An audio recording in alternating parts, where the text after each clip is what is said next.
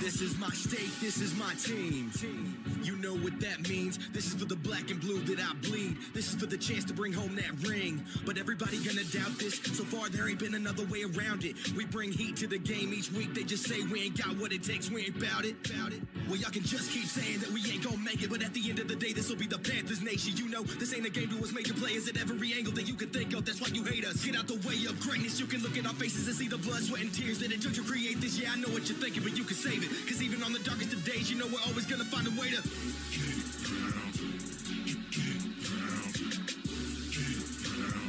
tell them what we gonna do, we gotta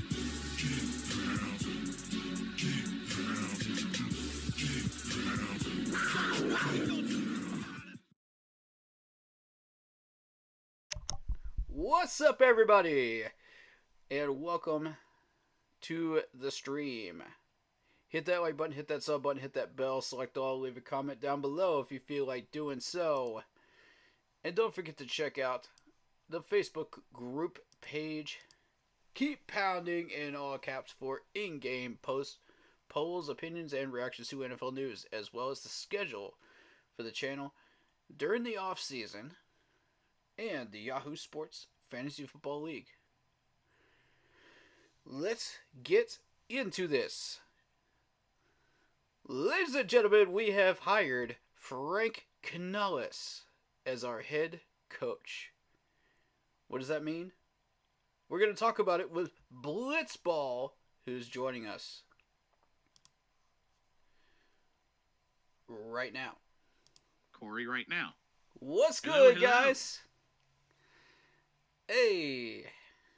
Hey. How you doing? Oh, pretty good.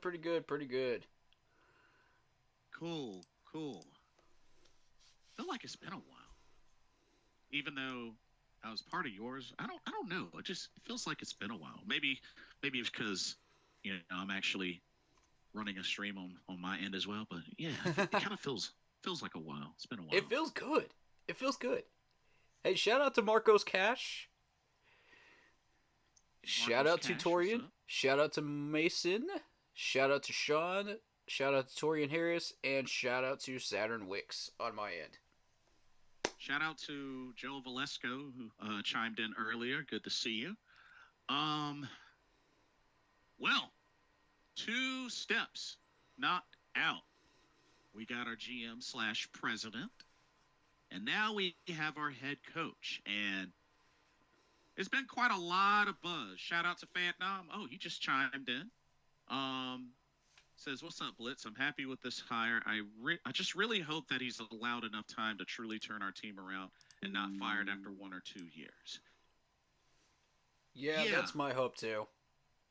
So,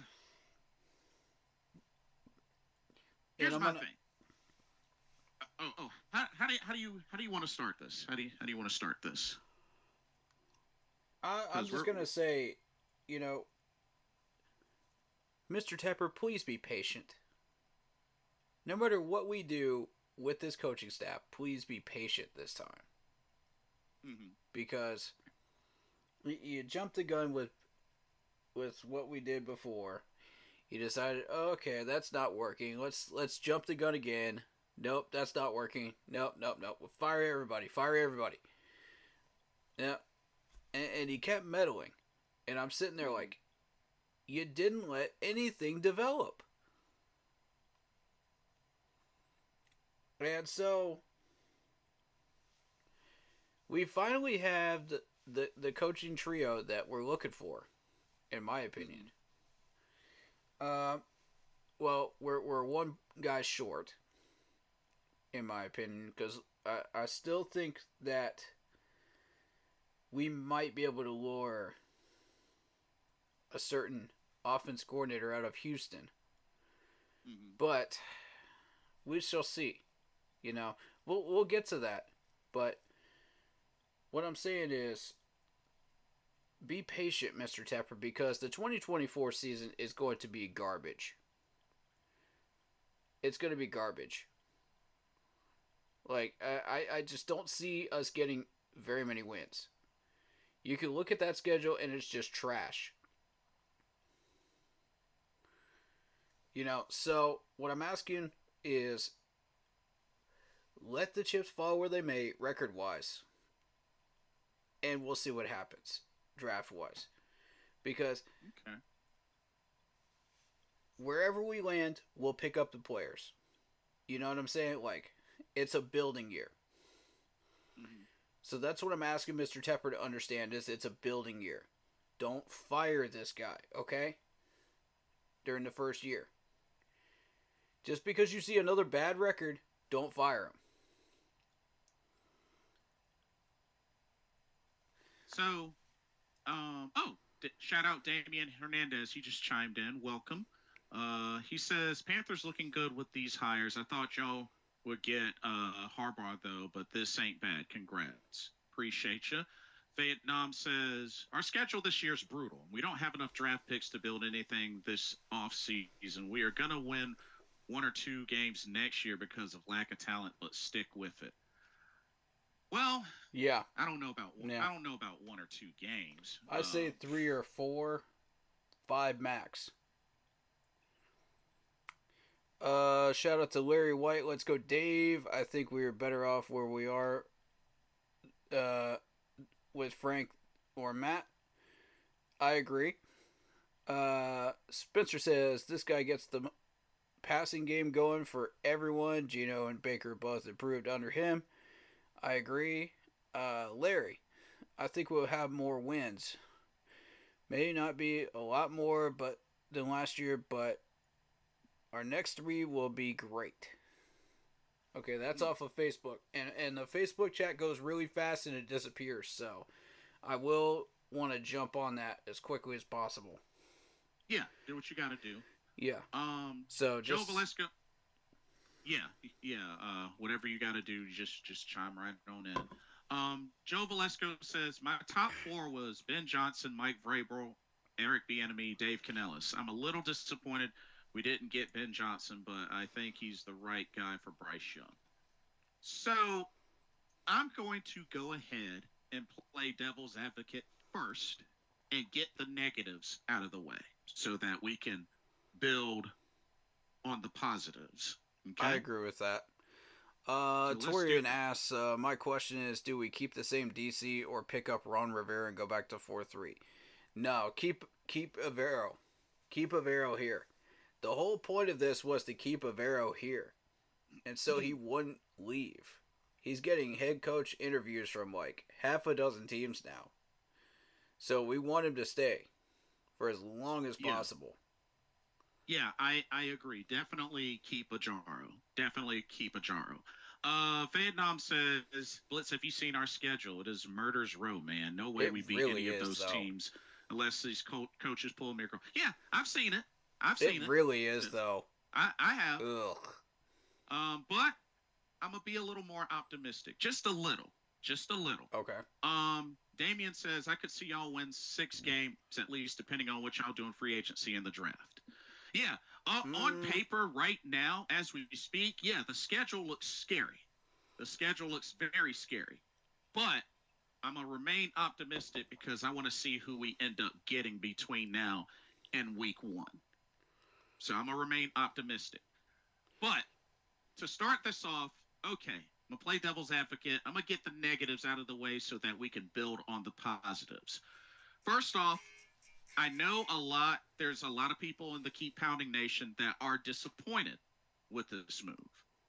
And one of the things that has been mentioned, so the Buccaneers offensive rankings for this season, as they just, their playoff run has ended, they're ranked 20th in points and, total points per game, ranked 23rd in total yards per game, ranked 17th in passing yards, and ranked dead last, number 32, in rushing yards.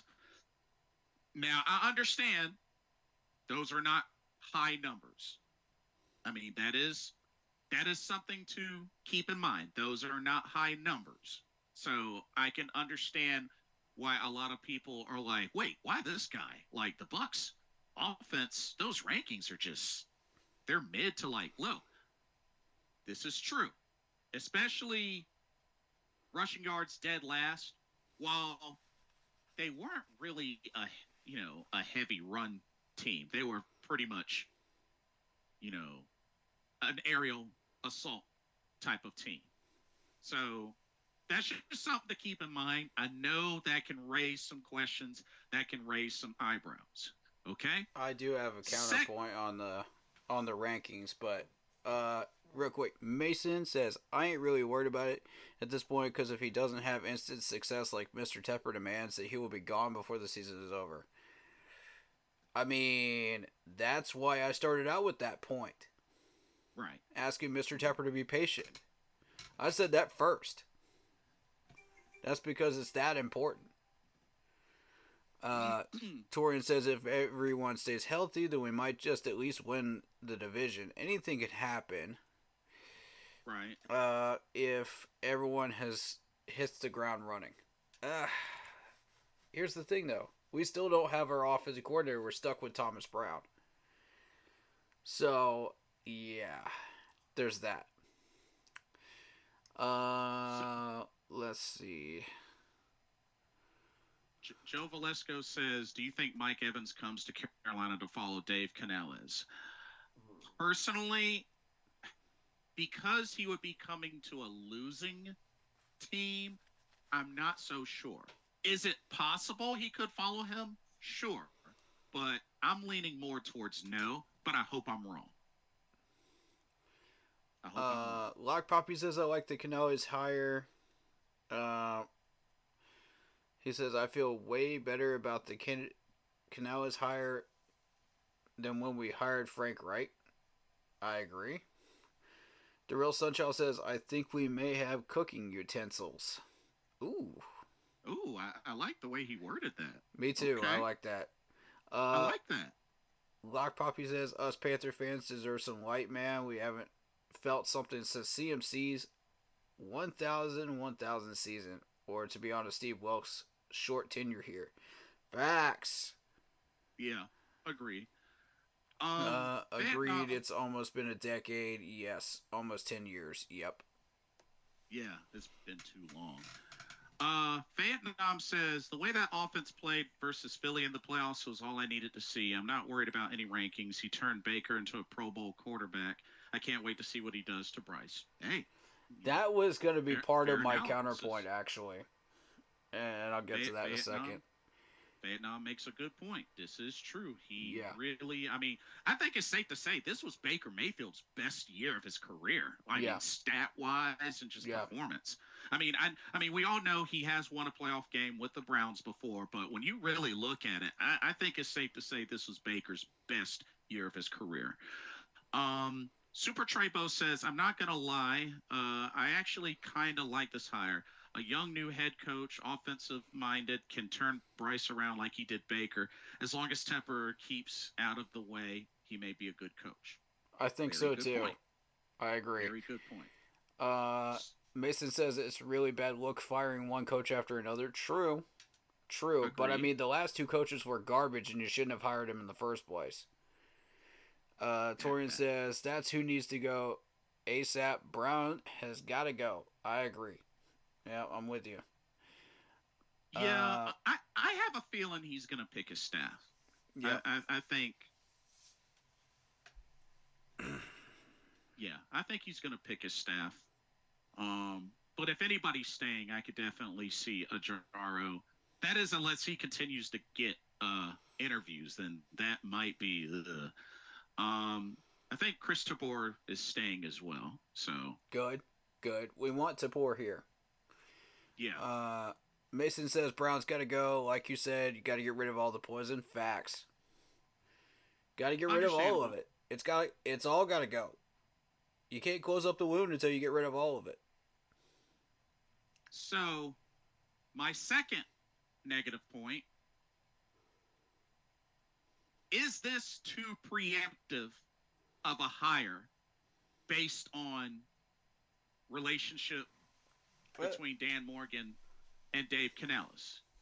I don't. And I say this, I wonder this, I present this because there's a lot of candidates that we're passing up on. Now I understand there were a few that we did give second interviews for, but I mean, I want to do. we bring on Dan Morgan, and then the day after we Yeah. get the coach. Like, that's pretty quick. That's really quick, especially um, coming off of somebody that had 1 year offensive coordinator and all of a sudden is a head coach. That's a pretty quick turnaround. Typically, I usually give offensive coordinators 2 to maybe 3 years and then maybe Yeah. bam, head coach. Yeah. But this dude had one and bam, he's a head coach. That's pretty quick. That's lightning quick. So it makes me wonder, like, is this a preemptive hire? Was a lot of this driven based on the relationship that Dan Morgan and Dave Canales have had in the past? Like, it makes me wonder. It really makes me wonder. Let me rebuttal to the first one because I don't think I ever really finished rebuttaling to the first one. Yeah, go for it. The rankings don't really bother me, and the reason why is because this was just the first year of Dave Canales' offense. He hadn't even gotten a chance to build any part of his offense, in that first year. And he still managed to do what he did with that first year. Turning Baker Mayfield into a West Coast type quarterback when he was not a West Coast type quarterback at all. Mm-hmm. If anything, he was just a basic pocket passer. So, I mean, that's how Cleveland was using him. And then it became, okay, West Coast offense, it worked. Now what can you do?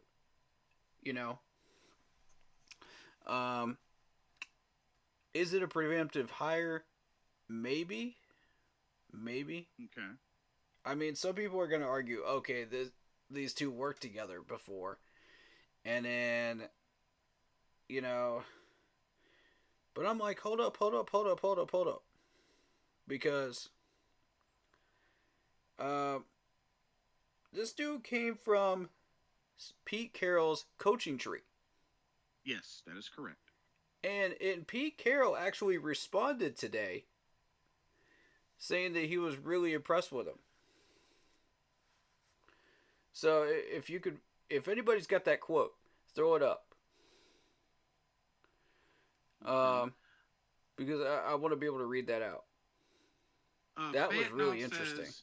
The bottom line is that our new front office and head coach needs time to implement their scheme and acquire the right personnel to run it. I agree. Facts. I agree. Facts. Mason says, I seen where they said Pete Carroll was his mentor. Maybe coach will end up being good for us. True. Alright, let me catch up on YouTube chat here. Like Poppy says, Baker had a very good Mike Evans, Chris Godwin, and a good rookie in Trey Palmer, and a good tight end in Cade Otton.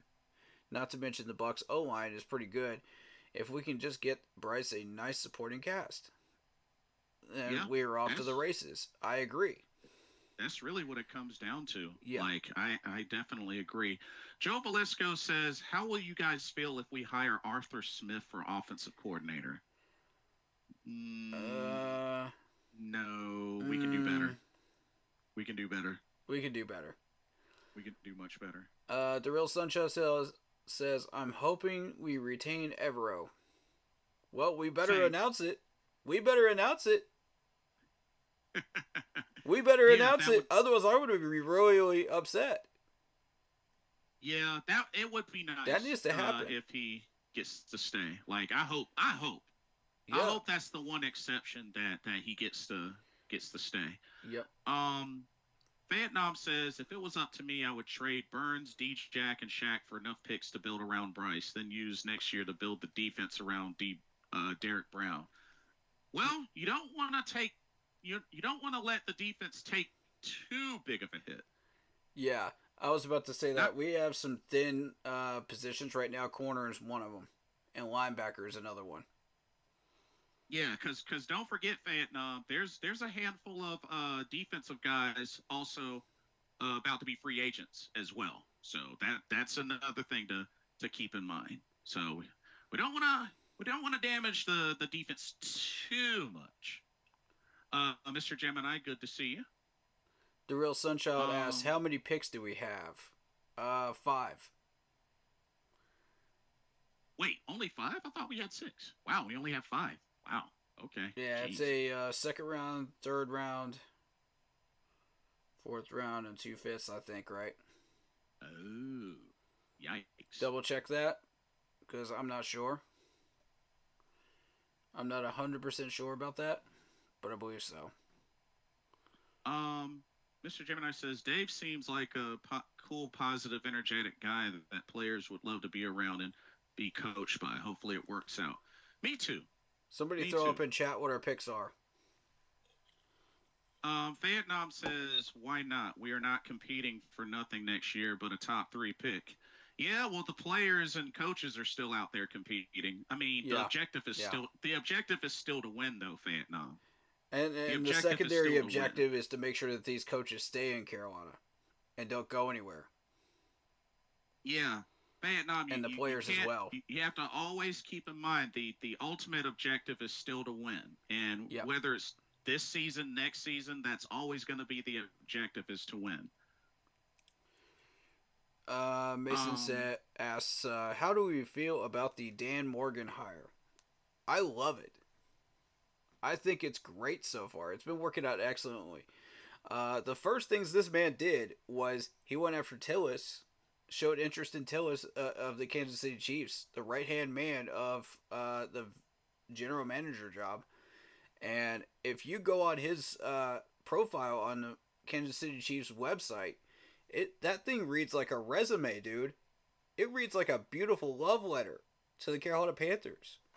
And we need all of the things that he is providing, that he does. So I really, really hope that happens. The second thing this man did was he extended Stephen Sullivan, which I completely agreed with. I thought that was going to be one of those players that might have missed the boat, because of how much money we have. And he might have been one of those good players that leaked and went somewhere else. So I was a little worried about that one. So it's interesting that he chose that one first. That caught my attention. I was just like, wait a minute. Why him first? We need to be re-signing Frankie Louvu first. That dude's going to eat up a lot of our caps, so we need to jump on that one first. Yeah. But he went for Stephen Sullivan, so I said, okay, you got my attention. Yeah, I think there's going to probably be some heavy negotiating for the key players just to make sure, I guess the right type of money is set aside. That's bold, though. That is bold. Yeah. It is definitely bold. You got to have some spine to go after somebody like that this early. Yeah, it's the bold. first 2 days of your tenure as president and GM, that takes absolute spine. Now, I've got respect for that. Now, what I really do wonder is if they're still planning on bringing in a salary cap contract type of person. Yeah, because they fired. That was his third move, actually, as president and GM. He fired the guy that was originally doing it, and rightfully so, because he was doing a terrible job. Look at Taylor Button's contract. Then you tell me, is this dude doing his job or is he doing a terrible job? Hey, that's fair. That's fair. It's like $26 million or something like that. I have a feeling he's going to get restructured again. Oof. I got a feeling he's going to get restructured again. Yeah, we need to do that. Let's see. Vietnam says, might as well use this losing to our advantage, focus on building on the side of the ball than the other. The offense definitely needs to be the focus. I do agree. Damien says, Bears would love to trade the number 1 pick for Burns, D-Jack, and Shaq. Are you You're kidding me? No, they wouldn't. No, they You're, you're, wouldn't. you're funny, Damien. The Bears fans have been complaining, have been celebrating that number 1 pick like all year. They would not stop talking about it. Oh, so word is Canales got a 6-year contract. Whoa! Wow. Whoa! Breaking news, guys. 6-year contract for Canales. That is that's not what we're looking for here. That's too long. That is too long. That's Tepper. That's Tepper meddling again. That's too long. That is Tepper meddling again. Stop it, Mr. Tepper. Adam Schefter tweeted it. Panthers are giving their new head coach, My Dave Canales, God, a 6-year what contract. are you doing, Mr. Tepper? Dang. You're burning through our money, man. You're burning through our money. And see, I gotta, ladies and gentlemen, I gotta put that as a new negative. Like, oh, that's a massive negative, but that's a massive negative towards Tepper, though. Like 6 years for his first head coaching? That's a massive negative towards Tepper, though. Ugh. I count that towards Tepper. Tepper is an idiot. He's an idiot. What other coach in the NFL gets that many years? I was thinking he would Not get even like Belichick got more than 3. And that's because thinking, he actually was winning Super Bowls. I was thinking he would get like 3, maybe 4. That's absurd. That is absurd. Oh, man. Well, I'm gotta pissed. add that as... I'm pissed at that. Tepper, you said you would not meddle, and you are meddling. Again. Why'd you hire this sportsocracy in the first place if you were not going to meddle? And then you turn this whole thing over to Dan, and you say, oh, well, I'm giving him 100% rights to everything. The keys to the kingdom. No, you're not. You're going to meddle again. And you did. I mean, I understand. Y'all, look, I understand it doesn't count against the cap, but number 1. Oh, my God. And, for Vietnam, mentioned Harbaugh. Harbaugh is a proven coach. It counts against Charlotte taxpayer money, I'll tell you that. Canales is not a proven coach, though. Harbaugh is a proven coach. He's not a proven coach. Not only that, like, offensive coordinator and then immediately head coach. I mean, y'all remember what we did with Matt Rule, right? Y'all saw how that went. That was 7 years. He needs to spend that money on mental health, not on more players. Like, and that's not how that works, Mason. And he only made it into the 3rd year. I'm just saying, y'all. With all due respect, could be man. a repeat. This could be a repeat of Rule, especially if, because remember, my God, y'all not have to again. remember, David Tepper is not a patient man. Keep in mind, David Tepper is not a patient man. Lord, help me with this guy, I'm just saying, I have to throw that out there. David Tepper is not a patient man. We've seen evidence of that. So just keep that in mind. That's all I'm saying. Just keep that in mind. Lord, help us with this owner. I'm telling you. This is... Let's see. Shout out to Sage. Torian says, I like the hire because he can coach multiple positions such as tight end, QB, and wide receiver. I think Hollywood Brown would be a perfect fit in this new look offense. Yeah, he could. Mason says, Law, if it doesn't work out another coach, we gotta pay. Yep. And that's another thing. If it don't work, early exit, he still has to pay that money. I understand it doesn't affect the cap, but you gotta look at the history behind the decision making so far. Goodness, man. Because like I said, Tepper is not a patient guy. Vietnam says, y'all don't know if that was what it took to sign him. Dave might have only wanted it that way. I don't know. But Vietnam, you understand this isn't a proven head coach. This is his first head coaching gig. Right. That's all I'm saying. That's a lot for somebody. First head coaching gig. That's a lot. Better especially just after let it only play one, out. especially Nah, after only 1 year maybe. of being an offensive coordinator. That's a big jump. That's a huge jump. But like I said, I hope it works Oh. out. I really do. I really do. Mason says better just let it play out. I mean, yeah, we're I don't gonna know let what it to play think out. anymore. Yeah. Tepper is a billionaire. He needs to spend some of that money on the players to help us out. That's not how that works, though. You can't. No. You only get a certain amount of cap money. You need to learn about salary cap, bud. That's not how that works. But he is wasting Charlotte taxpayer money, though. So anybody that's paying taxes on that stadium within a certain radius of that stadium needs to be pissed off right now. Because that's Well, your money. That's your money, ladies and gentlemen. Right down the drain. Vietnam makes a good point. He says we were desperate. Yeah, he's right about that. Vietnam makes a good point. We were desperate. Yeah, I'll agree with you on that. Oh my God. Desperate enough to offer a 6-year contract again, just like we offered a 7-year contract to Matt Rule. Yeah, look how that worked out. We're still paying both of them. Both of them. Millions of dollars. And I don't know how many years Frank Wright had, but he got axed first year. So I mean, it's just whether this dude works out or not, it's still whether it's the organization, whether it's the owner, it's still a bad look. Does it affect us? No, but it's whether still he succeeds or not, it's a bad look. It's a bad look.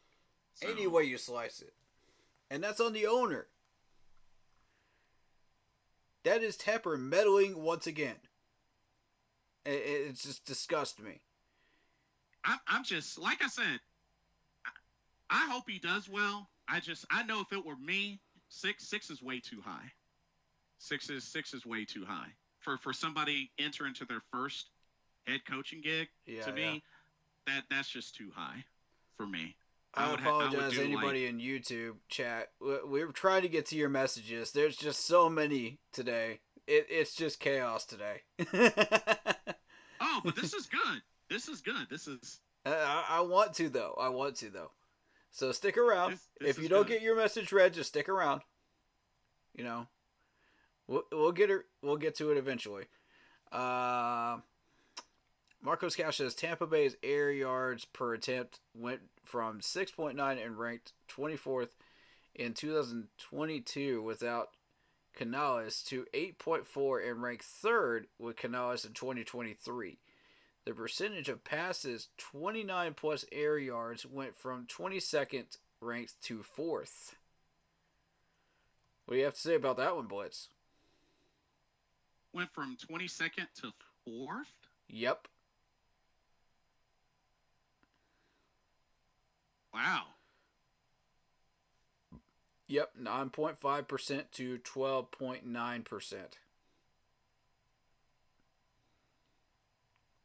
You're a stats guy, so I figured I'd read that one off for you. Yeah, good call. I knew that would interest you. Van Dam says, yeah, Tepper, second richest owner. Yeah, he does have the money. That for sure. For sure. Says John Gruden got a 10-year contract and didn't make it 2 years for the ring. Once again, Van Dam, Gruden's been coaching since '98. Facts. He's been coaching since '98, though. Dave Canales has never been a head coach. That's the point I'm making. He's never been a head coach. He's not a proven head coach. Mason says, I know I've been frustrated with Tepper, man. If this keeps going on, I could see him selling the team or relocating, and I would hate to see the team relocate. We're not relocating, bro. He ain't going to sell either. I can tell you that right now. That man is locked in. Torian says it should be more like a short 3 or 4 year contract, prove it kind of contract. Exactly. No one's getting more than a 4-year contract in the NFL. Not even Belichick that's won Super Bowl trophies. Like, come on, multiple Super Bowl trophies. If anybody deserves that type of contract, it's him. Shout out to Pamela. Shout out to whoever that was in chat, in Facebook chat. I missed you. Garrett, What's going on? What are these takes? Retread coaches rarely work out. Coaches not having head coach experience is fine. Ooh, that's an out of the box thought process there. And I commend you for it. I welcome it. You know, we welcome those outside of the box opinions. Well, I have a feeling this one will. I've watched Baker play, you know, twice this year, and I'm looking at him like something's changed in this dude, man, since last year. Oh, absolutely. I can't quite put my finger. Oh, it's the fact that we weren't developing him in Carolina. Why are all those coaches still here? Why are all those player personnel still here? Fire them all. Clean the cobwebs out of the cabinet. They need to go. The second we hire that offensive coordinator, they need to be fired immediately. Half this staff. Ryan, I didn't get a chance to get to him. Ryan Pace, welcome to the stream.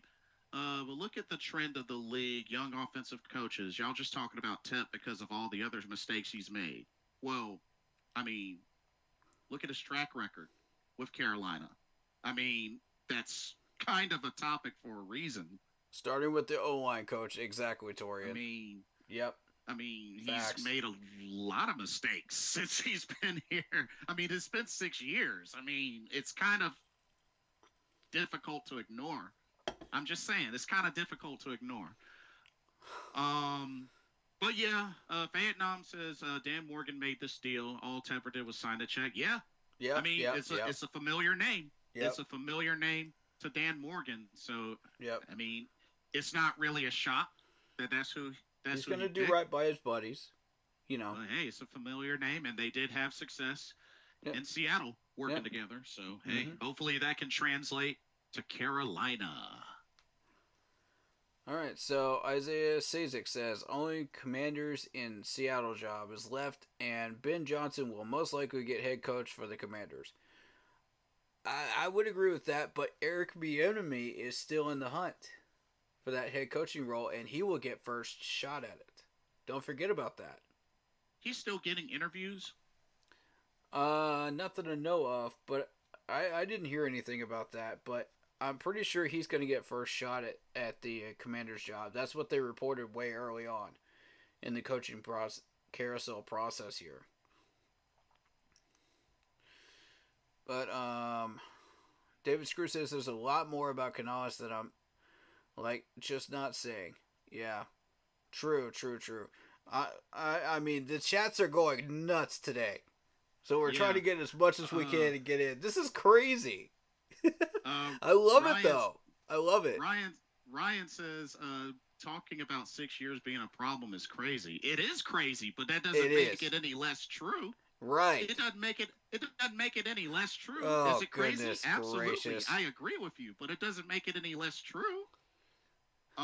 Vietnam says Dan Morgan and Canales' future is tied at the hip now. Facts. They had better produce within the next 2 years, or they both will be gone right along with Bryce. Yeah. Broski Bear says, I'm just joining now. What do you think of the hire? Do you think Evero is disappointed? He didn't get the head coaching job since he's a proven DC and Canales is a first-year coordinator. Not necessarily. I mean, from what we've seen from Canales, and if you guys have watched the interview from him, and I posted it on the Facebook page, and I also did play the audio clip of it, the last stream that we did on Monday. I think Evero's probably going to say, okay, you give this coach a 6-year contract, I'm going to stick. I'm going to see what happens here. You showing that much commitment towards Canales here, I kind of like that. Let's see where this goes. We've got Chris DePore down there at special teams, which should be fine. Top 10 defense. Now my question is, what are you doing with the offense? That's what's going to be the question of, do I stay or do I go? Yeah, that's a good question. That is a good question. So, and I know a lot of people mention Baker Mayfield, but don't forget about Russell Wilson and also Geno Smith, other names that Canales has worked with as well, especially as quarterbacks coach. So, which are good ones. Which are good ones. Marcos Cash says Bryce Young was included in the head coaching. No, he wasn't. No, he wasn't. Come on, Marcos. You're trolling now. You're trolling. Bryce Young was not included in the head coaching search. Stop it. He's a quarterback. All right. He's trolling. He's trolling. Black Puppy says, I wouldn't see why we couldn't keep Evero, considering Carolina's offense only scored 9 points against Evero's defense this year. One game. And I mean, if we get the right offensive coordinator, we could convince Evero to stay.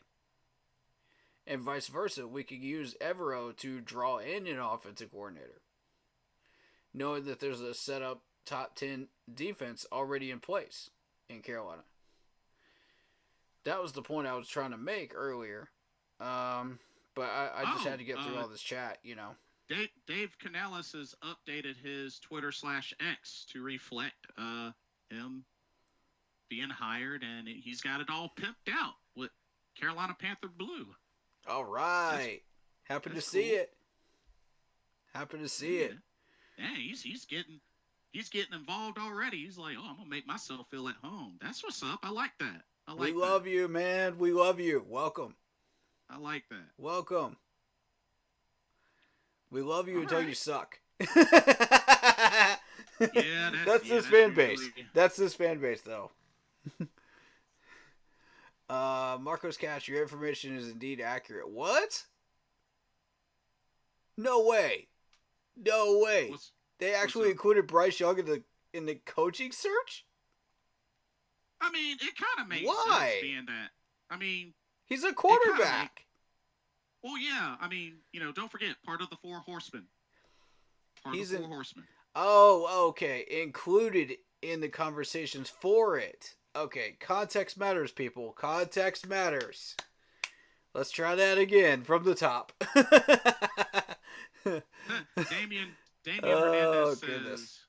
Damian Hernandez says, okay, I know I said this hire was good for y'all. I might have to take it back because if y'all are going to hire a head coach for 6 years, y'all should have hired Raheem Morris or Shane Waldron. At least they have more experience in coaching. Well, I mean, he's not wrong. They do.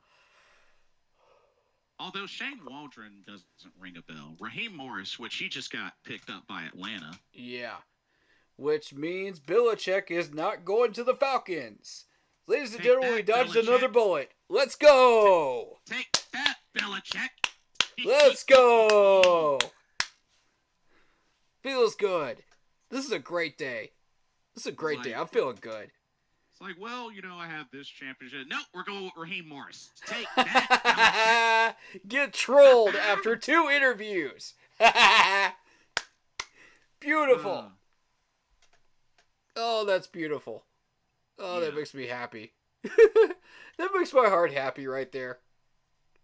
Yeah, thank you, Falcons. I take back what I said. I take back what I said. I love you now. Okay, I don't love you because we're division rivals, but still. I respect you. Thank you. Thank you for not hiring that man. Okay, Joe Person was the one that actually reported that. Interesting. We have 6 draft picks, according to David Screws. 6. Okay, that's what I was thinking. I was just like 5. Wow. I was like, that's lower than I thought. Torian in Facebook chat says, I say bring in Champ Bailey as cornerback coach or even Ty Law. I like that idea. Champ Bailey would be a good coach for our corners. I like that idea. He was a monster back in the day. I'm okay with it. Even though he was a Denver Bronco, and we played the Denver Broncos in the Super Bowl, and the Denver Broncos won the Super Bowl in Super Bowl 50. Yeah, Don't forget is that. True. Let's see. But yeah, about that. Yeah, Champ Bailey's great. We'll take him. Mason says I heard that too. Yeah. Yeah. Dave Canales is the only active Hispanic head coach in the NFL, according to recent posts. Wonderful. Wonderful. Like that diversity, man. We welcome it.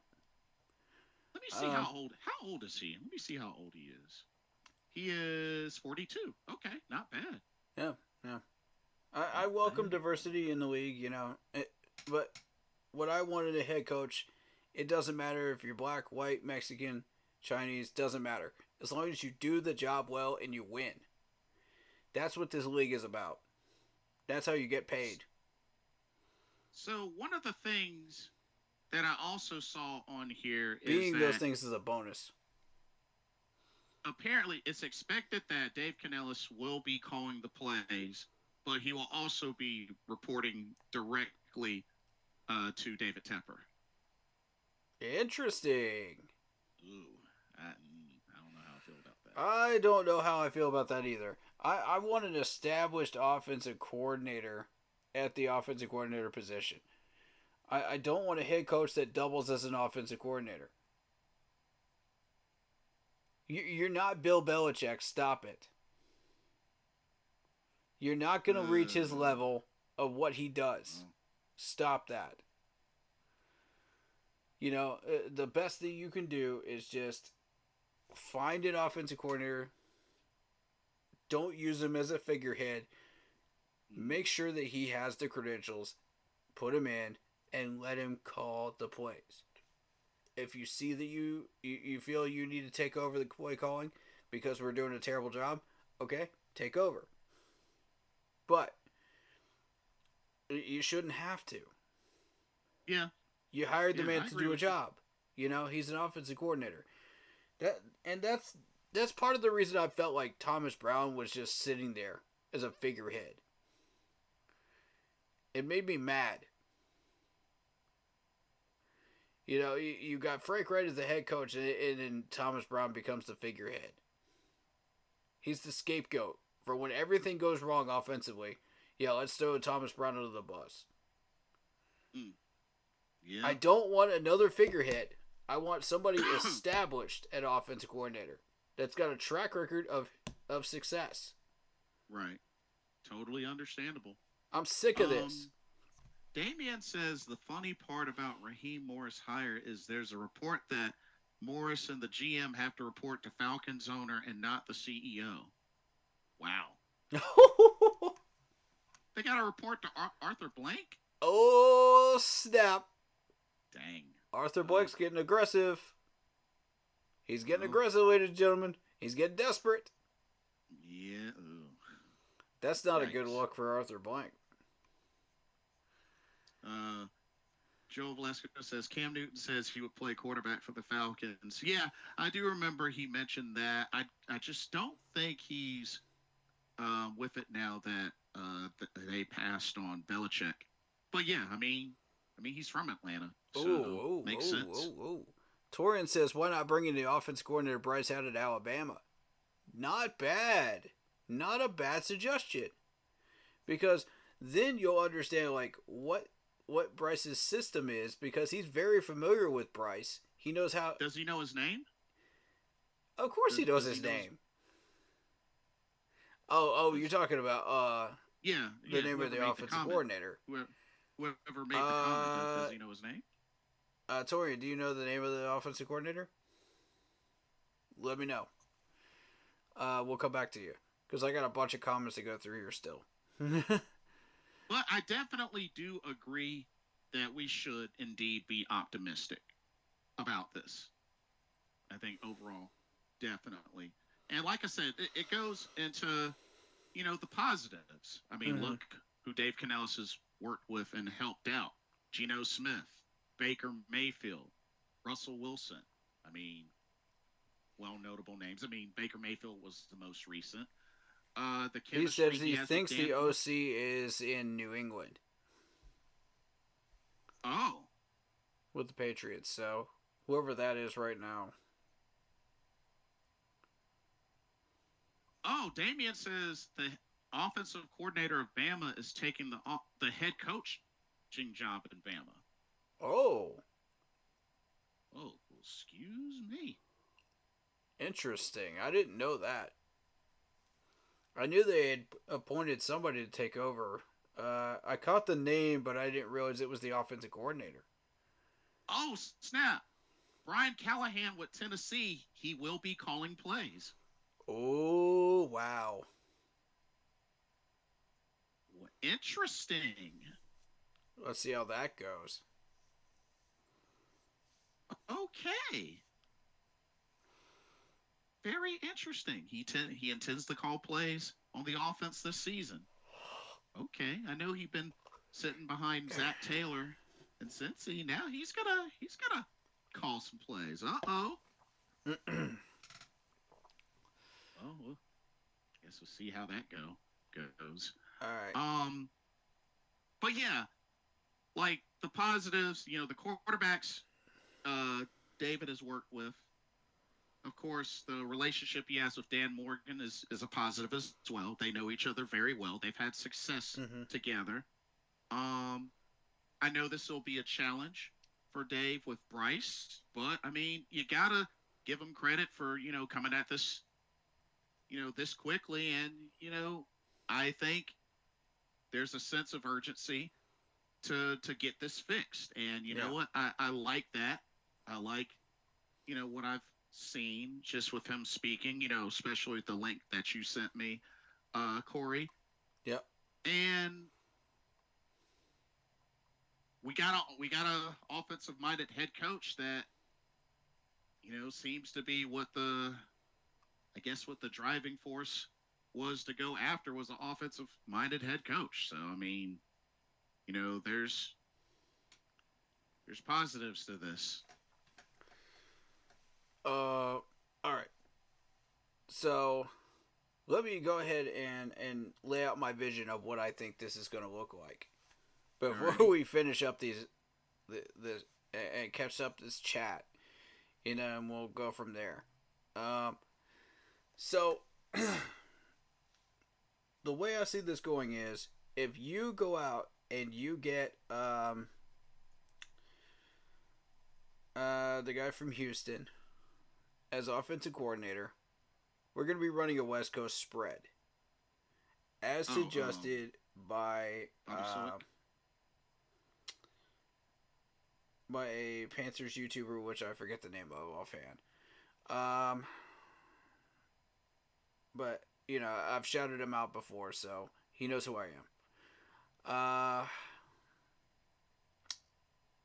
So with the West Coast spread, you're going to be looking at 60-40 predominant pass blocking offensive linemen. You're going to be looking at fast, speedy catching wide receivers that have a good release time off the line.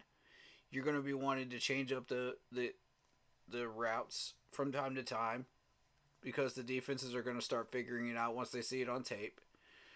But if you can get the timing and the footwork figured out without causing a bunch of penalties and putting your wide receivers at risk for hospital balls, this could work. Mm-hmm. This could definitely work. And I've experimented a lot with West Coast offense, so I do know a little bit about that. So I know what types of people we need to run that properly. You need those big, burly offensive linemen that are going to control the line of scrimmage. Mm-hmm. Not just settle into the line of scrimmage and get bullied, but control it. You want to build a big freaking log cabin in that trench. I was mentioning that all year long. And our low line was not capable of doing that. So I said, okay, reset the O-line at the end of the year. No matter what happens, reset the O-line. Joe Velasco says, I thought the Washington coach is the new coach for Alabama. Damian's not too sure. Oh, here we go. Here we go. But keep going. But I see a West Coast offense working out really well. And if I am Slovak, here's my pitch to Slovak. You're looking at an already built-in top 10 defense sitting right here in Carolina.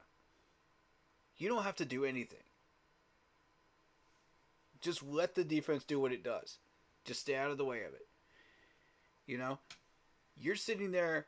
You've already dealt with the number 2 pick in the draft with CJ. Now you get a chance to work with the number 1 pick, which is Bryce Young. Hey, keep us posted, Damian. Keep us posted. This is a massive opportunity to work with top 2 quarterbacks in one draft. And mold this offense how you want from scratch. With a solid head coach that is locked in for 6 years. That is a benefit. And you've got Krista Poor sitting down there at special teams, so you know your special teams are going to be solid too. This is a massive opportunity. Once you get out of that cap situation, this could get really, really fun when this man starts building properly during the 24 and 25 offseason. You know, we're sitting there right now, we're not able to do much because we're limited to $30 million, so we're just trying to keep our foundation alive right now. Mm-hmm. You know, build the foundation. That's the goal this offseason. So once you built your foundation, you've lured Slovak in, you've gotten him in as your offensive coordinator. Okay, he's not a figurehead. He's not somebody to be ignored. He is your offensive coordinator. He will be calling the plays. And that's not to get in the way of too many cooks in the kitchen again. Let's get on the same page with Canales. And if I'm not mistaken, Canales runs the West Coast as well, right? So I was actually going to get into that because they posted a lot of info in the 5 things to know about new Panthers coach Dave Canales. It's very intriguing stuff, bro. Very intriguing. Can I go through this? We'll get to it in a minute here, but I wanted to make sure that this is what we're doing with this offense. You know, okay. Is it a West Coast through and through? Once I get into it, it'll explain more. But go ahead. All right, is it a West Coast through and through? That's what we need to know. If it is a West Coast through and through, then that's how we need to build this offense. Brick by brick. You know, 2024, this is how I see 2024 going. We're probably only going to win 4 or 5 games regardless. We're still going to retain maybe 3/4 of this defense. Maybe. With the $30 million that we have on the table. To plus a restructure of Taylor Moton's contract, plus whatever other restructure we need to ensure that we get our draft picks and retain people. Oh, so here's an update. So Dave Canales and Dan Morgan will both report to David Tepper, but still expect another front office hire to handle cap contracts and serve as something of a buffer. That's good. Is that going to be Tillis? Can we lure him out of KC? Oh, Brant Tillis? Yeah. That's the final piece to this puzzle. Right there. In this management squad. That could be who the buffer is. And if that works, okay, so you get out of your cap trouble. You keep it 2/3 of the defense. You know, you restart the offense. And I say keep Bozeman and keep Corbett, because these guys will be adaptable to any offense that you run. Mm-hmm. Yes, they primarily do run blocking, but they can be adaptable to any offensive scheme that you want. They could do both. Okay. Damien says the Washington coach wants the job, but nothing has been confirmed of yet about the hire. Okay. Okay. Appreciate the heads up. Cool. Yeah, keep us updated. Anybody that's got updates, throw them in. Yeah. And we'll read them as we get them. Yes. But you were saying? I see this as a building year. We're not going to do anything record-wise. You know, you're not going to see the progress show up on the scoreboard or in the records, the win-loss. But what you will see it in is the progress on the stat sheets and with the eye test when you're watching the games. You'll see these players visibly progress. Once you brought in the new people into the office of Carolina that can properly develop these people, once you clean out the rest, you know, the cobwebs that don't belong here. So, end of the year, we land where we land in the draft. It's wherever we land. And we use that draft pick and we build. We build. You know? And whatever holes we need to fill, we fill them. Because we're going to have the money, we're going to have the draft picks next year. Let's do it. You know? This is why I'm saying, if you see a bad record in 2024 from your brand new six-year contract head coach, ignore it. Because we're going to be doing terrible anyway. I just don't see a roster being built with the money that we have in that short amount of time. It's going to be tough. It's just not going to happen. Tough. You're asking for the impossible. And, you know, when we drafted players that had talent, but we drafted, you know, and potential. But we drafted the players that don't fit our system because we didn't have a system to begin with. We didn't know what we were doing. It was like a puppy being lost in the dark, trying to find its master. We had no idea what we were even doing. Or chasing a mail truck down the road. He wouldn't even know what to do if he caught it. That was our management. So that was naturally how we drafted as well. So as a result, we started moving people around because we didn't know what we were doing. So now you've got players that are possibly on their way out because of the results of that. Which is not good, you know. And about half of the people on that list that we said yes or no to on Monday are going to be gone. Mm-hmm. Regardless, they're gone.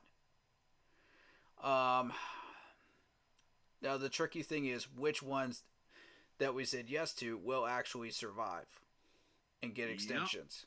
Yep. That is a good point. And that's like playing the lottery, trying to figure out which ones it's going to be. I can guarantee Frankie's going to get an extension, but the rest of them, that's like playing tic-tac-toe at this point. You don't know.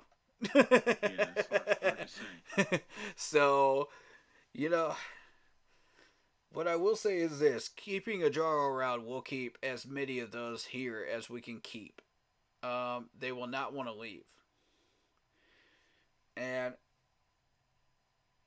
if we are patient and we let this offense and everything build properly and develop properly over a course of 2 to 3 years, then we'll see what's actually going to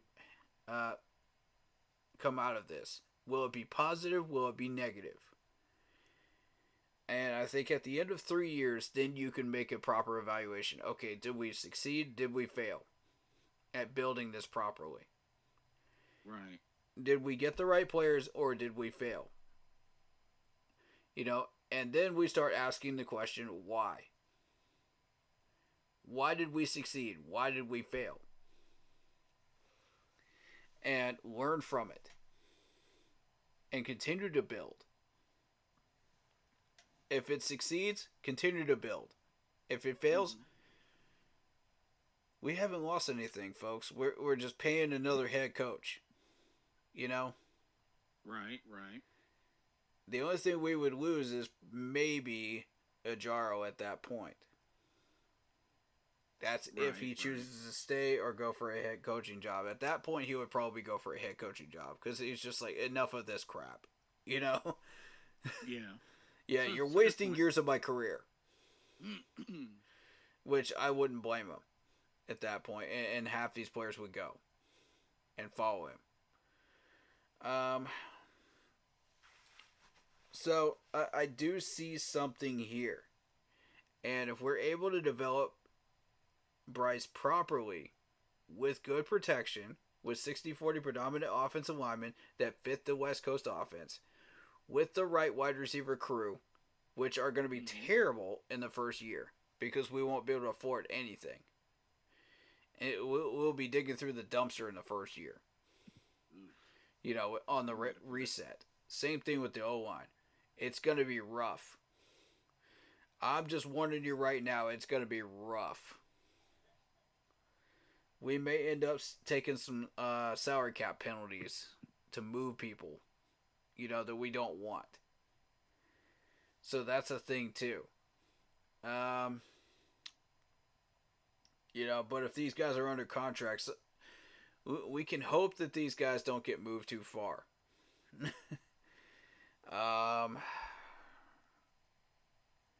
And Brian Burns is going to be a victim of all of this because, like we talked about, you know, we can't just pay him to trade him. That's half our salary cap. Ladies and gentlemen, that's half our salary cap. You can't do that. When you've got so many people on that list still that need to be get paid. It's absurd to even consider that.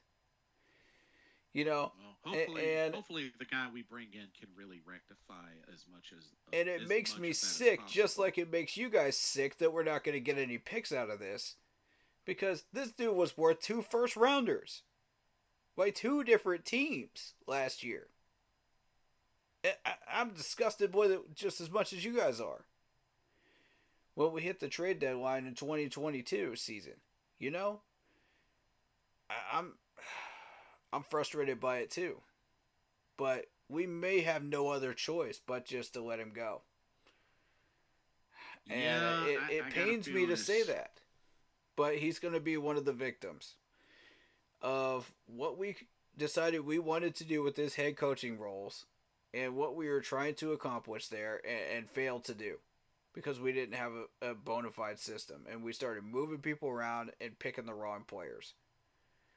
So he's another victim on the list that will end up with another team and become a Pro Bowler at his natural position. Jeremy Chinn is next. I'm warning you. Jeremy Chinn is next. If you care about Jeremy Chinn at all, be warned. We are trying to put people at linebacker that do not belong at linebacker because you failed to draft a linebacker.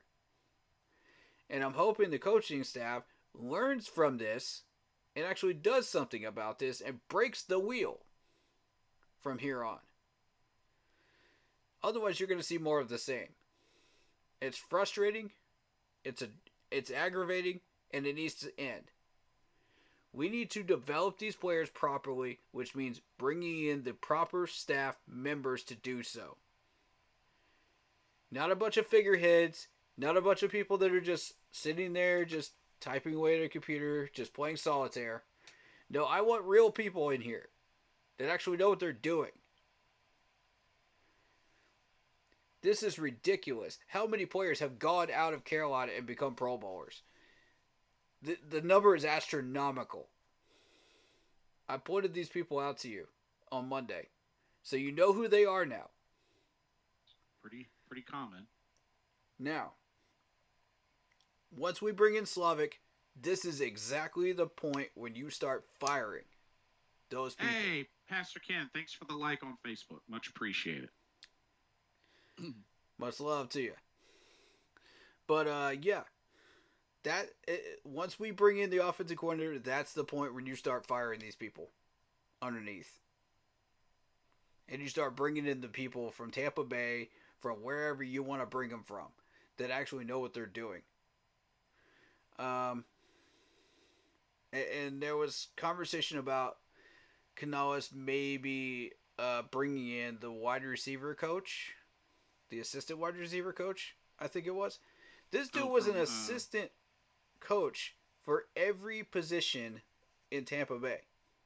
He never actually made real coach. He was assistant. He never got promoted to any of those roles. When I did some digging on him, and it frustrated me because I was just like, wait a minute, we're about to bring in this dude for offensive coordinator? I mean, that's according to Adam Scheffler. It's just, don't be surprised if we bring this dude in. And I'm like, whoa, whoa, whoa, whoa, whoa, whoa, whoa, whoa, whoa, whoa, whoa. Hold up. That ain't gonna work for me. I want somebody that's got some credentials and some history at offensive coordinator. That ain't it for me. This offense was horrendous last year. Horrendous. Yep, very much so. Are we really willing to do that again through 2024? This is going to be a rerun of of the most boring horror movie that you ever watched. That's exactly what it's going to be like. It's going to be like watching paint dry all over again in 2024 if we do this. That's the wrong hire. Stop hiring your buddies. Hire somebody that actually knows what the heck they're doing. Yep. Don't hire a figurehead. We need. Hire somebody that actually has some brains. This is exactly how we got into trouble last year. We thought we were fine. Thomas Brown would be just fine. Frank Collin that plays the offensive guru. We got fooled by Frank like this once. Are you really willing to believe that we might get fooled again? I believe so. So let's go after an offensive coordinator. And for me, I got two choices. I got Slovic and I've got Ken Dorsey. Take your pick. Either one of these guys can revitalize this offense right now.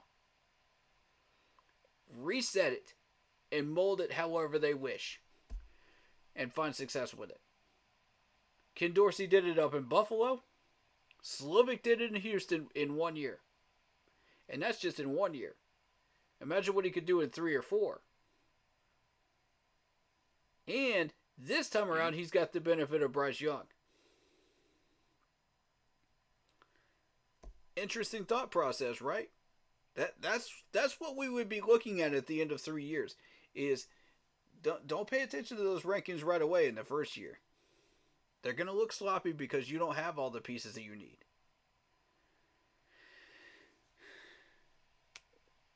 What would have happened if Canales had stayed in Tampa Bay as offensive coordinator for 3 or 4 years with Baker Mayfield, with that offense slowly but surely getting better every year, adding more pieces, adding more depth, right, adding more weaponry?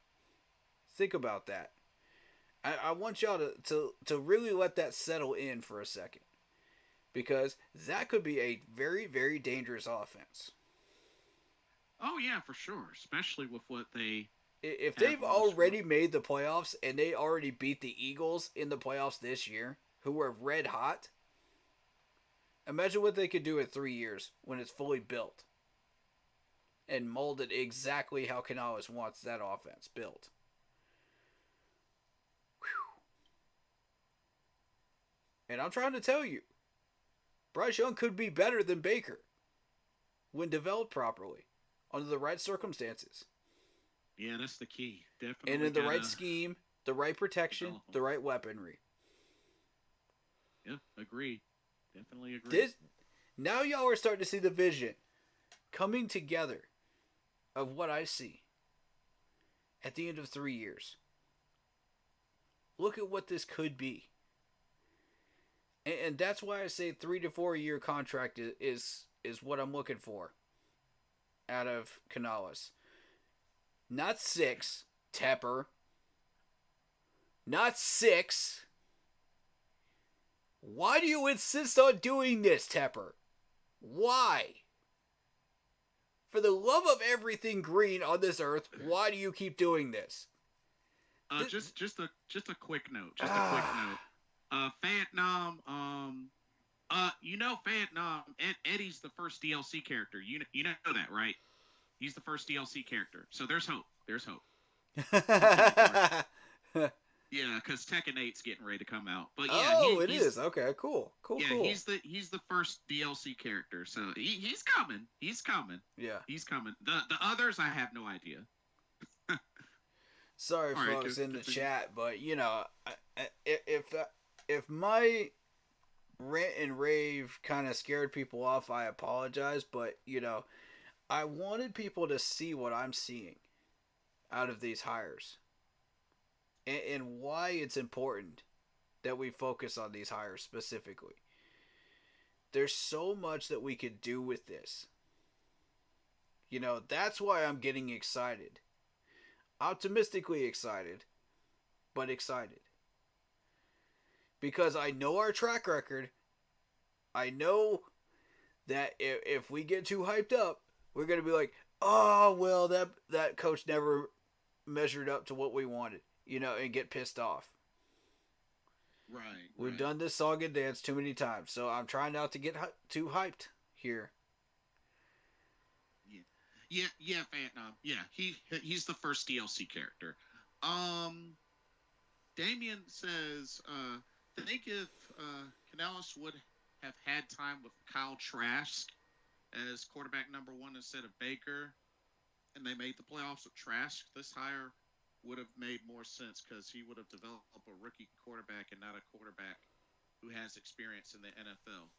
Well, I mean, and here's that the kinda... thing, though. You gotta remember how Baker Mayfield did with us and how that went I was down. just about to allude to that, actually. Yeah, don't forget about that, Davey. I got a point or two to make on that, actually. Because look at the season he had with us, and he did a little bit of something when he went to the Rams, but then when he went to the Bucs, then the Baker Mayfield that we once saw, if even better, from the Browns, came back. He got revitalized. Mm-hmm. So why do you think that is? And not only that, don't forget Geno Smith.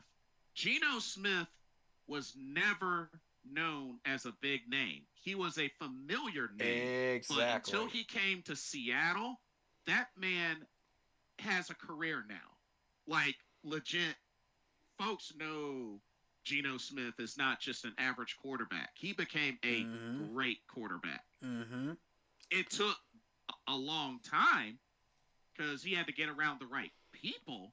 Mm-hmm. But Geno Smith is a good quarterback now. Mm-hmm. I figured he would elevate his play once he got around the right people. Yeah. Same with Baker. I saw the potential in him, both. But why do you think that he suddenly became great in Tampa Bay after leaving Carolina, where he did nothing, and was great in Cleveland? And let us not forget that playoff game against Pittsburgh, where he dominated Pittsburgh as a Cleveland Brown. Yeah. Well, it's development in Carolina. It's development. It's the same people that have been here for 5 years that have been developing all these players, ladies and gentlemen. Have these guys been stunting the growth of all of these players' careers? Well, let's also keep in mind, I believe when we had Baker Mayfield, we had Ben McAdoo as our OC. And that didn't help correctly. either. Yeah. Mr. We're going to use all the tight ends. Yeah, we had Ben McAdoo. Oh, shoot. But yeah, it was just oof.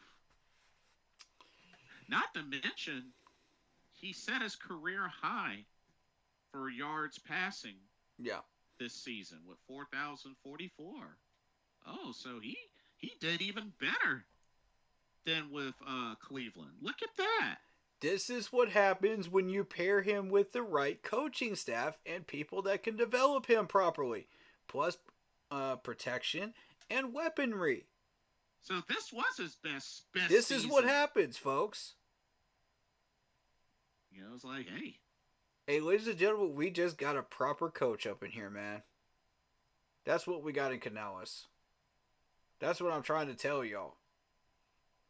So I gotta get into this. So the five things to know about Dave Canales. This is big. This is really big. Yeah. So wait. Shout out to Mason, who says gonna have to protect him with those big bodies coming at him. We got a tough schedule. I couldn't find anything about the coach deal. I don't see where he signed a 6-year deal. Oh yeah, you saw it. Okay, cool. Shout out to Devin. Shout out to Austin Loman on Facebook. So I'm caught up on Facebook.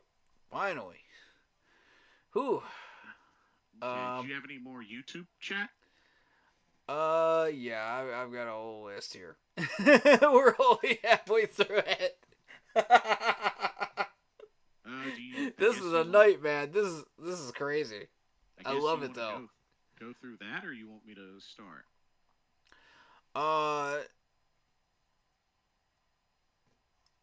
Let me see. I'll go ahead and run through these real quick. This shouldn't take long. Marcos Cash says, well, it says the Panthers stayed in touch with Bryce Young representatives. You know, quote unquote, stayed in touch.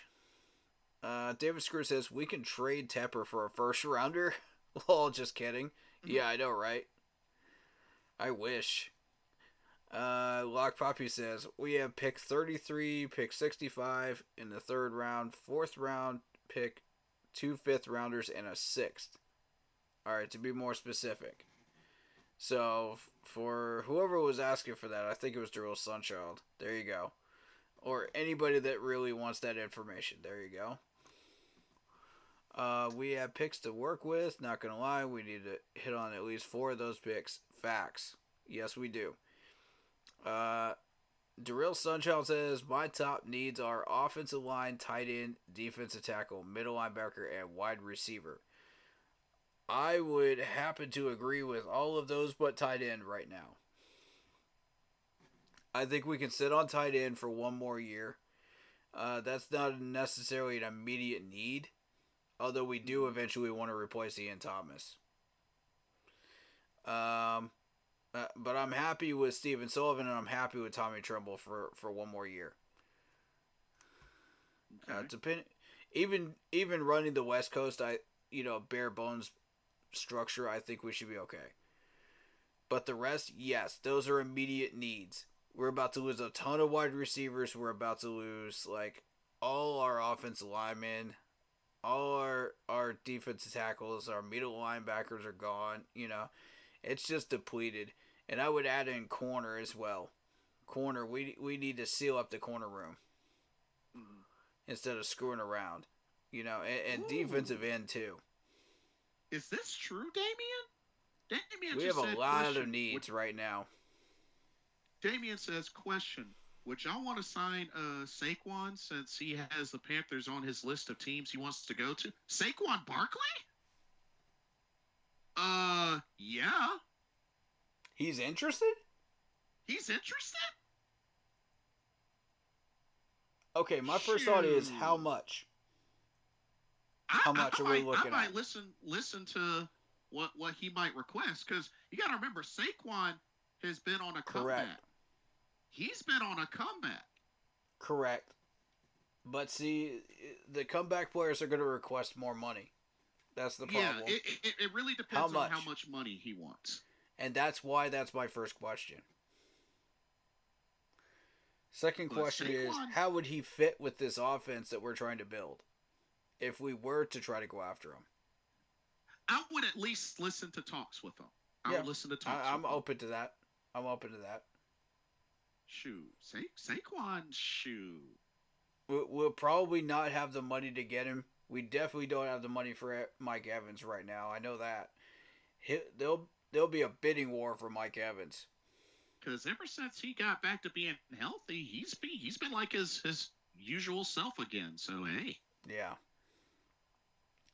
Make no mistake about it. I've gotten a lot of comments and a lot of thoughts directed towards me about Mike Evans.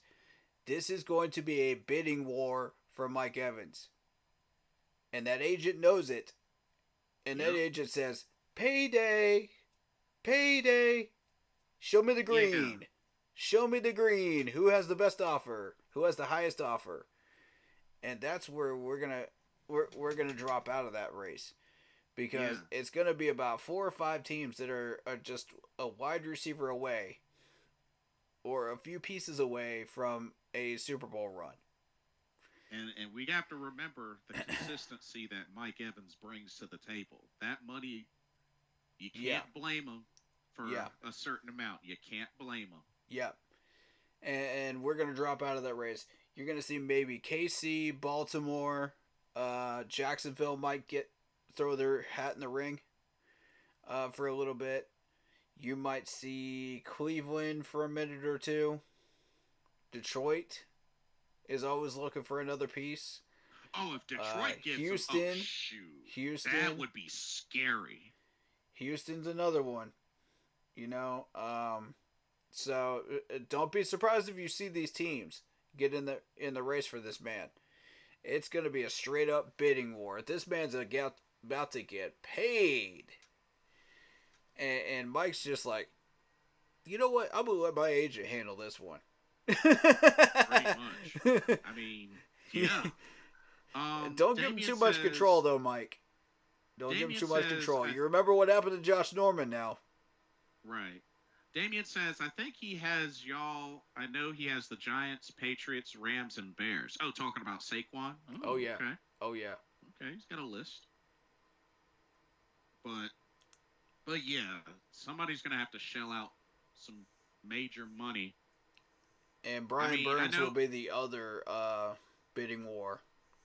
I mean, I understand age might be a little factor, but like I said, this dude has been consistent since rookie year. So Brian Burns is going to be the other bidding war, and I guarantee you, if the Bears want him opposite of Sweat, and Sweat was their second option at the time when they couldn't get Burns, they're going to have to pay up.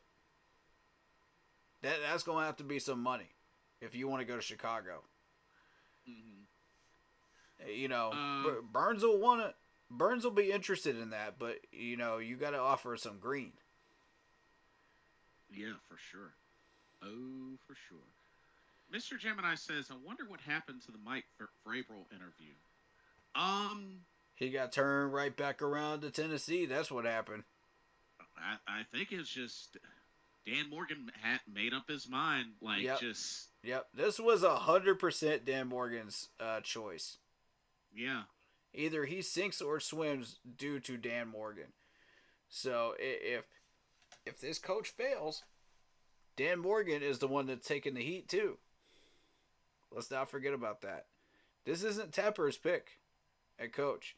We all know who Tepper wanted and couldn't get. And he got pissed off and frustrated. Was his top guy.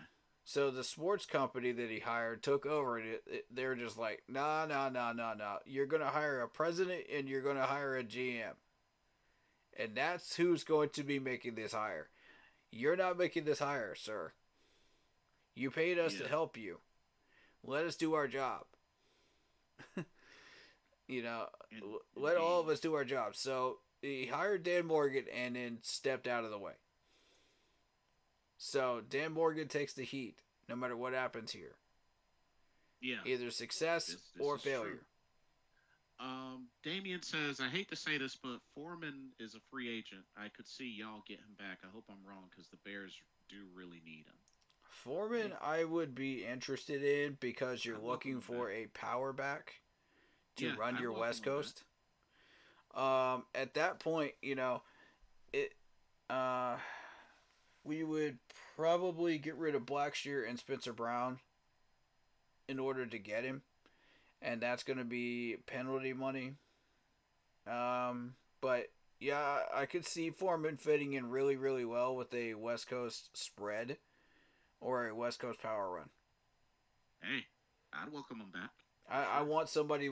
I want somebody with some power, running through the short situations. You know what I mean? And the offense that I run is on Madden, is a West Coast power run. I've got it down to a science, where, I'll throw some short passes, and then I'll have the deep passes in reserve, depending on what the defensive set does. If they move around, I adjust with an audible. If they move around again, I adjust with another audible. It's like Peyton Manning. It's loosely built on Peyton Manning's system. And, the power back would be set there for the short yardage situations like a 3rd and 2, a 3rd and 1, a 2nd and 2, something like that.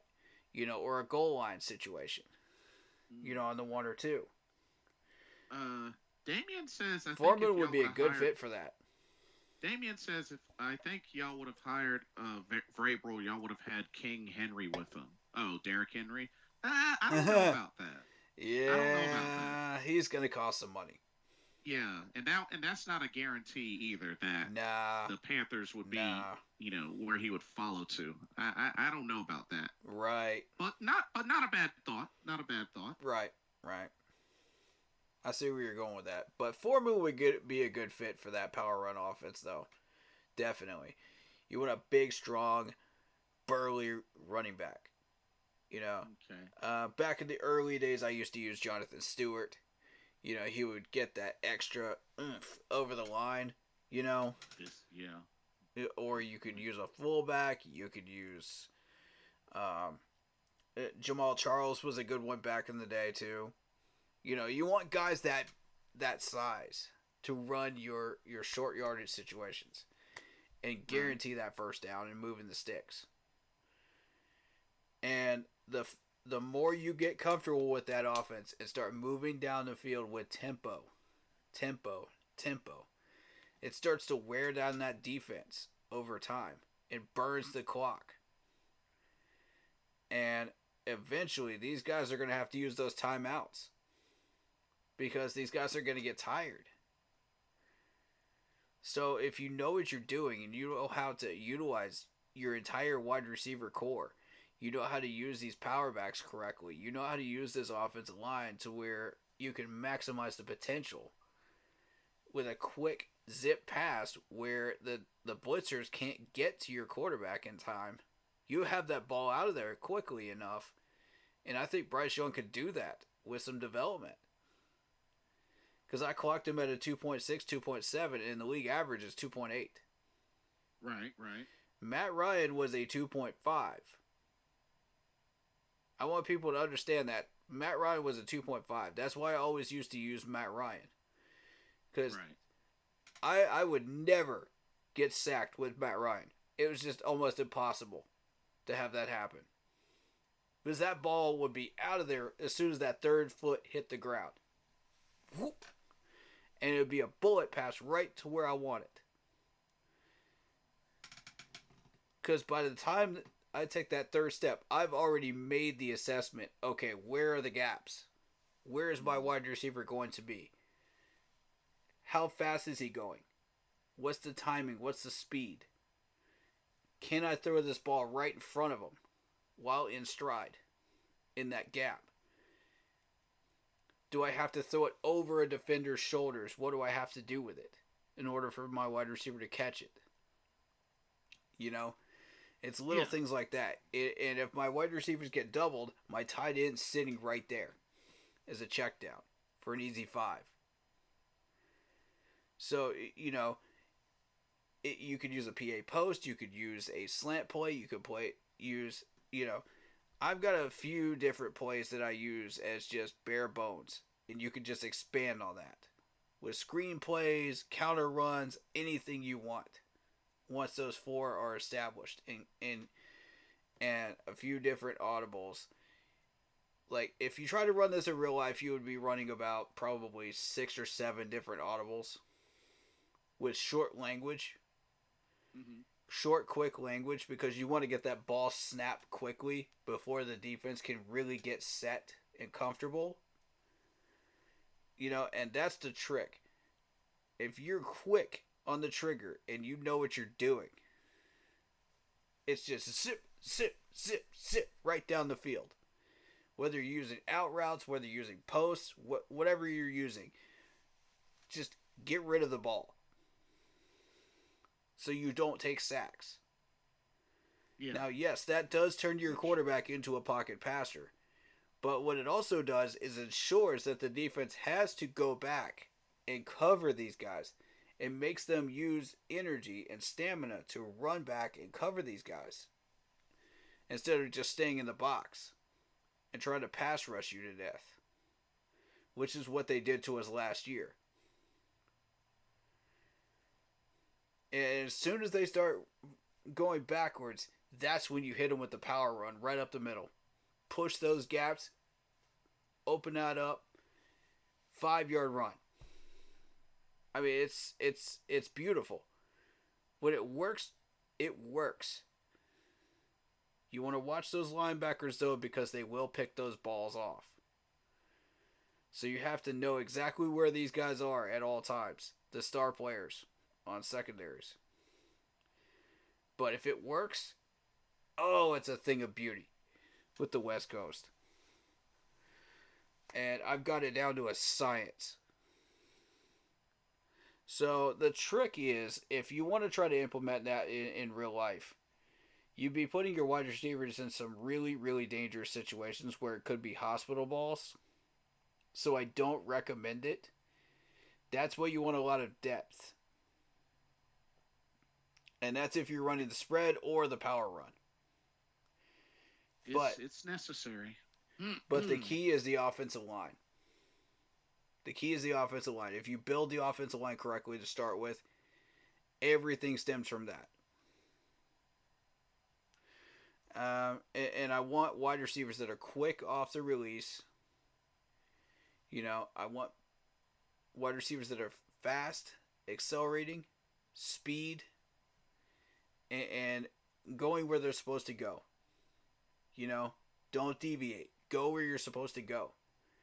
That was one of the things that Peyton Manning stressed a lot, because if you run the wrong route, that's a hospital pass. Meaning you're in a stretcher. You're not just dropping a pass, you're on a stretcher. Because some of those players hit hard back in the day. Joe Velasco says, I want the Panthers to draft Frank Gore Jr. I can see it. Southern Miss. I'm interested in there's actually a former Eagles son that plays at Clemson right now. He's a defensive player. I forget his name right now. Jeremiah Trotter Jr. I'm interested in him. Ooh. If he shows up on the second round, that could be a really, really good piece for us to grab. Linebacker? Yes. Ooh, I don't know that he's really ready to be a middle linebacker in the NFL, but as far as drafting him wise, but you could put him on the outside and he could be really successful outside, opposite of Frankie Louvu. While putting Shaq or whoever you want to replace Shaq with at some point in the middle. Because I'm not sure that... I was never sold on Shaq as a middle linebacker. Because of the coverage issues. It frustrated me.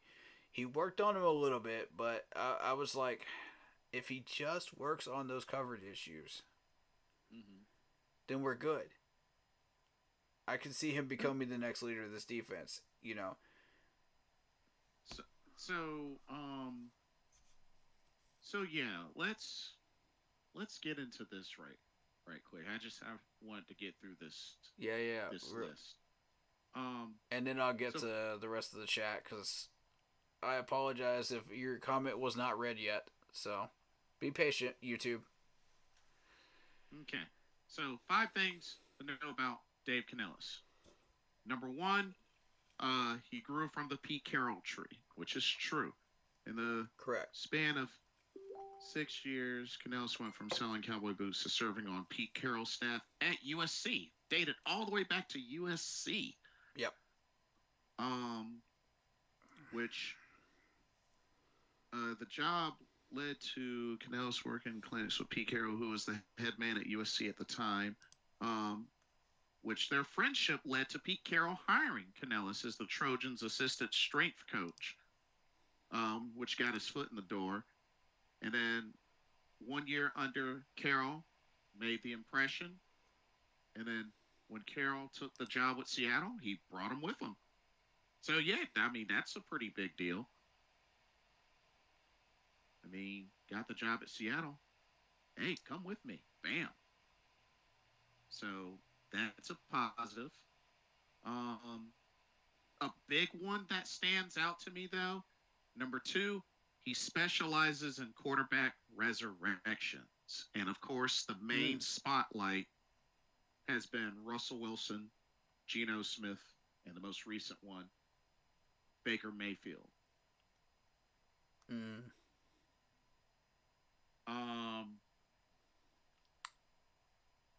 Third, I like that he's worked with Russell ahead. Wilson. That's definitely a resume builder.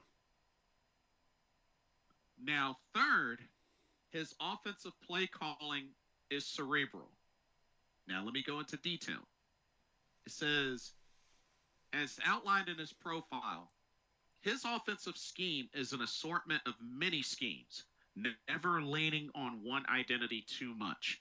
Instead, the play caller likes to rely on the mental side of the game to give his players a more significant advantage. His receivers aren't put into a box labeled slot or outside. Instead, they learn and run the whole route tree. Evans, who had the second best season of his career in 2023, flourished with Mayfield and under Canales. The future Hall of Famer tweaked his game under Canales' instruction, using his eyes more to move defenders, even in the middle of a route. It's a tactic that play callers can employ to level the playing field and give an even more significant advantage when equipped with the physical talent available in the NFL. Whoa, stop at that one right there, because that is fascinating.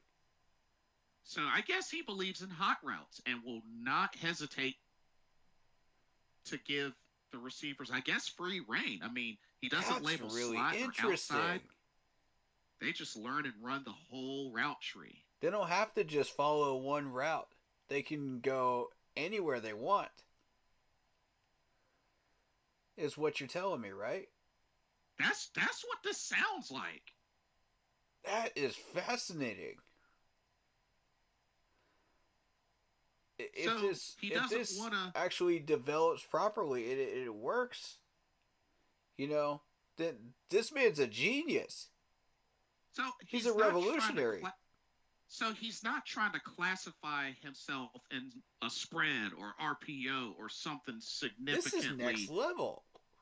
You know, it sounds like he is very open to manipulating to whatever gives the players on offense the advantage, whatever that might look like. Wow. This is intriguing. This is fascinating.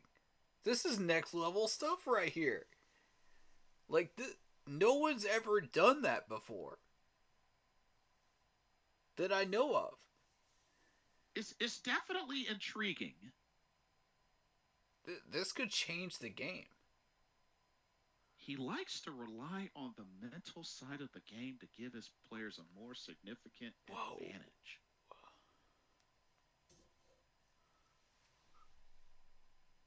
I'm just letting that sink in and processing that right. That's something I have never seen before. Ever. I mean, That blows my mind.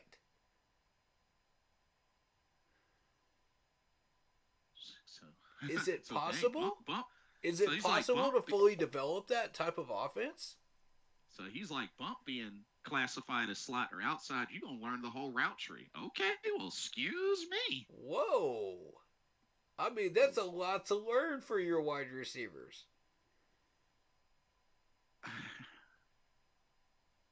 That's a lot. Yeah, I mean, That's like cramming for college exams. You know, and it just wow. That's something I didn't expect to run into with him. yeah.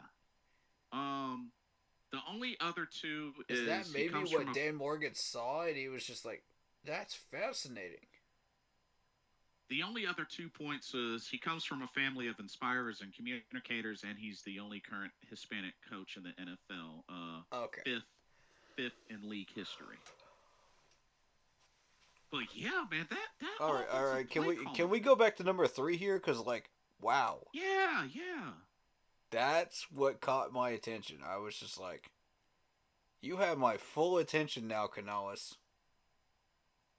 So his offensive scheme is an assortment of many schemes, never leaning on one identity too much. Now that could be dangerous because you don't know what type of players you need to create your offense because you're going to have an island of misfit toys in that way. And that's exactly the mistake we made before. Because without a plan, you don't know what you're doing. But Canales apparently has a plan. That's the difference between him and Frank Wright at this point. Right. So that would mean we don't need to blow these guys up at all. What we actually need to do is improve the offensive line and fit it towards a West Coast type offense It really makes me wonder. with wide receivers in that way, you know, with the spread type West Coast offense.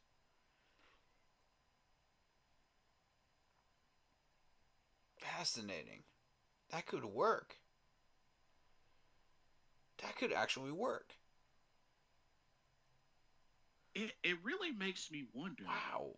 Like what he'll be able to do with whatever the talent that we get for this next season, because And you add in Bryce's arm and footwork and technique once it's properly developed. We might just really have something here. I'm starting to like this hire a lot more now. I'm very interested to see. I'm seeing the vision, y'all. I'm seeing the vision of what this offense might look like. Damien says y'all basically got a cheat code head coach. Dang. Oh, Cheat code interestingly put there. Yeah. Yeah. And I remember those old cheat code books, you know, with the Madden games. Yeah. That was funny. And I mean, and you know, with the passing game, I mean, you know, his top two receivers were both over 1,000 yards in the season, and just it seems to work. Yeah. It worked in Tampa. It got him to the divisional round. Yeah. This is legitimate. It's very intriguing. It's very intriguing. I don't believe it.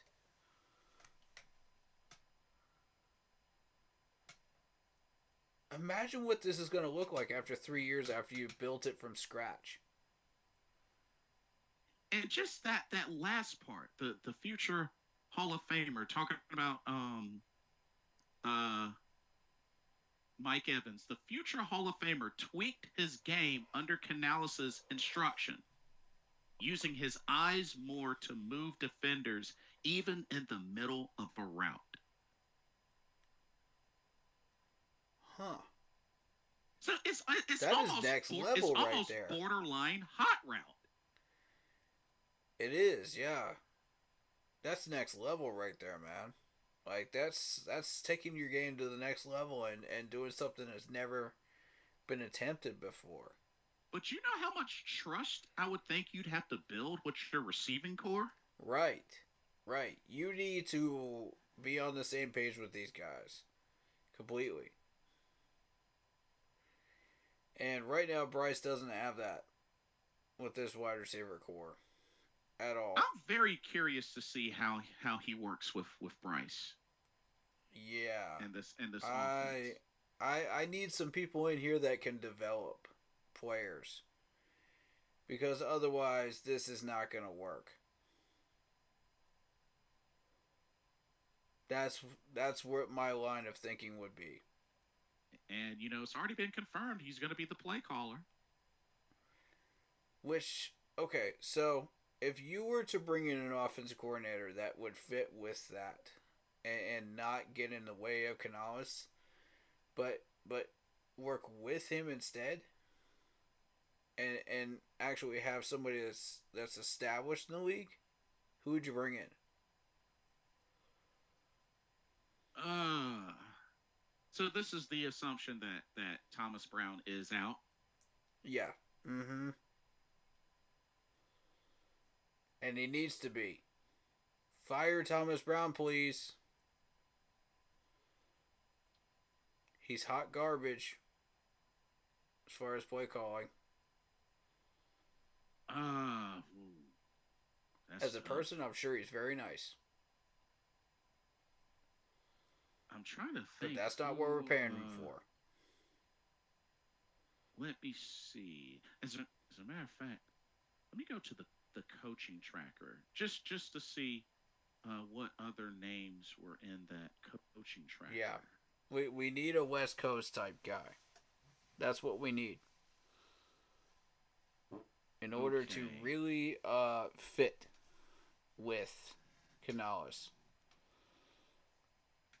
Yeah, it doesn't have to stay How West Coast, but how would you feel about Todd Munkin, Ravens offensive coordinator? I'm on board. The Ravens offensive coordinator had a lot of success in throughout this year, and it was evidenced when they went through Houston and just absolutely ran circles around that defense. Yeah, but then again, trying to poach him is going to be a task. Yeah, that's and Baltimore's not likely to lose until they get that trophy. Yeah. That's the thing. They're gonna be in the Super Bowl. I have that feeling they're gonna be in the Super Bowl. KC's just gonna come up just short.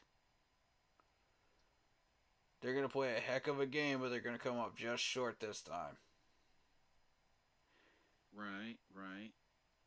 Baltimore just looks hungry. They look like they're just competitive this year. They look like they want it.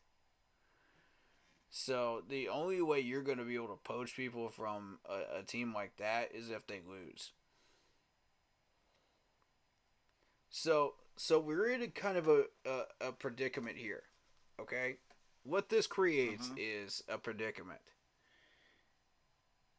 Now, if you want Munkin, then you're going to have the Baltimore Ravens lose in the AFC Championship. If you want the VP of operations, uh, uh what was his actual role? Timlin? Whose role? Timlin? Uh, VP, I believe.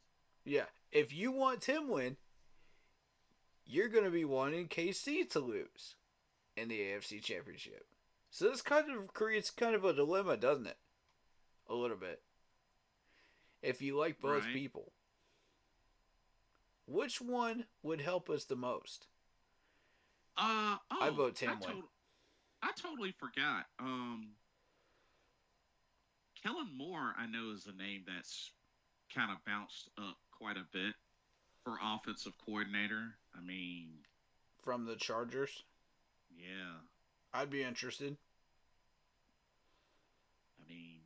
I'd be interested. He's worked with Yeah. Dak and he's worked with Justin Herbert. So I mean, Mm-hmm.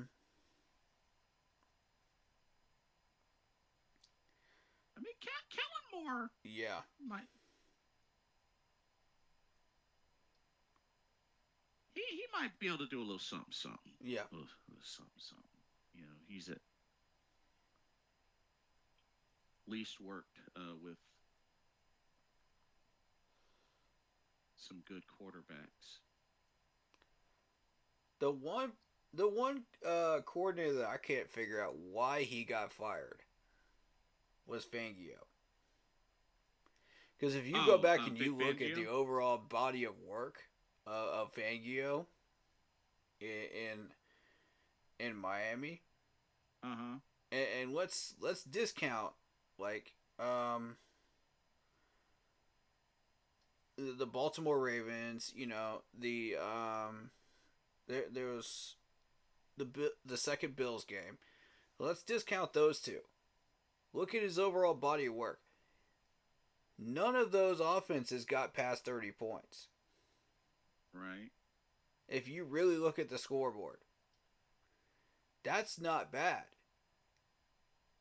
And one of those defensive unit games actually earned you a win over the Dallas Cowboys.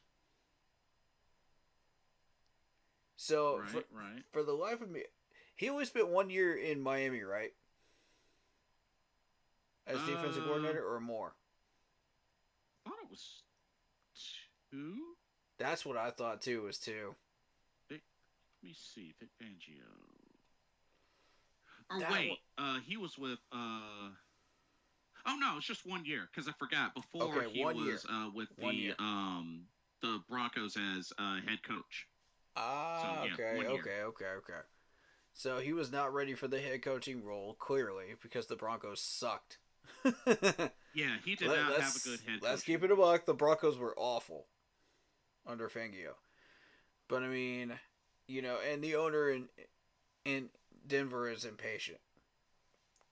So, because they expect results in Denver, because it's the AFC West. You got to have results in that first year because you got to stay competitive with the Chargers, the Chiefs, and the Raiders. If you can't stay competitive in the West, you don't have a job. Period. But you know something? Looking at this article on Sportsnot, I gotta give it to you, bro. High candidate on the list, offensive coordinator, Ken Dorsey. Yeah, and if you look at the body of work that he did with Buffalo, it was really, really fascinating.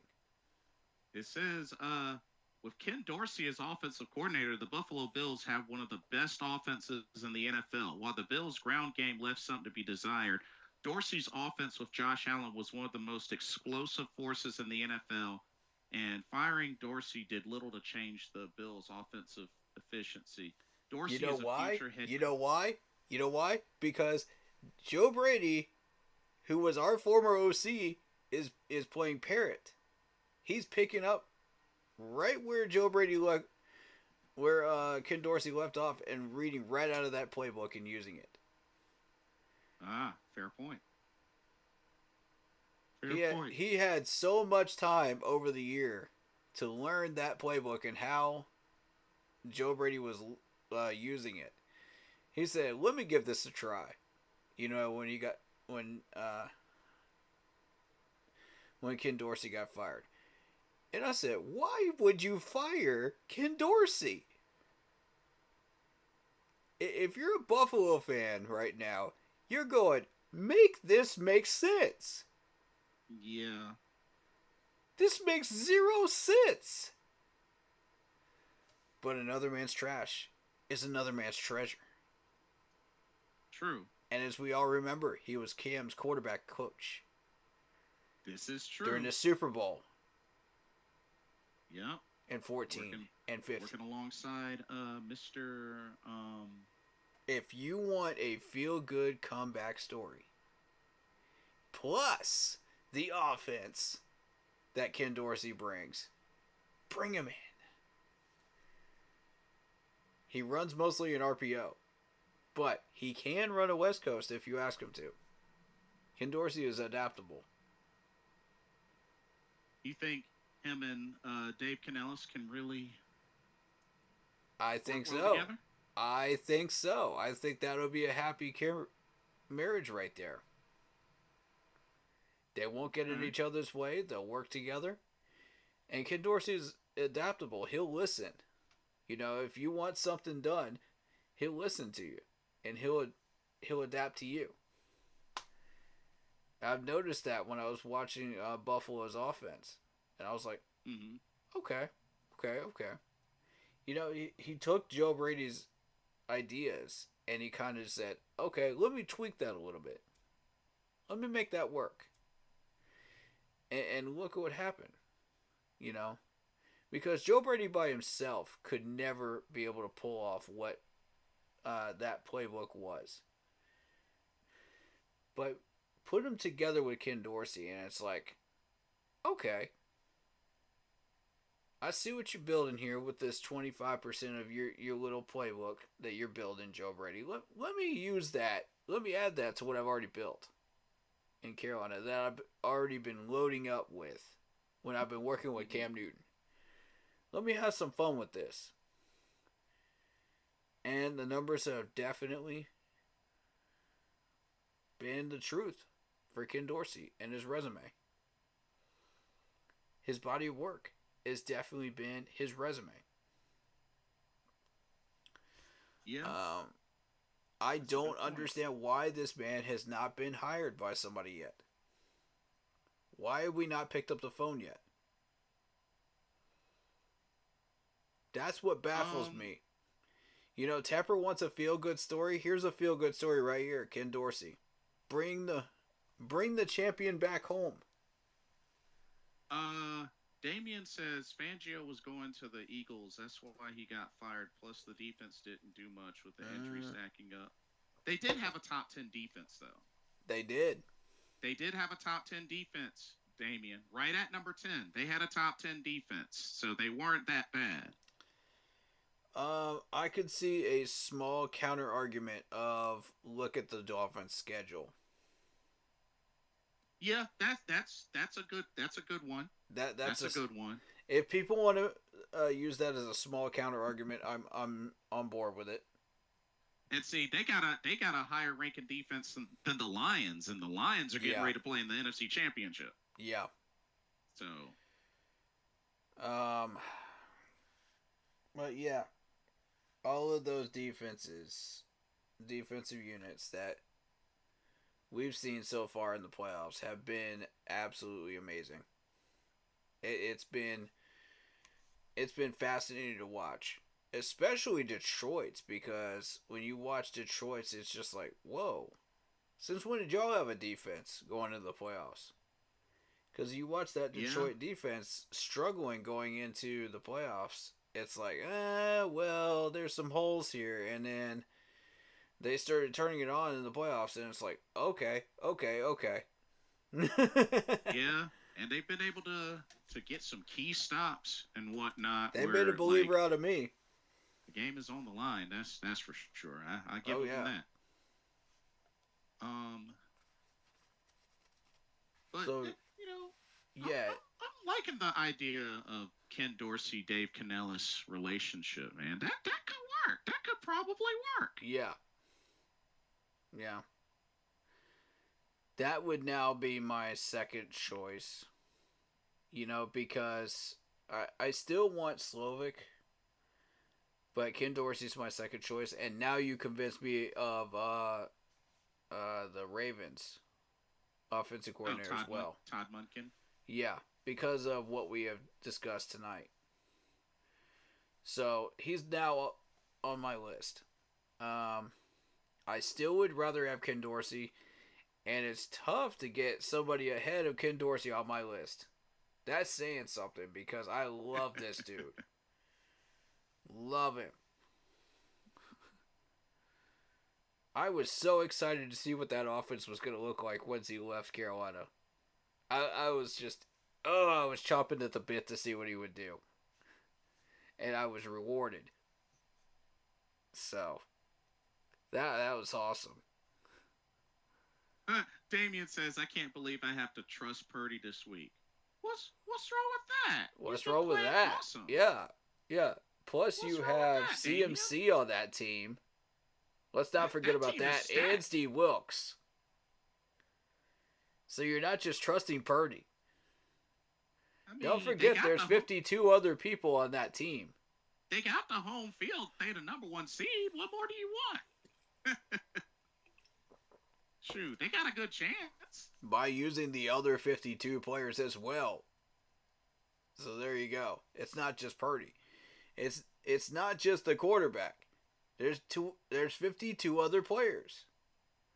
And, don't get me wrong. We all definitely believe the Lions are the underdog in that game. For sure. They're definitely the underdog. Oh, yeah. I'm just not going to take them lightly. Yeah, respect to Detroit for getting as far as they did, but this is going to be the end of the line. San Fran is just playing lights out football right now. I don't think you're getting past them. It's like a brick wall right now. It really is. Do you have a bulldozer, Detroit? Because you're going to need one. That defense looks real good. And from what I saw in that Green Bay game, I'm absolutely convinced. Damien says Purdy wasn't looking good against the Packers last week, and they had a bye week the week before. Dude. Oh, no. Let's not do that. You're talking about one game, bro. Let's not do that. San Fran's defense was spectacular in that second half. Damien, if you were watching it. Of course a quarterback's going to have a bad game, bro. It happens. But look at his production all season and even going into the postseason. I mean, sure, they had a bye week. That's him the to have a benefit bad of having game. the first. Of course, they had a bye week, Damien. That's the benefit of being the number 1 seed. The Ravens had a bye week, and look at what they did. Like, come on, bro. Nah, man. That defense forced him to have a bad game. Because if you consider like how well he was doing up until that point, that was meeting a brick wall right there. That's what he ran into. And there's just no way you're getting through that thing without a bulldozer. Come on now. That dude has become an elite quarterback in his second year, being a 7th round You pick. want him to have a bad game, you got to force him to have a bad game. You got to force him to have a bad game. You better put some respect on Brock Purdy's name, Damien. Facts. Second year in the league, a 7th round draft pick, and he's playing Green in the Bay's NFC defense was playing really well, too. You better put some respect on that man. Both of those defenses were playing exceptionally well in that second half. I was very, very impressed. Because otherwise that score would be up in the 30s. And you all know it. If you were watching the same game I was, both those defenses forced the other quarterbacks that on the other side to have a bad game in the second half. Yeah. There wasn't no luck about it. Shoot. No, that was forced. Shoot. Brock threw 4 picks in that Ravens game and lost, but yet what happened? Came back, and he's playing in the NFC Championship. Yeah. Just saying. Yeah. Just saying. There was pressure on both of them. They brought some serious heat. Yeah, that they did. That they did. Yep. All right, so back to our original point, which was, if you want Tillis, you want the Baltimore Ravens to win that AFC Championship. If you want that Baltimore head coach, then you better hope KC wins. Because one of them's going to drop. And when that happens, they start unloading their coaching staff. Now the question is, will KC unload Tillis? I don't think so. There's more of a chance of the Ravens unloading their offensive coordinator than Tillis leaving KC. Ah, interesting. Much bigger chance. Because this dude works directly under the GM. Oh yeah, good point. Good point. So he's not going anywhere. He's been there for 14 years. He's not going anywhere. Uh-oh. Debo Samuel returns to practice. Uh-oh. Whoa. Detroit, you are screwed now. That's all I got to say. They did all that damage against Green Bay without Debo. Imagine once they get him back. Okay, Damien, stop, dude. Stop, because you're just making excuses. Put some respect on Brock Purdy's name. Second year in the league. How do you think he got so far? Dude, in the playoffs? It's a team sport anyway, bro. It's a team sport. Yes, it's not just a quarterback, man. Yes. There's 30. Yes, there's 52 other players on this team. Exactly. Yes, you put respect on Brandon Ayuk. Yes, you put respect on Christian McCaffrey, George Kittle, Debo Samuel. Of course, it's a team sport, bro. Yes, you put respect on Kyle Shanahan. What do you think this is a skills competition like it is in the Pro Bowl? Come on, man. Come on, dude. How you gonna leave Brock Purdy on there? Well, when you have a decent something, yeah, and it's a team sport for a reason. Exactly. Like, come on, dude. The quarterback relies on the wide receivers. He relies on the offensive line to protect him. He relies on his running back to get him the first downs that he gets. Yeah. It's like, dude, you're making excuses for somebody because they had a bad game or not a game that they normally have. Bro, that happens sometimes. Yep. This is the NFL. You're not going to be on point all the time. Right. But you look at what this dude has been able to do, there's a reason why he's in the MVP running. Come on, dude. Exactly. Put some respect on his name. Facts. I understand that he's not your quarterback or he's not on your team, but come on, dude. Give credit where credit's due. Facts. And along with all those players that you named, he deserves to be on that list, don't you think? Facts. I mean, come on. 4,280 yards, 31 touchdowns, 11 interceptions, only sacked 28 times? A rating of 113? Come on, dude. There's a reason for those things. Percentage? Come on now. There are reasons for those things. They're called offensive linemen. They're called wide receivers. Like, we gotta stop letting fandom get into some of our decision making sometimes. For real, though. Like, I don't understand this whole viewpoint of, oh, it's just the quarterback comparisons. No, it's not just the quarterback comparisons. That's only part of the equation. Shoot, I wish I had a That's Brock a very Purdy. small part of the equation. What are we doing? Skills competitions of the Pro Bowl here? What is this, flag football? Come on, bro. We're not doing a neighborhood pick-me-up game. Damien, if Brock Purdy wanted to come to Chicago, you would be kissing Justin Fields' butt goodbye.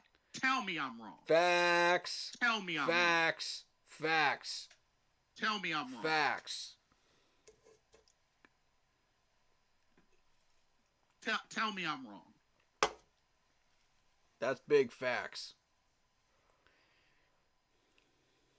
Shoot. Let Brock Purdy show interest in Carolina. I'd be like, I love you, Bryce. Sorry. Come on over, Brock. Yep. Come on, Brock.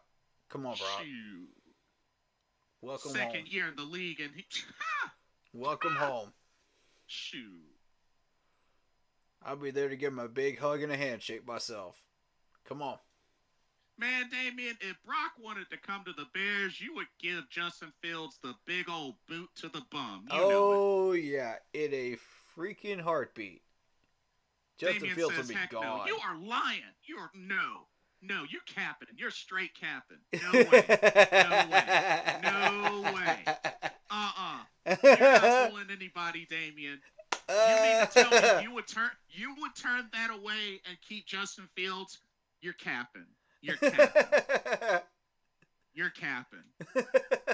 Ain't no way. Ain't no way. Oh, Damien. What are you doing? What are you doing? What are you doing? If that man opened his arms up, There's I want to no play way, for the bro. Chicago Bears, you would be like, There's bye-bye, no Justin way. Fields. Stop. Stop, Damien. Come on now. I love you, but come on now. You got to stop treating Justin Fields like a golden calf right now. Come on, man. Always glad to have you on here, but come on now. Yeah, stop doing that. Come on now. Justin Fields is not the next thing since sliced bread. I'm sorry, he's not. Much love to you, Damien. Much love to you, buddy. But no. Sorry. Oh my gosh. Damien says, I wouldn't because the Bears don't have an O-line to protect him in the pocket and Purdy isn't as mobile. Oh, now the O-line matters. No, the O-line matters. After you just had the... Really, dude? You're really... Dude, that's why they work. Now we're the having O-line, conversations dude. about the O-line, huh? Like, you mean to tell me? Oh my God. I think that the issue is Damien, which I give you, if that's how you feel, that you're sold on Justin Fields, so be it.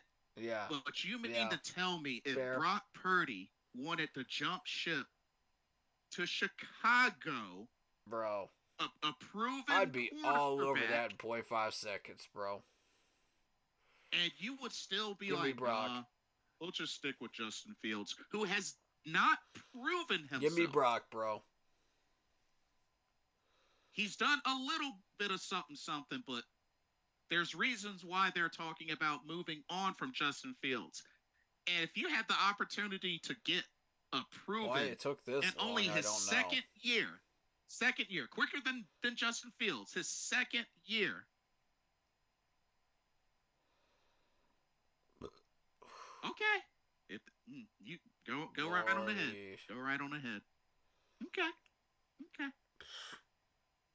Stay in your box, buddy. Okay. Stay in your tunnel vision. I'm gonna leave it alone. Stay in your tunnel vision, then. It must be comfortable in there. Get you some nice pillows and some blankets in there, man. Stay warm in your little tunnel vision. That's like saying, we have Chuba Hubbard and Derrick Henry wanted to come over here. I'd be like, my God, yes. Yes, please. Yes, please. Derrick Henry's like, I want to take my talents to the Carolinas. I'd be like, yes, please. Yes, please. Yes, please. Yes, please. Shoot. Come on in. Here's the key to your brand new house in Charlotte. Here's a Lamborghini. All of a sudden, let's get him all that stuff, man. All of a sudden, out of nowhere, Come on, contracts are over. Justin Herbert or Trevor Lawrence. You know what? I think I want to take my talents to the Carolinas. Yes, please. Yes. Come please. on. Shoot.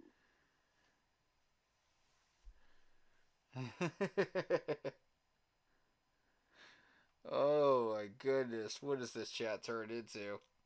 Damien says, you do realize the Bears have a bad history of developing quarterbacks, but you would be an already developed quarterback. Now, where does that sound familiar? That's the point. Where does that sound familiar, sir? You would get an already developed quarterback in Brock, bro. That's the point. Yep. Although he might regress a little bit with his staff as it currently is, but yes. That's why you gotta clean out the cupboards. The thing is, bro, you say that, all these bad things or whatnot, but the fact of the matter is, if y'all's team doesn't upgrade your talent, like across the board in general, y'all ain't gonna go anywhere or start to go anywhere. Yep. So y'all better take what y'all can get. Y'all need to clean out the cupboards too in Chicago. y'all better start taking what y'all can get. That's great when it's available, or else Time to start y'all gonna resetting end up that having the same management issue as in us. Chicago. I've been saying it for years. Chicago management is awful. It's been awful. You need to clean out that house, man. They're making stupid decisions up there. I mean, bad history of developing quarterbacks, but Their GM what is about not the idea? stupid, though. But what about the idea of getting an already That man's developed smart. quarterback to your team? That's the whole point, bro. He fooled That's the us. whole point. Especially a guy that has been this successful Yeah. in his second year. I mean, shoot, look at what happened the year Joe Burrow had a fresh season after coming back from injury. Because remember, he got injured in his rookie year. Oh, snap. Here we go. And look at what Joe Burrow did. Here we go. Shoot, he didn't even have a legit rookie year. Facts.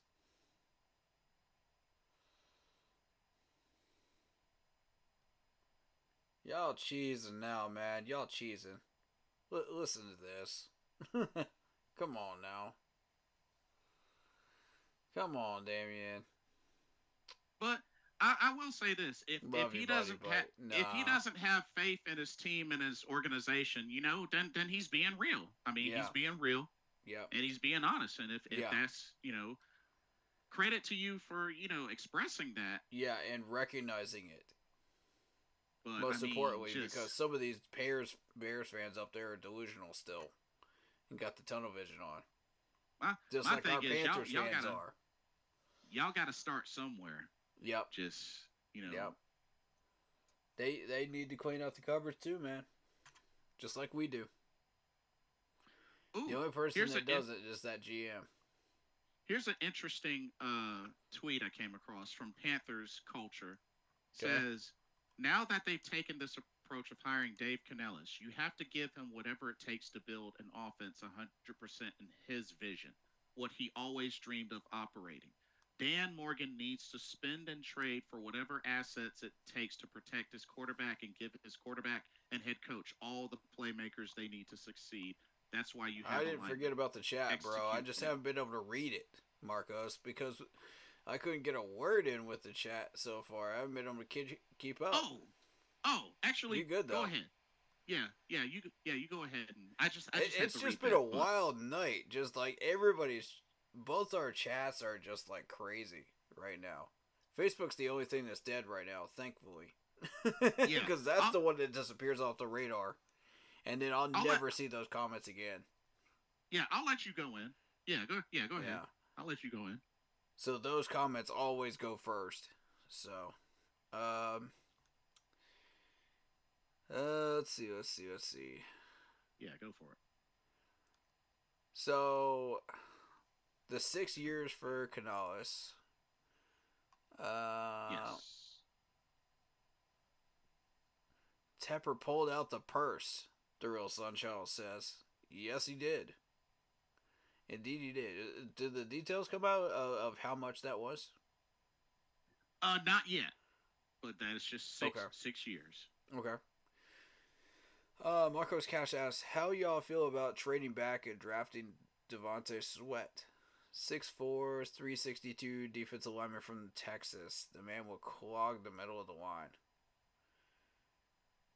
Trevonde Sweat. Are you familiar with that name, Blitz? Or because I haven't studied any of these guys yet. I usually start getting into these guys at the beginning of March. What's his name? Trevondre Sweat. Defensive lineman out of Texas. Yeah. Mm-hmm. 6'4", 362. Correct. 45 tackles, 2 sacks, 4 passes deflected. Oh, he likes to get his hands up. Okay.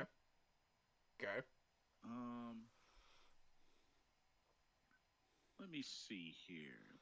You know what? Let me click on him and trade him. We do need a defensive lineman. What's he officially listed as? Position wise. Let's find out. That's what I want to know. Let's see.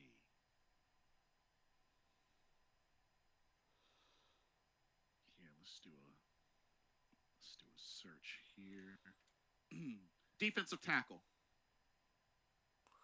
Defensive tackle. Okay, so we need somebody opposite of Derek Brown.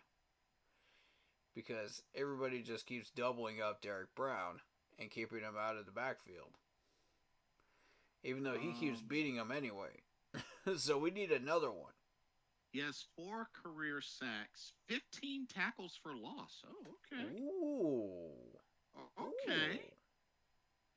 He likes to get into the backfield. Okay. So where is this guy supposed to be hitting at?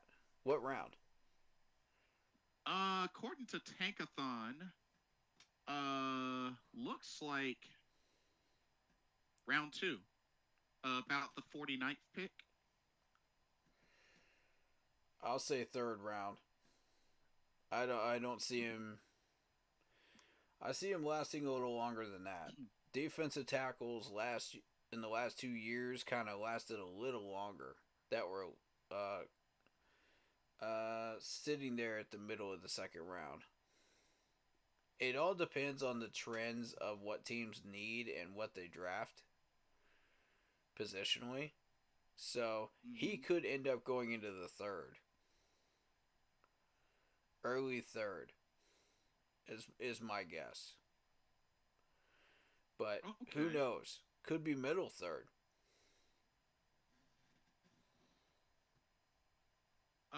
Let's see. All depends on the trends. So they actually have Carolina going Chris Braswell with that pick. The edge rusher out of Alabama. Interesting.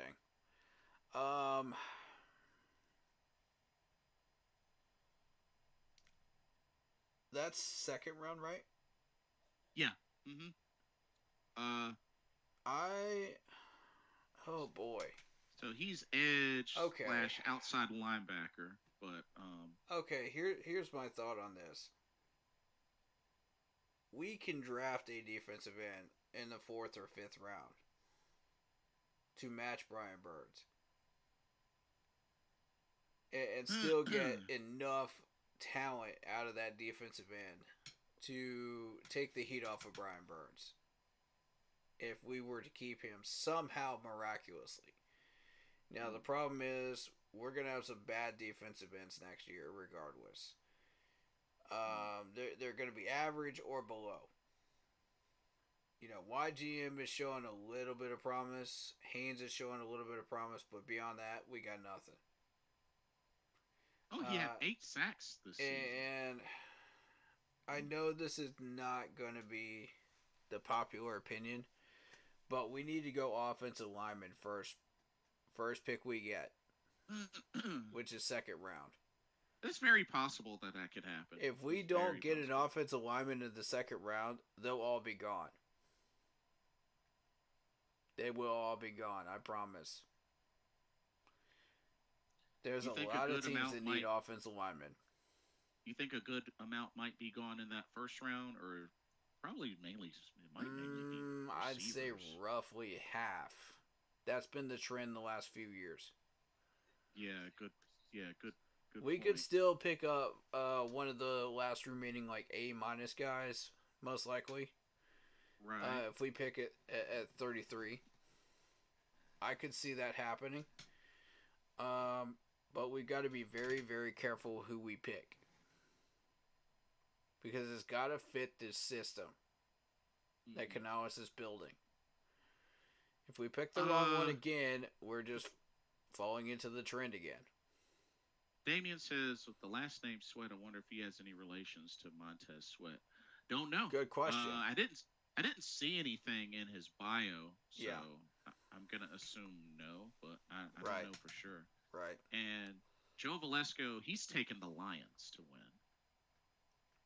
That's interesting. Okay, let's see how that works out for you. I respect it. I respect it. You know, it takes some guts. I respect it. Good luck to you. Indeed. Hope that works out. Did you have some more comments? Oh yeah, I've got a bunch. Yeah, yeah. this is gonna take a few minutes. Okay. Broski Bears as interim head coach, not included. Do you think the Blacks are mad? The Panthers' most recent head coaches have been Mexican, white, and Mexican. Are we really bringing race into this, dude? Broski, you're better than this. Me. You're better I than didn't. this. I didn't. What Really, did I say earlier? I don't care if this dude is black, white, Mexican, or Chinese, as long as he gets the wins and gets the job done. Yeah, that's really all I care. Period. I don't care. He could be a purple alien as far as I'm concerned, as long as he gets the wins. Yeah. That's what matters. Are you qualified and can you get the wins? Yeah. Shame on you for bringing that up. This is not the place to do that. You want to bring up race and stuff like that, go over to Big Cat's channel. He'll be glad to host those conversations with you. That's what he does over there. Unk does the same thing. You know, they'll be glad to talk about that stuff over there. But we don't do that here. Alright, Marcos Cash says, coaching salary doesn't count against salary cap. It comes out of Tap's own pockets, not the Panthers. So who cares? Ooh. Yeah, that's true. That's true. Tepper is just wasting our money, man. He's wasting our money. He's wasting our net worth as a team. He's already wasted 1/10 of it already. And he's taking that money out of your pockets, Charlotte taxpayers. Keep that in mind. Food for thought. Alright. So, Broski says, a 6-year deal for a glorified quarterback coach to be your head coach. That's some 5-star dummy stuff. Whoa, whoa, whoa. He was an offensive coordinator. Glorified quarterback coach? Excuse me, Broski? No. Go look at his body of work in Tampa. Why do you think the Buccaneers are in the playoffs right now? Well, How do you think they got as far as they did? You think Baker could do that by himself with an average offensive coordinator? No. No. No, I'm sorry, no.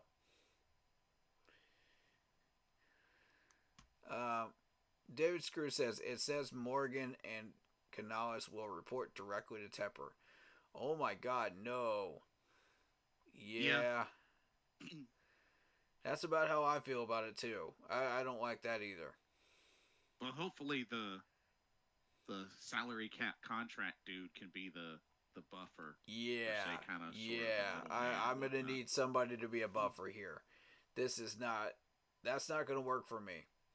Yeah. So, hopefully that's still in the plans.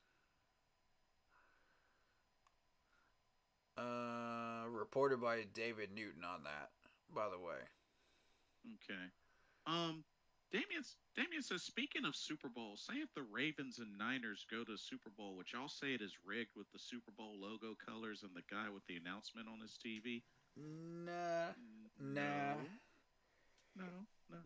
not really. That's a fluke. That's a fluke. They change those colors up every year though. Yeah.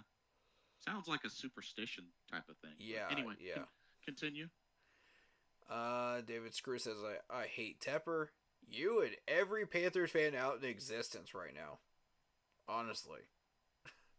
I don't think there's even one that doesn't right now. I mean, I just hate to say it, but it's true. Mm-hmm. Change your ways, Tepper. Then people will stop hating you.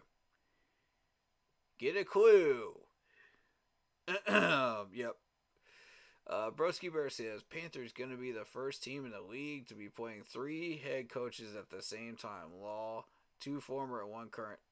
Stop it. Broski, stop it. bro. Now, wait a minute. You just called this dude a glorified quarterback coach. Now you trying to walk that one back? Nah. I just caught you in a lie, bro. I just caught you in a lie. Which one is it? You can't do that here. You know I'm gonna call you out on it. Every time, bro. That's some hypocrisy right there. Joe Velasco says, "Do you think Dave Canales will bring another veteran quarterback like a Russell Wilson?" Ooh, it's possible. I mean, it's not impossible. I mean, maybe. It's possible, but it's not going to happen this year. Maybe in 2024 to 2025 off season. 2025 to 2026 off season, maybe. I can see that happening, but not right now. No, not this year. But we don't have the money for that, even with restructuring. Yeah, unfortunately. We wouldn't even be able to afford Mike Evans at this point, so no. Tepper's an idiot. I really believe in Canales. Don't fire him year one. You're costing the franchise money. Exactly. There you go. Mr. Tepper, take a hint. That's exactly why I said that sentence first. That's why I opened this entire stream with that. Take a hint. 2024 schedule is going to be a disaster, regardless of what our team looks like. So, don't meddle. Put the GM and the coach, let things work. Stop this nonsense. Exactly. Well said. Trying to keep you updated. It's all cleat in Super Bowl 50. Keep that in mind. Oh, God. Here we go. You would bring up Clete Blakeman right now.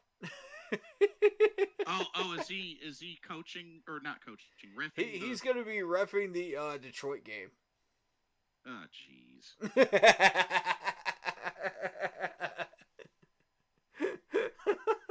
Oh, no. Oh, no. No. And he's got some history against Detroit, too. David did a little bit of digging on this dude, man. It got real interesting. So, yeah, Detroit, watch out. That's all I'm going to say. He definitely had some dirt on us, and he was a Denver Broncos fan during Super Bowl 50. That was proven. So, oof. By the NFL letting this man ref that game. Big oof. Marcos Cash says, yo, go check out Kurt Warner's Detroit Tampa Bay all 22 breakdown. If you haven't already. It's really good insight. How Canales put together a great game plan to take down the Lions. This is true. This is very true. Damien, you just had to mention his name. You just had to mention Vince McMahon. Bro, we're not talking about that. We're not talking about that. I don't even know why you mentioned that name, Damien. Not a good time. Not a good time. Vince McMahon is still around? That old goat is still around? Wow. That's been forever ago since I've been watching wrestling. And that dude's still around? Jeez. Never liked him then, and I still don't like him now. Yeah, well... Anyway. Now there's even more reason to not like him. Oh, God. Yeah, let's just say he's in some real deep trouble. Because, like I said, I don't want to get flagged, but he's in some deep trouble. I'll leave it at that. All right. Message it to me later. Sure, I can do that. Yeah, I'd like to know what's going on there later on. That would be interesting to me. All right. I'm digging Canales, just not Tepper. Yeah, facts. Marcos Cash says, Brad Isnick, wide receiver coach from Buccaneers, most likely our next offensive coordinator. Canales, close friend. And again, I've already said, stop hiring best friends. Stop hiring best friends. Talk about my best friend. Stop that. Stop that. This is not an episode of Barney. Stop it. This is not Sesame Street. Okay? We're trying to create an actual offense here. you know? Damien, I accept your apology, but yeah, you could have resisted because that wasn't even the topic, bro. Yeah, that's a more serious topic. But like I said, I accept your apology, but you could have resisted because that's not even the topic of this live stream. So you could have resisted. But Save that for the okay. for the wrestling live streams. It's okay. Like I said, yeah. I accept the apology, but not cool. Not cool. Save that for the wrestling live streams over on Blitz's channel, man. And I messaged you, Corey. Just if you wanted to take a look at it, yeah, I messaged you. Sure. Excuse me, I'm just always tired. No, you good. I've had a crazy busy day. My phone was just going off the hook with people just messaging me about this head coaching hire. So, it's been chaos. David Screw says, "Yeah, I read that. Thanks, Marcos. Already knew that. I'm already liking Canales." Cash says, "We need to draft Cedric Van Pran, center from Georgia, around the 3rd or 4th." Bro, we don't need another center. We have Bozeman. He can adapt to any offense you want. Just because he's having a bad year this year doesn't mean he can't adapt to whatever you want him to adapt to. And he might have a good year next year. One bad year does not make Bozeman a bad player. I want to make sure that is well established and known. Like, y'all need to stop this. Like, you're going to fault Miles Sanders for having a bad year? Okay, great. So he's apparently a horrible player now just because he has one bad season. And I want to remind you again, who is developing this talent? Who is developing this talent? You know who it is. I pointed it out to y'all. So no, we don't need another center. What we need is a left tackle or a left guard. He said his name was Cedric Van Pran? Yep. Center from Georgia. All right, next comment. I'm not even entertaining a center, man. No.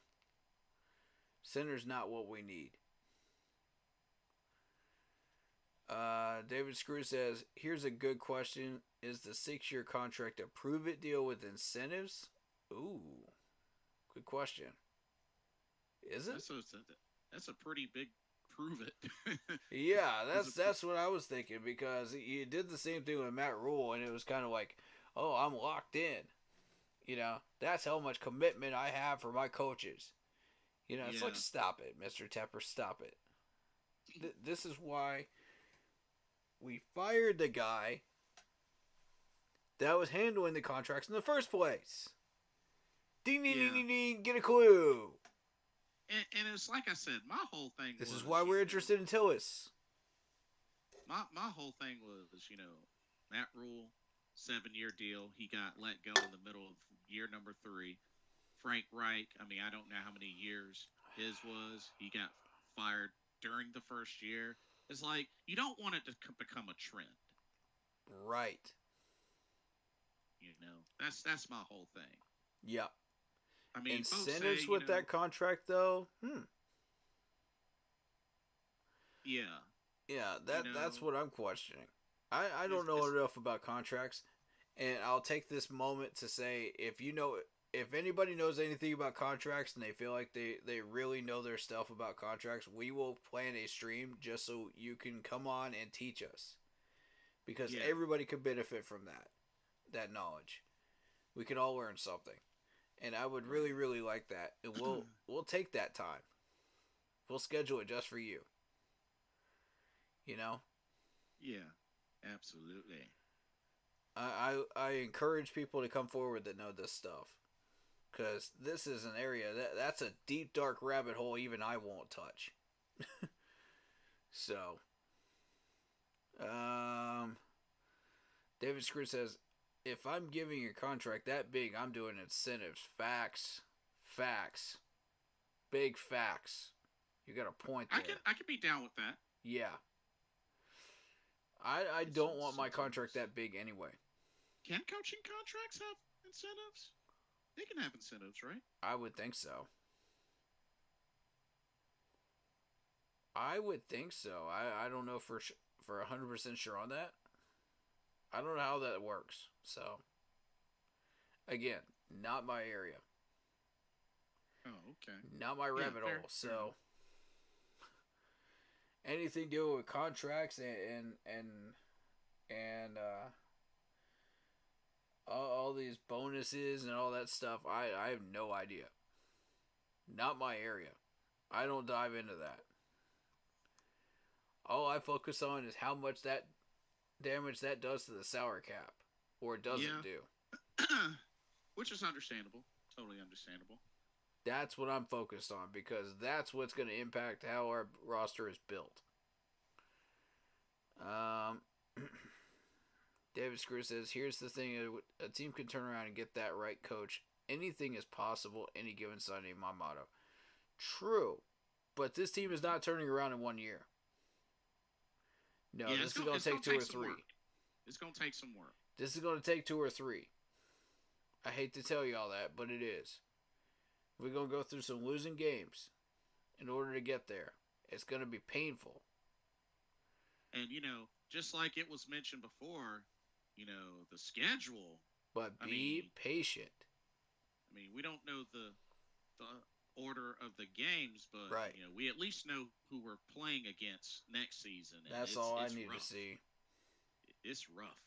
That's all I need to see right there. And let's not forget that KC game is in Germany. That's essentially another road game for us. That's the game that's going to be... Yep. That's essentially another road game for us, as far as I'm concerned, because we're traveling overseas. Oh, wow. Yep. So that's not really a home game. That's the game that's going to be in... Yep. Mm-hmm. Oh, man. What they're going to see is a blowout. And that's a doggone shame. That's not going to help... That's not going to help boost ticket sales over there in Germany. I'm sorry to tell y'all, NFL. You chose the wrong matchup. That's basically like putting the number 2 team in the whole NFL versus the dead last team. What do you think is going to happen? Yeah, and then you look at this. You look at these teams, I mean... If you want to represent the NFL well in Europe, you want actual teams that will compete with each other. Not blowouts. Yeah, because, I mean... That's boring, and no one's going to be interested in that. They're going to be more focused on European football. Yeah, because, I mean, when you look at this, I mean... We split with the Falcons, swept by the Saints, swept by the Bucks, who made the playoffs. We got to play Dallas, who made the playoffs. Philly, who made the playoffs. The Giants, who have beaten us the last 2 or 3 meetings. The Commanders. I think the Commanders beat us last time we played them. I think. Kansas City, I mean, that's obvious. I mean, playoff team. Yeah. Broncos, I mean... Broncos are the Broncos, let's be real. Broncos. Yeah, that's a win. Arizona is Arizona. The Chargers, even though the last time we played the Chargers... They just signed Harbaugh. Yeah, so Give him a year. Give him a year. Give him an off season. Harbaugh will get that yeah. team together. They've already got some Uh, pieces still over there. That's an L. the Raiders, which they just got Antonio Pierce as their head coach, and the Raiders And the we Raiders have haven't been a beaten the very streaky team. we haven't beaten the Raiders in the last two Yeah, games that we they'll faced them. still be streaky enough to beat us. Arizona, we might could take Arizona. Arizona is Arizona. Come on, we got Arizona. Yeah, That's gonna we be could at least beat them. yeah. Chicago, I mean, they beat us last time, so I mean, We better beat the Bears. we just got to get revenge. We better beat the Bears. I am so tired of the Chicago Bears taking advantage of us and being made fun of by Bears fans. And then the Cincinnati Bengals, which they uppercutted Sick our of heads it. off the last time we played them. Oh my God, yeah. And So, Cincinnati's dude, been all over the place. They've been all over the map last year. and then we got to remember, Falcons are going into this next season with Raheem Morris as their head coach. Ugh. I mean, to be At honest least it's with not you, Belichick. yeah, true. I'll take So, that. so as of right now, which I'm sure this could change. Like I said, we have to see what kind of talent we get added to this team, and the talent that we I lose. see 3 or 4 wins. But That's where I'm at. looking at this right now, maybe we have win over the Cardinals. Hopefully, a win over the Bears. 3 or 4. We might split with the Falcons again, and maybe We could get lucky. we might get lucky and beat the Commanders.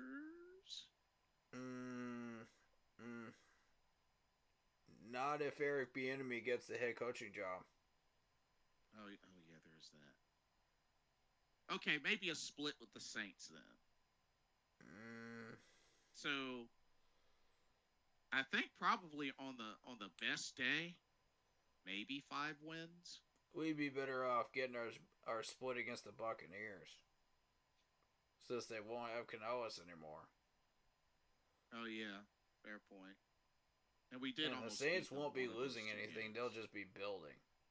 Yeah.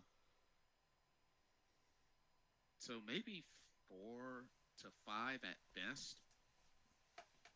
Another interesting point when it comes to the Saints is somehow these guys are always in the red every single year in salary cap, yet they somehow manage to get their guys. Yeah, How? I'm not sure how How? they've been able to. That GM is a freaking magician. I don't know how you managed to. There's no way. I watch this every year and I'm just like, there is no freaking way. How is this dude doing this? Yeah, I don't get it either. That's got to be the second best GM in the league right now, because there's no way you pull that off without being an absolute brilliant strategist. And the first one is obviously the Chiefs GM, because 6 out of the 7 years that this man has been GM, the Chiefs have been in the AFC Championship. So, I mean, that's not a fluke. That's not coincidence. This dude knows what he's doing. He's reloading these guys just like New England was. You got to be very, very intelligent to be able to pull that off. Okay. Where were we? You still got comments, right? Oh yeah, still got them. Yeah, keep going. They went nuts today. I love it though. I love it. I love chat interaction. Please do. Yeah, go for it. I don't care how much it is. I don't care how many I gotta go through. I'll read them all. Because I care about y'all that much. Let's see. Marcos Cash says Bozeman allowed the most or second most sacks this season, and Austin Corbett knee is ground beef when not being the same, maybe retirement. Now hold up. No. Let's not even play that game. No, that was icky. That does not pass the eye test, sir. It was icky. Go back and watch the tape because I've been watching all these games with y'all. Wait, Corbett retiring at 28? That's Nah, he's not gonna early. retire at 28. He's had injuries, but nah, I don't see it. He's still got a few years left in him. Some of these guys last till about early 30s before they retire. If they're that good, they've got a ring. Well, shoot, if that's the case, then J.C. Horn might as well retire then. Oh, shoot. He went there. Y'all. I mean, if we're going by that logic, I like it. I like that. But yeah, let's not even hold that. Let's not even go there, man. That was icky. That was icky and Taylor Moton, and y'all know it. Go back and watch the tapes. The amount of times I pointed out Icky and Taylor Moton this year is astronomical. For giving up these sacks, man. And that's not even the Bryce sacks that he did to himself. Now, Bozeman is responsible for a few of them, yes. I'll give you that. But is he responsible for the most or second most? No. No, I'm sorry, no.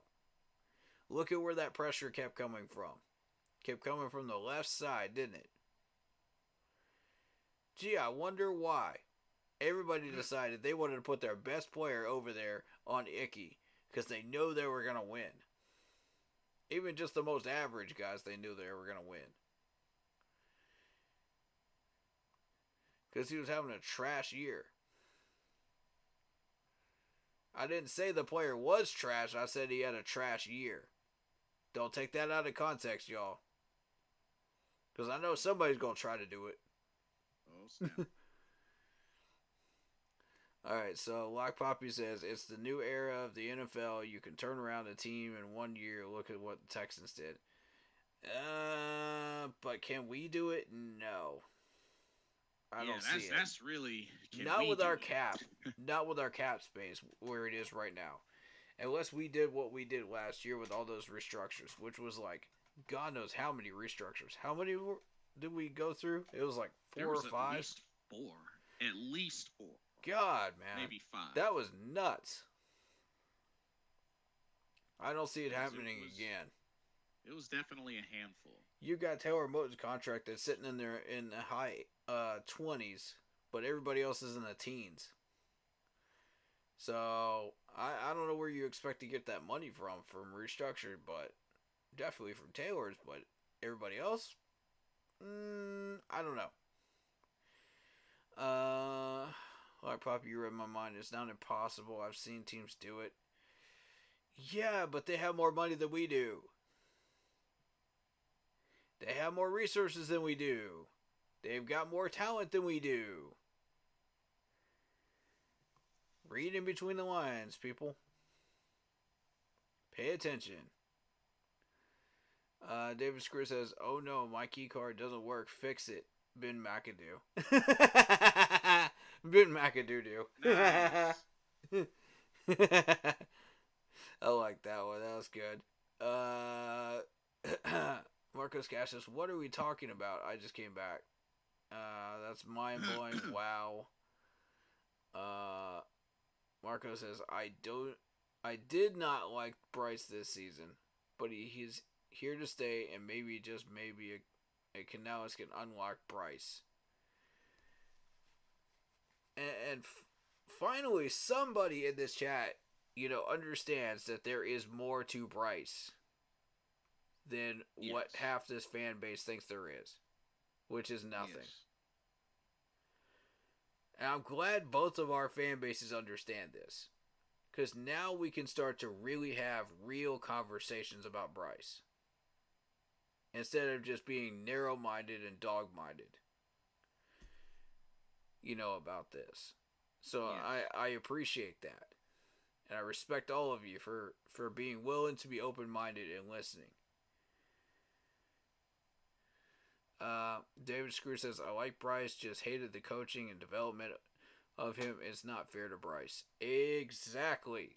Thank you. Hitting the nail on the head right there. Ding, ding, ding, ding. Give this man a prize. He's figured it out. Point well made. David Screw says, vanilla offense pissed me off. Not to mention the horrible O-line. The coach cares, I believe it. Yep. Yeah. Did you notice the first thing that man said in that interview? He was praising every member of that offensive line.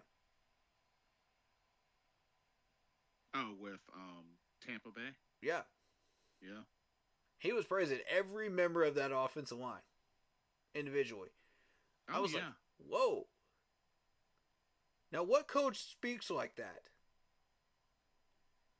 How many coaches do you know that would actually do that? I haven't found any. Not even Andy Reid. Shocking. They all address him as one whole unit. But no. This man addresses each and every one of them in their own individual spots. And praises them. And I'm like, wow. I mean, I did not expect that. That shows me that he cares intimately about the people that he has put into that offense. Yeah. And he really does want this to succeed. He really does want to get the most out of these players. That's what that tells me. So I'm happy that we finally have a head coach that understands this. Now, what if he does that with an entire 53-man roster? Expand on that. You know what I'm saying? Yeah. Oh, yeah. Oh, yeah. Then you start to see why we chose this man as our head coach. I can never say his name right. Canales. Canales. I'm always going to have trouble with that. Y'all know my history. Don't hold it against me, please. Nah, you good. I love y'all. If I ever mispronounce a name, I apologize ahead of time. That's just how I am. Yeah, you good. ADD is a pain in the rear. David Screw says, 6-year contract I don't believe in for a brand new coach. But in history in the past with Pete Carroll and his offense, genius mind gets me excited. Yes, I agree. This is a brand new concept, That it is. And I want to see it succeed. Now I'm genuinely curious. I want to see it actually be fruitful and succeed. I love outside of the box thinking. That history will be made. Oh man!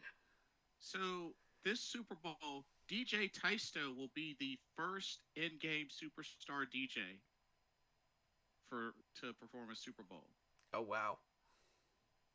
Interesting. All right. Yeah, I heard we're getting Post Malone for that halftime shows.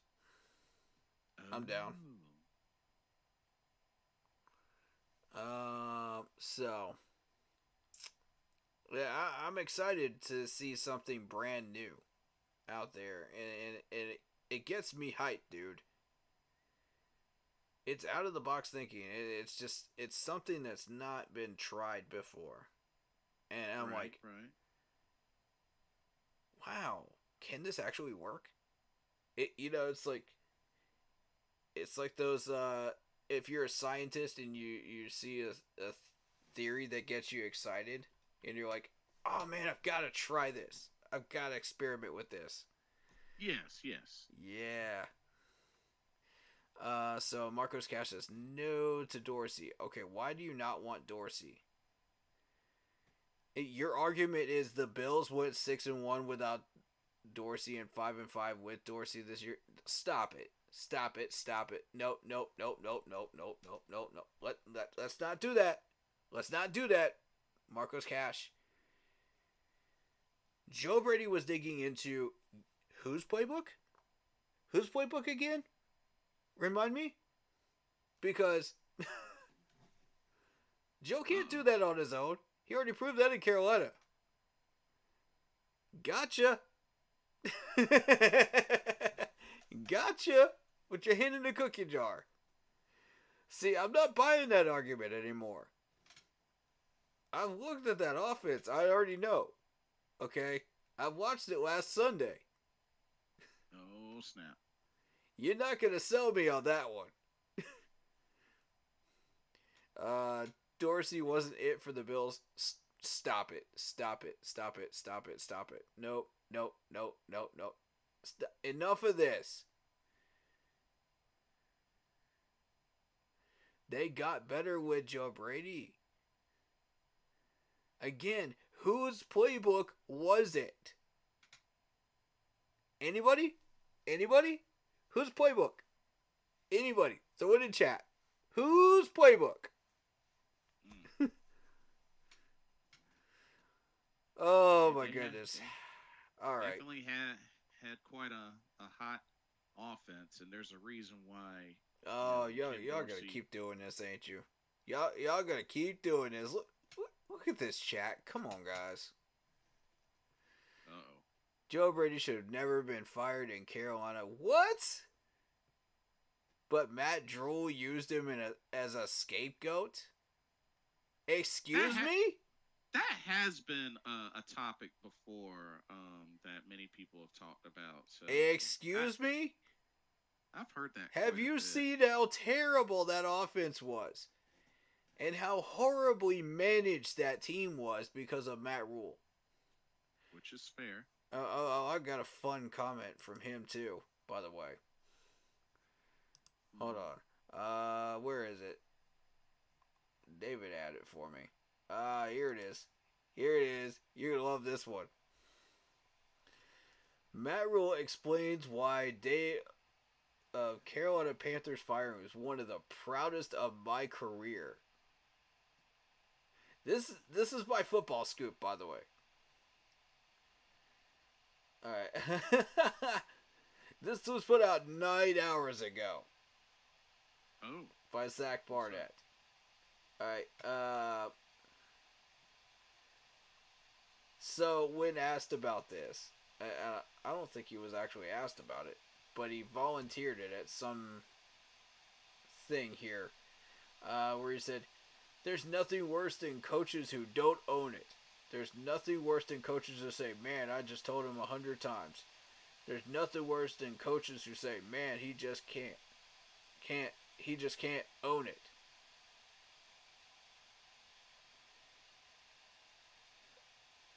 I mean, are you trying to put together a song here, Matt Rule? Or are you trying to make a statement? I have no idea. I mean, this is ridiculous. Okay. Uh-oh. Owning the fact that I was leaving, I was proud of them, and I was grateful. Not sinking off into the night. Not being a sheep, standing there like a lion and talking to them, and going down with the ship. You're the reason the ship went down in the first place. You dingus. Right. This dude can't stop talking about us. You know, this dude can't stop talking about us. I got something for that. I got something for that. Hold on. Hold on.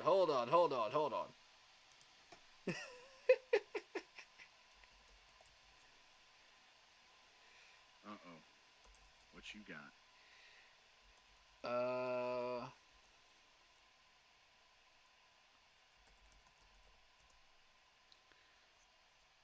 Where is it? Oh, shoot.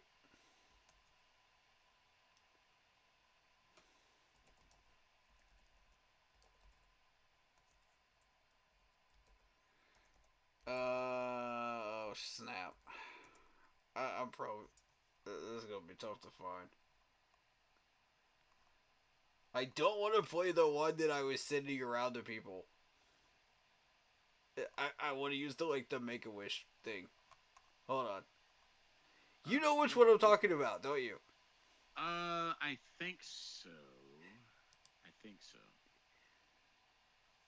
Yeah. That's what it was. That's what it was. Okay.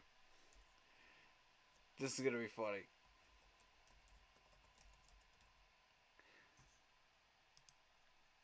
I want the original though. I want the original.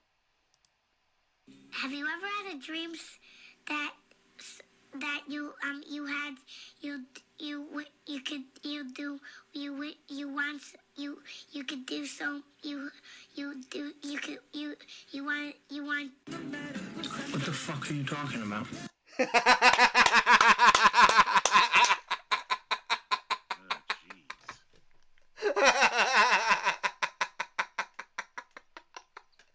Got him. Matt Rule, ladies and gentlemen, trying to speak at a podium. I'm done. I'm done.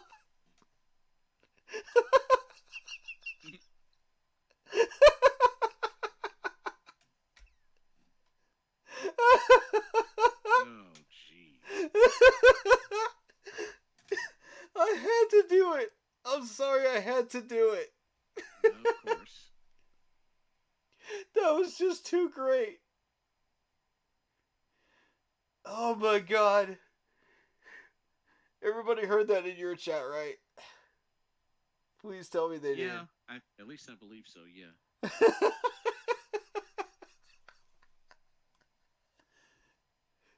This is Matt Rule trying to speak, ladies and gentlemen. I just went down with a ship. You know, when you believe you can do anything. Oh,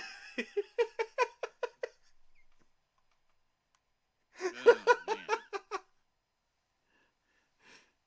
When it's bad. Oh god, that was a bad joke. I'm sorry, but I couldn't resist. It was too perfect. Oh, it's all good. I get it. Oh my Totally. god.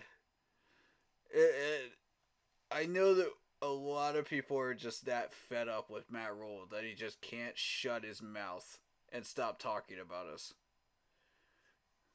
So, I got another one for you. The Will Smith slap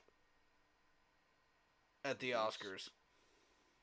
Oh no, yeah. Okay, I had to think about That's all the Panthers fans when they get tired of Matt Rule talking about us.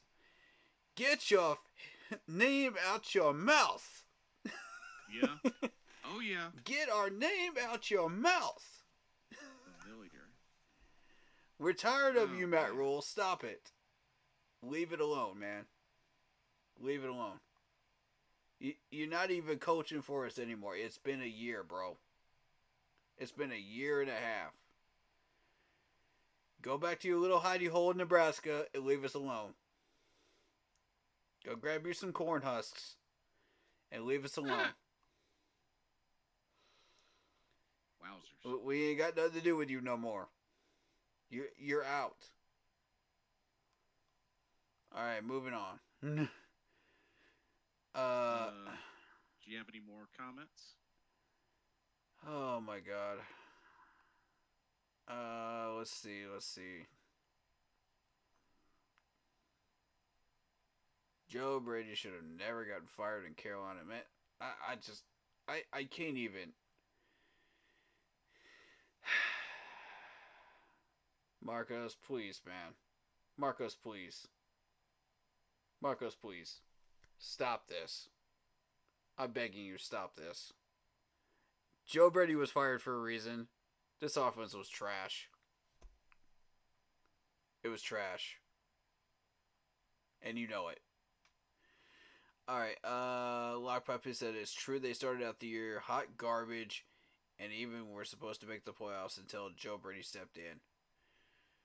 Joe Brady low-key saved Sean McDermott's job, in fact. Okay, Really? all right. Marcos Cash says next season will be the same as this year with the Bills, and they will fire McDermott, and Joe Brady will be the next Bills head coach. I'm calling it now, January 25th, 2024. I'm calling Cap. Haven't the Bills been in the playoffs Cappity like Cap. the Cappity last Cap. four or On five top of seasons? Cap. No. This ain't it, y'all. This ain't it. I don't care what timestamp you said that at. I don't care, sir. That's Cap. You gonna find out real quick. I mean, Marcos to be Cash fair, says, I got Detroit over the 49ers. Yeah, I see that in my chat now, too. I mean, to be fair, the Bills have been in the playoffs since 2019. Yep. So I mean, That is a bold prediction. Yep. I agree. Wasn't it Damien that said the same thing, Detroit over the 49ers? it is Joel Velasco. Oh, Joe Velasco. Okay, so he agrees with you. Marcos agrees with you. If he's still in your chat. But Cleve Blakeman is coaching this game. Keep that in mind. True. One of the Ew. dirtiest refs in the NFL. Plus, he's got dirt against Detroit. Ew. So, yep.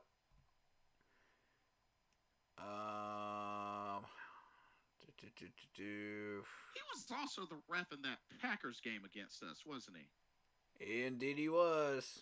Ah, It was the Bears game. It was the Bears game. oh, it was the Bears. Oh, jeez. Yep. Ugh. Oh, God. Ew. And credit to David Screws for pointing that one out. But yeah. Ew. Marcos Cash, if you really look at it, we were using 49ers blueprint to build this organization.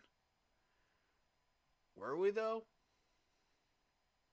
Because if we were using the 49ers blueprint, we would be doing a heck of a lot better than we were last year. Just food for thought.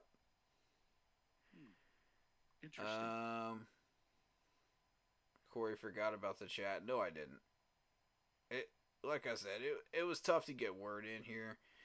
I could respect that. Marcos Cash said. Black Poppy says, sup.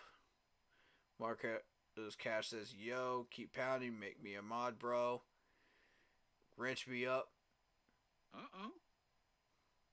Are you sure about that? Are you sure you know what you're asking for here?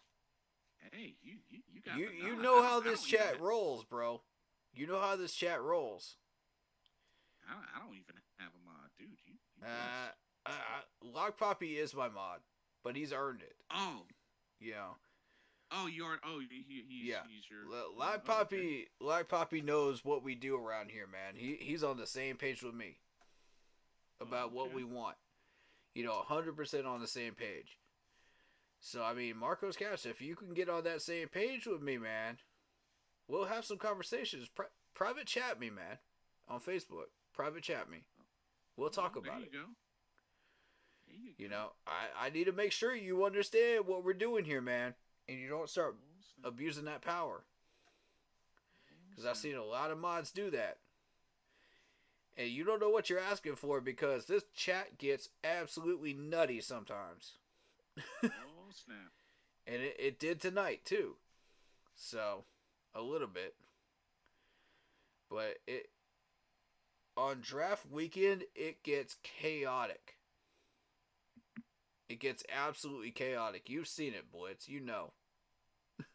Yes. So, I just hope you're ready for that, Marcos Cash, because once I mod you up, there ain't no going back. Yep. So make sure you know what you're asking for before you ask for that.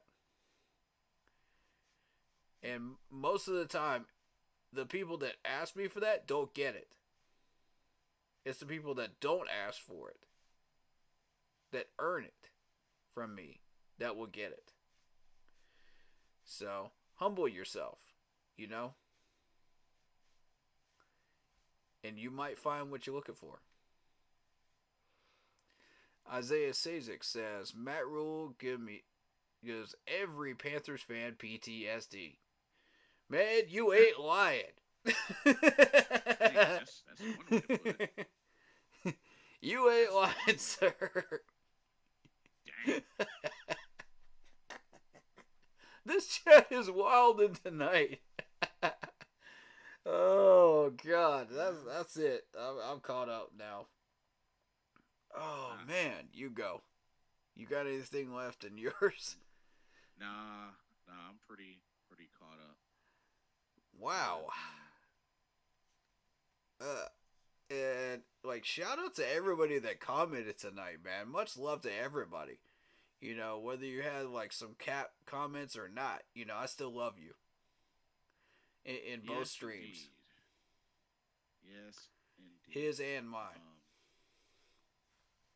But yeah, ladies and gentlemen, Dave Canales, our head coach. Yeah. Let's see what him and Dan Morgan will do. Of course, Dan Morgan is our general manager slash president of football operations, and Yep. we'll see what the staff is looking like. Moving forward. Hopefully, Ajaro stays, and we'll see what this offensive coordinator uh, ends up being. Um, Right. and like I said, I know within the Keep Pounding Nation, there's a lot of mixed feelings, but I think everywhere there is. I think we just gotta be optimistic, and let's give Coach Canellis and Mister Dan Morgan an opportunity to get started on the healing process. There has to be a process of healing, and there's no telling how long it will, be complete. But it's got to start somewhere, and you know what? They're the ones picked to get started. So the only thing I'll say, um, as Panther fans, I know we may not agree on these hires, but the deal's been done. Let's give them our support. Let's give them our support. Absolutely. Let's see what they can do. You never know. Like let's give them our support. I know it seems preemptive, but you know what? Dan Morgan and I'm sure others see something in this guy. So let's give him a chance to show it. Absolutely. I mean, that's really all I can say. That's really all I can say. And David Tepper, I hope that you're trusting Dan Morgan with double duty. Two roles. Dan Morgan went out and got a coach, and David Tepper just keep signing the checks. That's all you got to do. Just sign the checks. Um, Hopefully they get a middleman for contracts and salary cap duties and all that, and you know patch this coaching staff, and just get to work on talent. Free agents, draft is a lot of work to do, but it's got to start somewhere. What do you So, think it would take to get Tillis to leave Kansas City? well, I mean, if they keep on winning, it's going to be kind of hard. Yeah. So, I mean, there has to be a sense of trust and being able to convince him that him being part of the plan is essential and why he would be essential. I agree with that. Yeah. So, It would have to be a happy marriage no matter what the coaching staff looks like.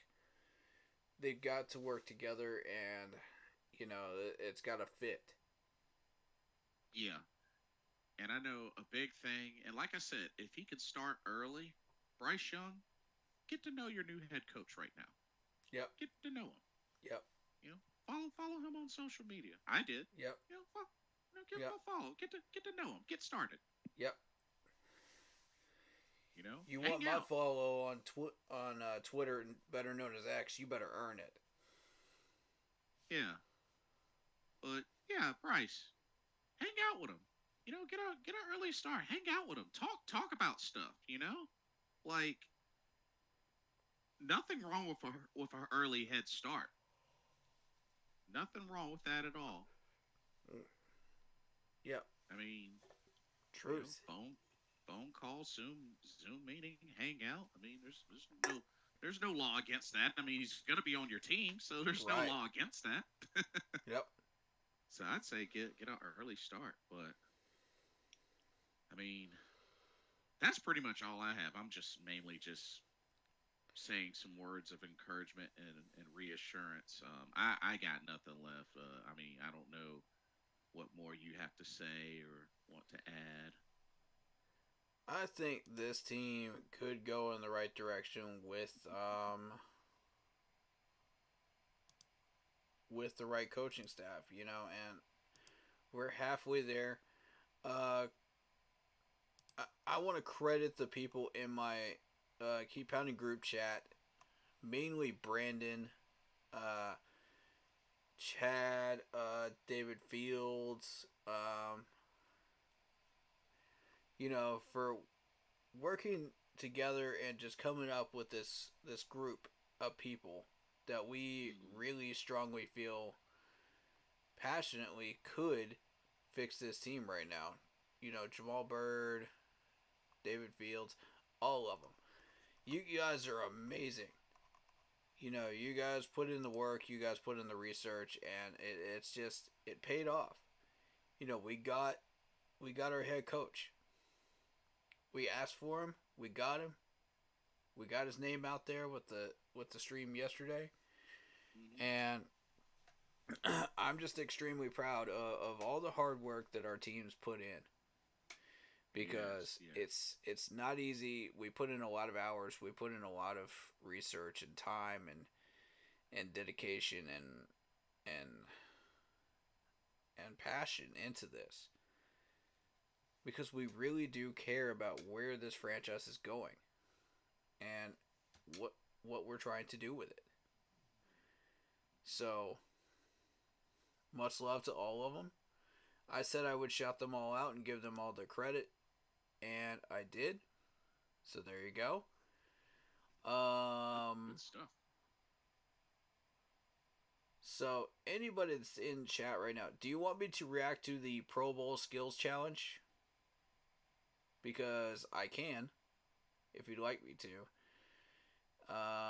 I'm not gonna watch the Pro Bowl itself, probably, but I'll watch the Pro Bowl skills challenge for sure, because that's always entertaining.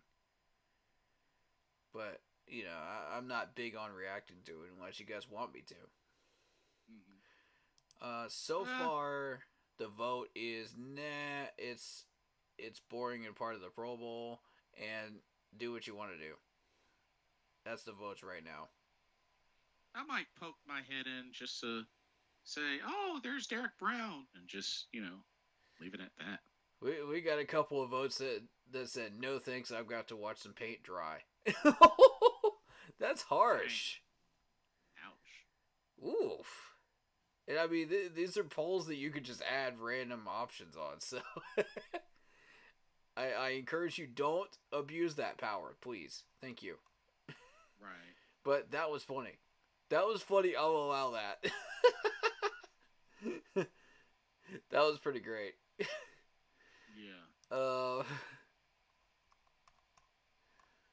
So, yeah, this guy, I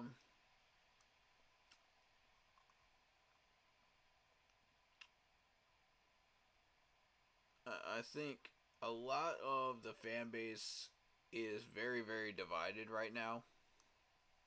I agree On this. I joined into C3 earlier today, and they had a poll up, and everybody was like confused.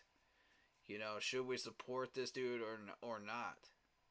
And based on the history of what we've been doing coaching wise, I can understand why people would be skeptical. I can also understand why people would be encouraging as well, and excited. But, we got to take a step back from both of those sides and just say, hold up, let's be a little more neutral with this. Because whenever we get too excited about a head coach, they always flop in Carolina. This is true. Whenever we don't get excited enough, they always surprise us. So how about we play it a little bit more neutral? And let's just watch and see by the actions what these guys do. But I'm also paying attention to what Tampa Bay fans are saying right now. And this is interesting. My man Carl actually put up a subreddit of Tampa Bay fans that are really pissed off about us. Oh, that they let. Yeah. Getting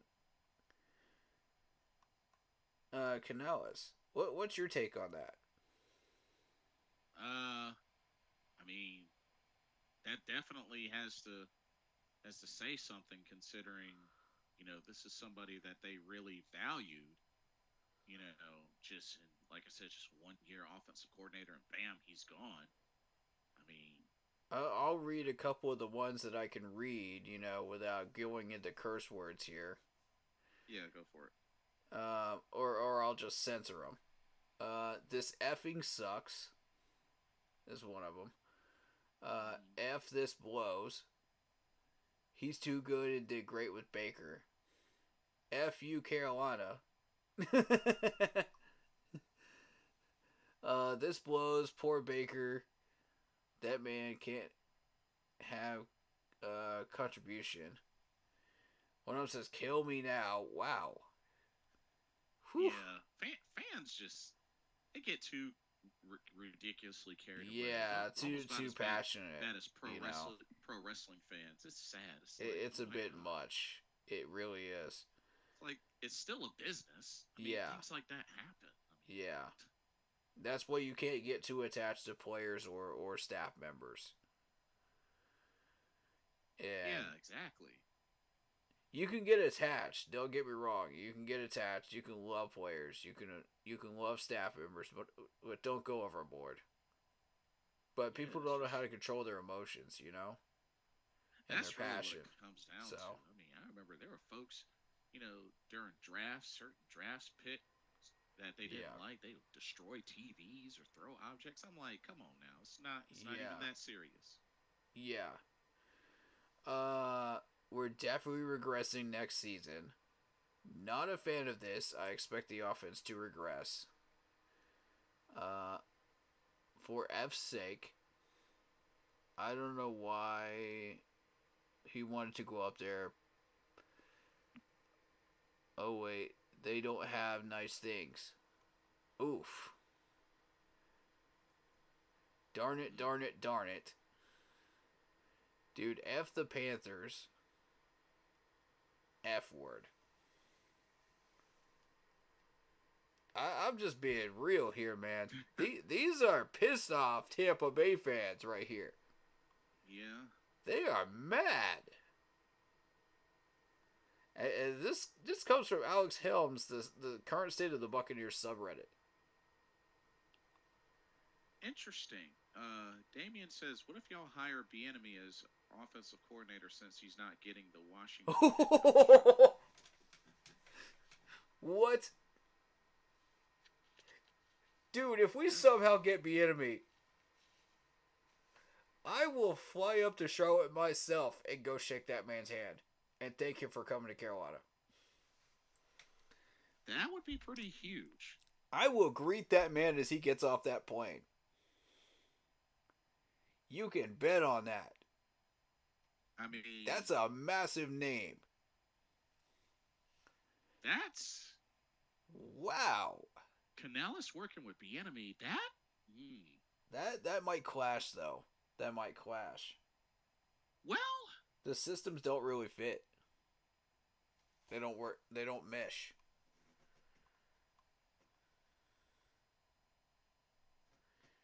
The people themselves, yes, they mesh, but the systems and what Canales wants to do versus Eric Bieniemy's ideas, I don't. Now, I'll It's say not that going to look like a peanut butter and jelly sandwich. I can tell you that. if he's willing to take that opportunity, that's got to say something. Because I mean, Yeah.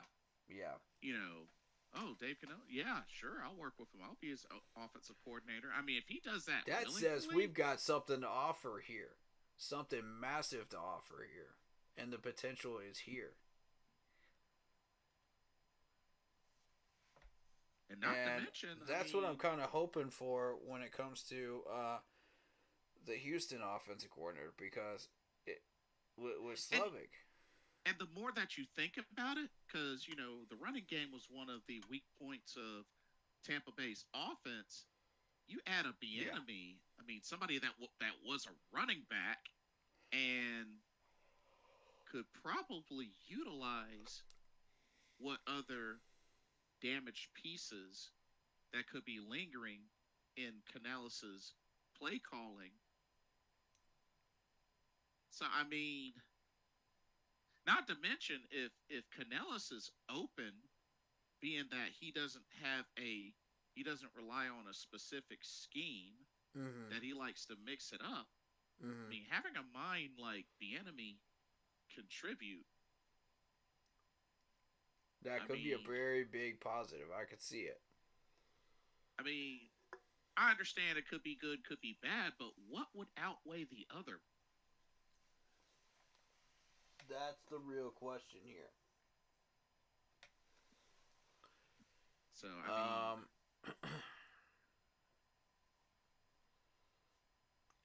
and right now, Eric Bieniemy's lined up to take that head coach at Washington, because I don't think they've signed anybody yet. yeah. But Ben Johnson's probably the lead after Eric Bieniemy. Now, here's my question: why didn't Washington interview Eric Bieniemy yet? I haven't heard a thing about that yet. Have you? Or am I missing something here? I have not. I mean, the only last update I heard was Rivera was interviewing for the Eagles defensive coordinator position. I know a way to find out. I'm sub to a Washington YouTube channel at Oliver. Shout out to him, by the way. I love this dude. He made me feel welcome on his stream. So, much love to you. Oh, that's good. If you ever want to collaborate, come on. We'd love to have you. Damien says Bieniemy would help Miles Sanders if y'all decide to keep him. I mean, he would be the one to ask, because the Washington Commanders people that run those YouTube channels are pretty up on their stuff, just like we are about the Panthers. So I'll reach out to him and see if he's found anything or not. But most likely, I don't think so.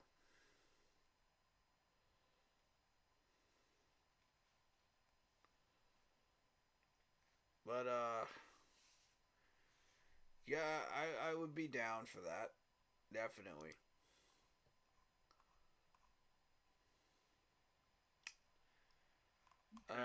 And this just proves that you can have second interviews and it still won't mean a thing. Sometimes the head honcho will go for the one with just one interview sometimes. Oh, Damien says, what about Vrabel being the coach of Washington? I mean, from one defensive coach to another. I'm just not interested in anyone from Tennessee. Like right now, that Tennessee team is just trash.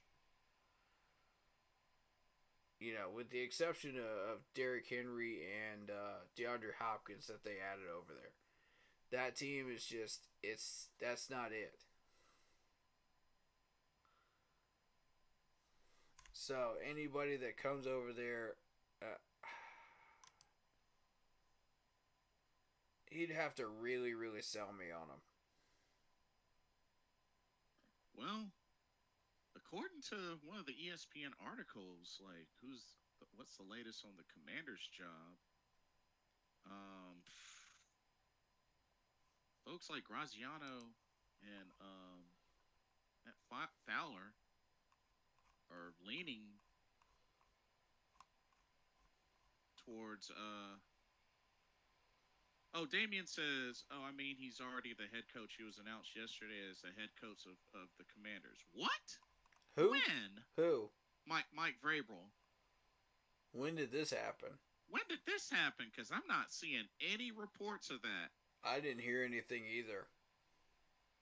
And people have been steadily feeding me that stuff in the group chat, so yeah, I would have heard about that one by now. Yeah, I'm not seeing any reports. Mm.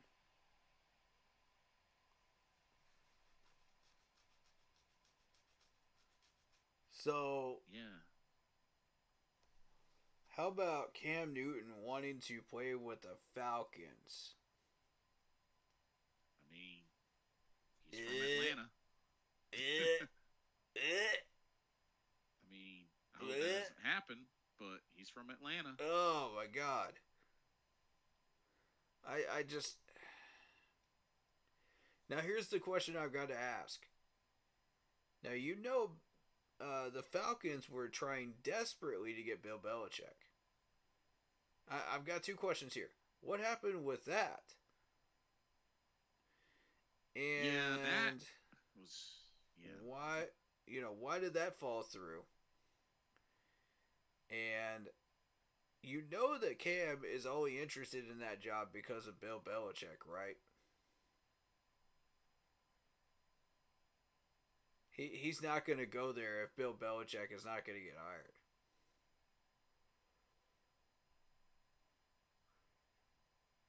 So what now, Cam? Damien says Schefter and Ian tweeted it. I'm not seeing it, bro. I'm on Adams X/Twitter. I'm not seeing it. I don't know, Damien. I'm not seeing it. I'm looking right at it. I'm going to the group chat myself just to make sure it's not in there. Let's try Ian Rappaport. Nope, not seeing it. I'm not seeing it either. The only thing I'm seeing is the Raheem Morris hire, the Dave Canales hire. Right. Jim Harbaugh to the Chargers. Yep, that's legitimate. The only thing with the Commanders, they're expected to have their second in-person interview with Dan Quinn. That's the only recent update. There is no. For Ian Rappaport and Adam Schefter, there's nothing tweeted about Vrabel being the new Washington head coach.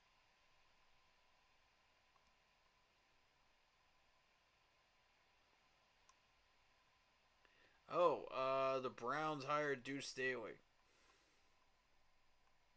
Oh, for what role?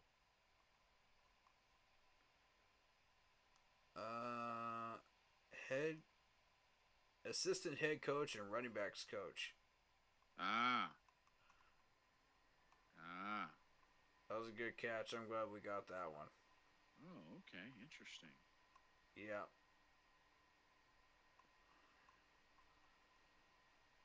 So, I mean, this is... We dodged a major bullet with the Falcons not signing these people. Oh, the Packers fired their defensive coordinator, Joe Barry. Yes, I do remember seeing that. Whoa. I did not see that one. I think there were even some that were expecting that, actually. Oh, wow. Oh, and yes, Brian Callahan is to the Titans. Jared Mayo to the Patriots. Patriots, yep. Which I think is an excellent hire for the Patriots, former player. I have always thought highly of David Mayo.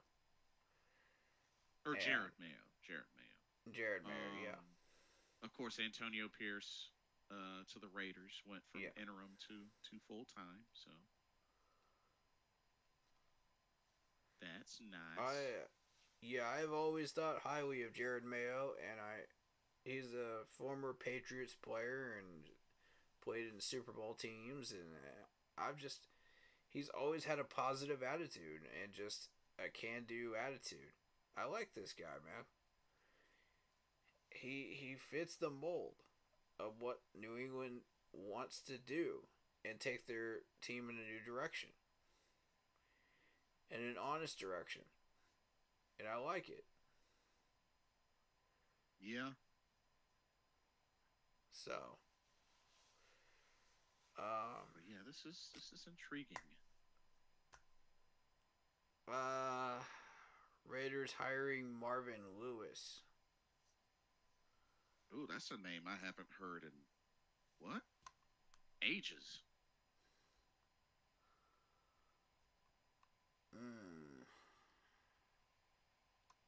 Like what?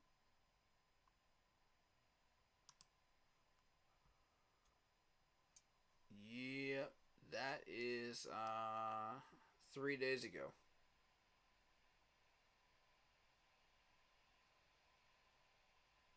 He will be a senior advisor and assistant head coach to Antonio Pierce.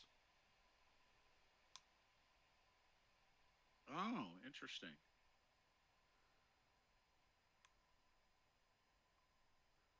So,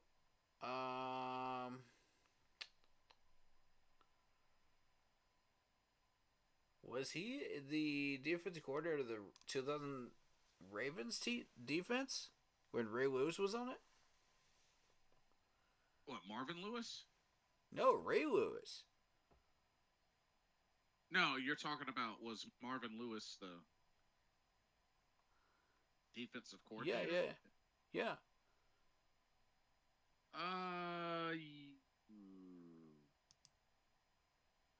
Yep. Yeah. Yep. 96 wow. through 2001. Uh-huh.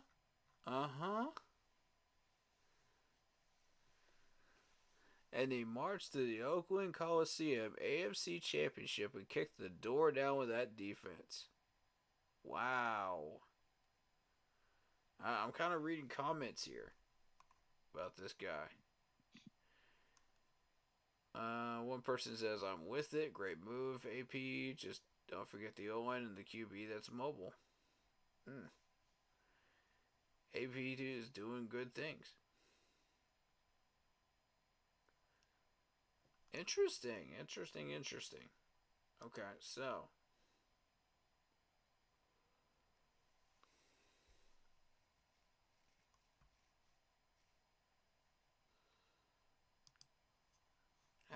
That's really wow.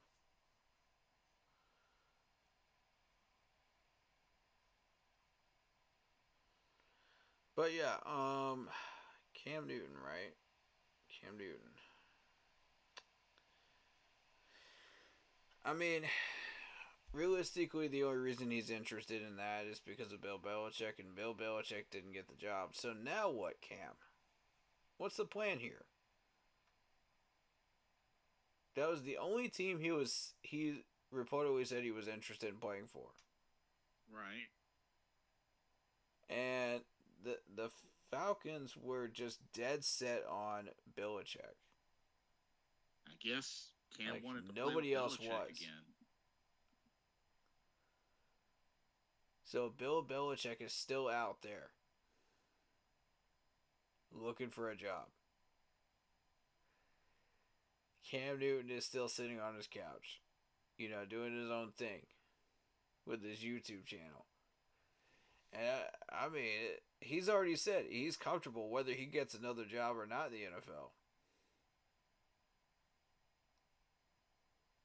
Cam's good. Yeah, agree. I think it'd be nice for him to get another shot too. Yeah. Like, he deserves a shot at a ring. I believe, because he really played well, through that 2015 year, and I honestly believe that he deserves his shot. Come on. I know Yeah. a lot of people are going to say that, Cam's trash and he's lost it and he's this or he's that, but when you really look at Cam as a whole, give the man another shot. Come on now. That's the best backup quarterback you're going to find out there in the open market. He can mentor somebody. Like, say, Bryce Young for nickels on the dime. He's already said he would do it. I'm just saying. Yeah. If this man is still on that market next year in free agency, you know what to do.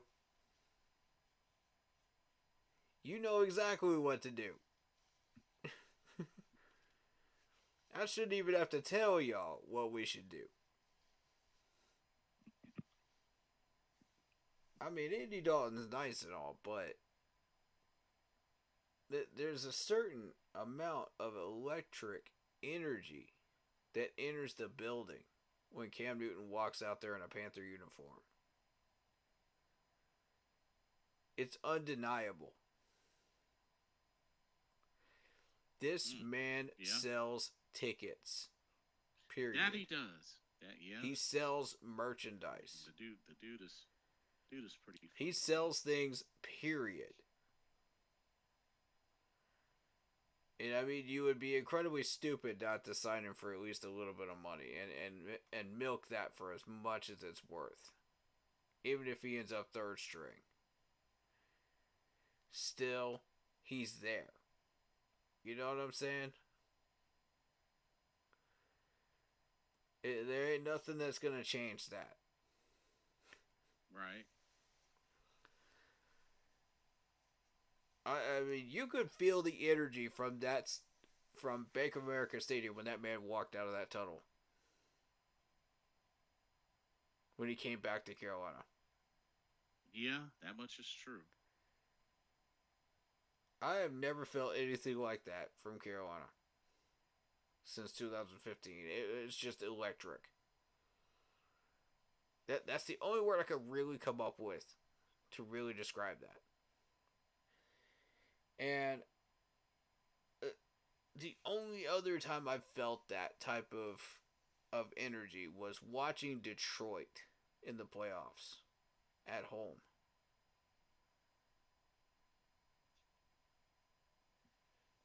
Because I gotta be honest, man. Yeah. You knew this place was scheduled to be demolished 10 years ago. Yeah, which is fair. They were going to move out of Detroit, and then Detroit starts getting better as a team. And then you walk into that Detroit stadium with a renewed energy. This place was alive and kicking. And louder than I've ever heard it in Detroit. Even when Megatron was there. Oh, yeah. I was like, holy what am I watching right now? This is NFL history right here being written. They got almost as loud as Seattle. And for an indoor stadium, for the crowd to measure that loud, I was like, what in the world am I looking at? I was stunned. I was absolutely stunned. I don't know about you guys, but my heart stopped. Do you guys feel that? Yeah. Did you guys feel that too? My heart stopped when I watched that. I was like, what? I had to pick my jaw up off the floor.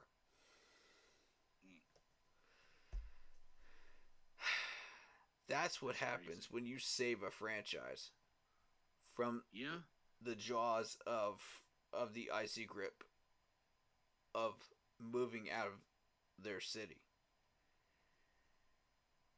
I pray we never get down to that level, to where we have to find out what that feels like.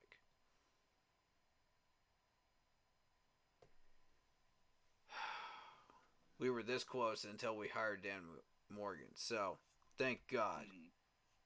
Thank God. Thank God. We're back. We're back, ladies and gentlemen. We're back. We're back. We're not there yet.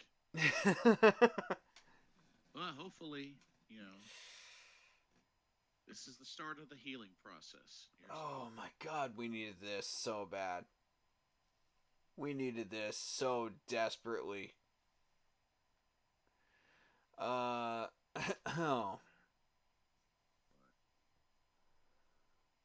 But yeah, anyways. Panthers hired their guy. Belichick and Vrabel still on the table. Good night, Marcos Cash says. Yep. Yes, indeed. But that's good finishing thoughts right there. Yeah. We won everywhere today. And it's just, this is a celebration.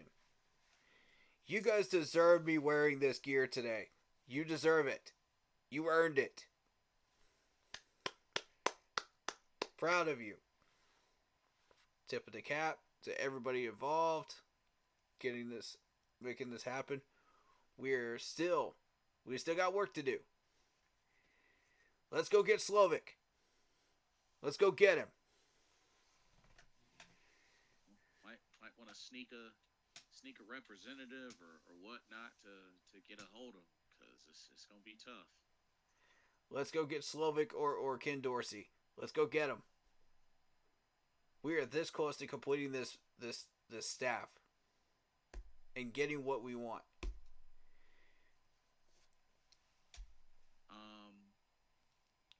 Welcome to the Carolina Panthers, David Canales. Welcome. Welcome with open arms. Come on in, buddy. Happy to have you.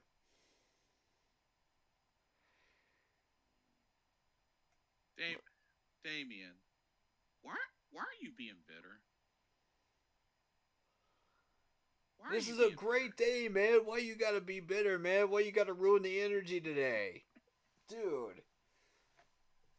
He says, I can't wait for the Lions fan to cry again this weekend and lose. They don't deserve to win the Super Bowl, not after booing Stafford and his family. The way to treat Megatron and Sanders after they carried them. Okay. I got something for this. You want to talk about the Lions fans booing Stafford and their family? How about our fans booing our players just this last week, a few weeks ago? Walking up on the front row and cursing our players out while they were sitting there on one knee praying.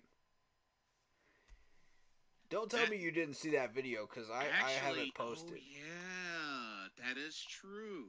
I do remember hearing about that video. Yeah, I did.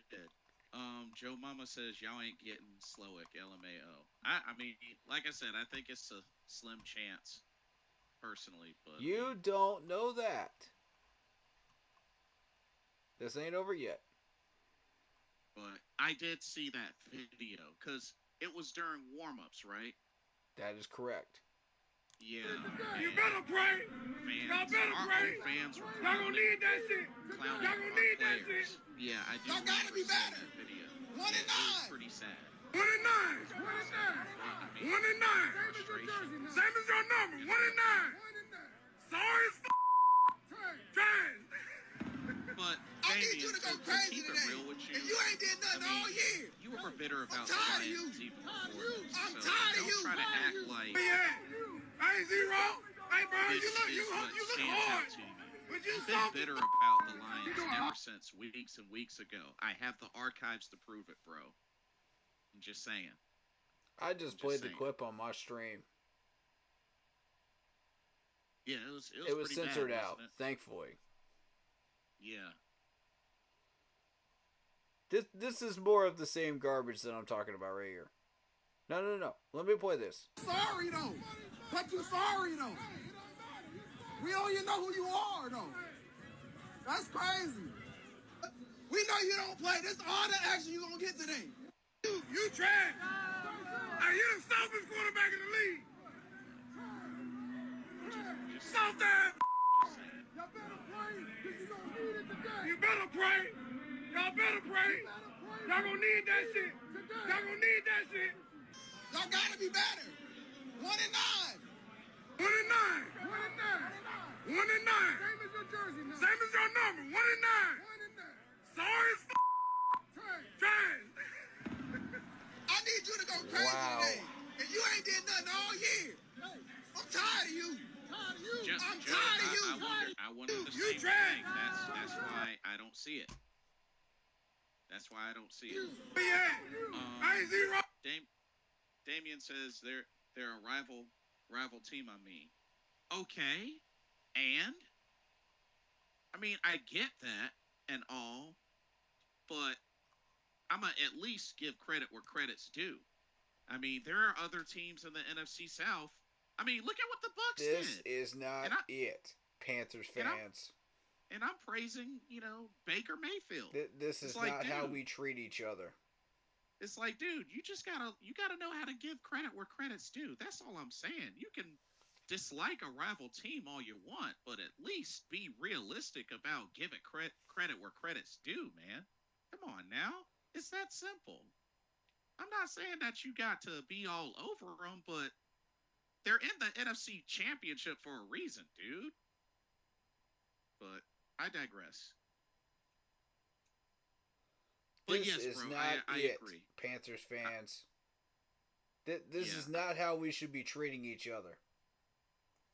We should be treating each other like family.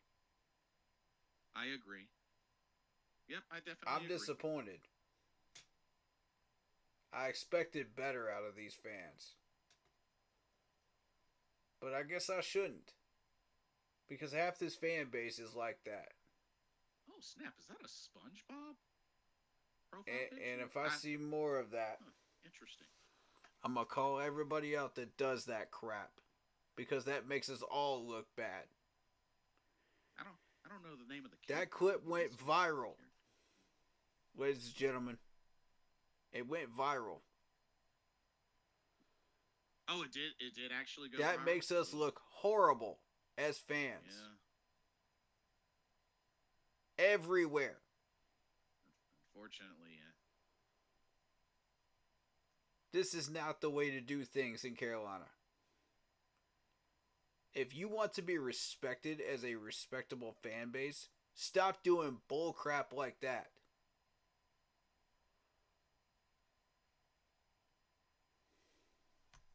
It's definitely not it's not that a good look. pisses me off as a Panthers fan. Stop it. You want people to actually consider Carolina a serious, legitimate place and a welcoming, loving environment. In our fan base, that's not it. That's the crazy ones. Hey, Joe Mama, remind me the name of the character of your profile picture. I know it's from SpongeBob, but I can't think of his name. I'm like having such a brain fart. Says y'all seem cool though. Just found y'all tonight. It's been cool seeing your thoughts about your team. Appreciate you coming by. But yeah, remind me of that character's name. I cannot think of it. Yeah. The top of my head. Everybody is welcome here, and we're displaying the opposite of that energy right there that you just heard in that audio clip. That's the real Panthers fans. The ones that really do care about this franchise. We are it. If I remember, Patrick Star? Is that the name? Oh, okay. And I need y'all to understand. Yeah, I need y'all to understand. We are welcoming people in here. We're loving people. We're peaceful people. We encourage healthy debate. That's what right. Panther fans should be doing. Appreciate that. I couldn't think of the name off the top of my head. Thank you. But yeah, as I remember, I think Brian Burns. He was like they were heckling Brian Burns, and I think he responded or something like that, kind of doing the little Yeah, money. he looked at him and did the whole, yep. So, and here's yeah, the interesting thing about that. He didn't really heckle him back. What he said with that hand gesture is, y'all still spent money. Y'all still true. spent money to get in here, even though we're 1-9. It is kind of contradictory to like pay to see a game just to make fun of the team. I mean, he got you there. He got you on that one. I can't even lie. That man got you on that one. He just roasted y'all with just a gesture. He made y'all look like the clowns that you are for heckling him. Yeah. You got what you are. You got what you asked for. I hope you left that stadium satisfied. Because the rest of us are not satisfied with that type of behavior in our fan base. That is not how we do things here. Furious, welcome to the stream. He says, "Hey, I'm a fan of yours. I listen to you every day. Much appreciated." That's awesome. You know, and it's people like that right there that show love through this fan base and show that loyalty and listen to our content and really do care about what this franchise is going through. Mm-hmm. And we go through it together as a family. Those are the people that should be appreciated and lifted up. Furious says, "Hopefully, I'll see you in Philly." Oh, are you gonna be there WrestleMania weekend? Let me know. Yeah, I'll be there. I'm just so excited to have people like that in our chats and in our groups. You know what I mean? Like that's what matters to me. Is those people that really, really do care and are really interested in trying to make this franchise better from the top to the bottom. That's love, man. That's loyalty. That's what the Panthers fan base is. So when you hear clips like what we just heard, ignore that crap. That's not who the Panthers are. Yeah, it will never be who the Panthers are as a fan base. We can't ever. feed off of that. We can't feed off of that. Why is it so easy to find things to hate and to be angry about in the world today, rather than just love each other and respect each other? I guess it's because it's easy access and it's easy to, you know how feelings, emotions, get triggered. It's easy. It's easy. It's easy. Okay. All right. It's easy. Think about that for a second, ladies and gentlemen. We keep choosing the easy path in life. Where does that get us? It's like sitting in a rocking chair and expecting to go somewhere. You're not going to go anywhere doing that. You got to actually work. You got to actually earn people's respect. And if you're not happy with your lives, then change it. Do something about it. Make it better. You have the power to do that. Not the rest of us. You. You have the power to do something about it. Positive encouragement for yourself these days, that's for sure, is what's needed. Definitely need more of it. It starts with what's in here, and what's up here. Ladies and gentlemen, that mentality and your heart. I'm trying to tell y'all, that can change everything. How you live your lives. How you treat other people. And what it takes to be a better person. Start there. Even if it's just being nice to somebody. Just one compliment a day. It's a start. And you'll start to find that you like that after a while. And the more you like it, the more you'll want to do it. The more you'll want to help people around you. Because the more you'll find that your icy heart is melting and you actually care about the people around you. Yeah, point well made. And I emphasize this because a lot of people really, really need mental help in 2024. It needs to be a priority. This goes beyond football. And it goes right along hand in hand with the keep pounding mentality. We all go through our own struggles. We all go through our own challenges. And we need to rely on each other and help each other. Everybody struggled in 2023 with something. And I have not talked to a single person that hasn't.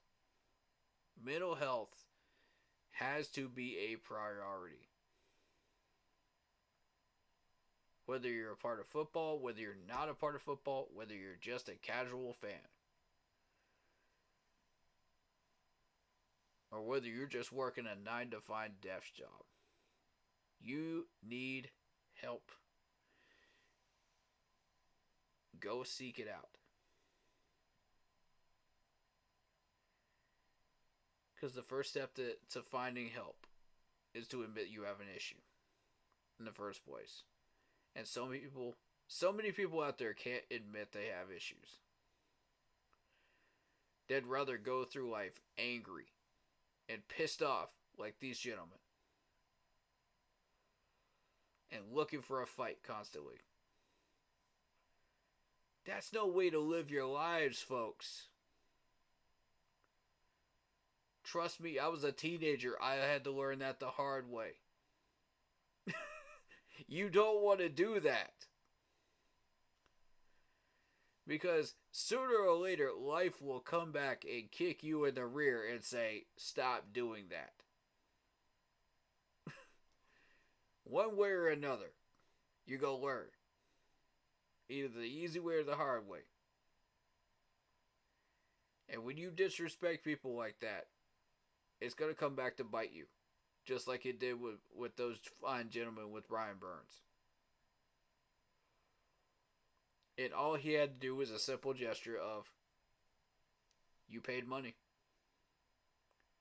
So shut your traps. He didn't even have to say anything. All he had to do was just, that's it. Yeah. And I'm sitting there like, get humbled. Stop doing this crap. I'm trying to tell y'all, stop doing this crap. Leave this junk in 2023 where it belongs. Start being more positive. Be a better person than you were yesterday. In general, just be better. We can all do this together. Working together as a family, as a Panthers family. Hey, that's a good note to end on for sure. Yeah. Because we need more of it. We need more of it. Today was a great day. Let's love the energy that's going on today. I'm feeling the energy today. Let's go. Coach Canales, man. Coach Canales, welcome to Carolina. Welcome. Welcome to Carolina, Coach Dave Canales. Hey, man. Let's get to work. Exactly. That's my words too. Let's get to work. Now, you know what to do. You know what the next steps are. Yep. Hire that new offensive coordinator. Fire half this staff. Let's start building.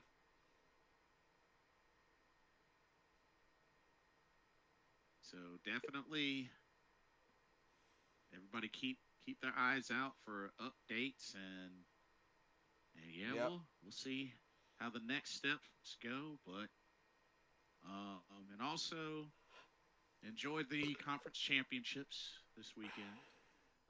Yeah. We don't find out by the I'll be reacting to both of those and the Super Bowl. I'll be at a Super Bowl party probably. So I'll be reacting to that at the Super Bowl party.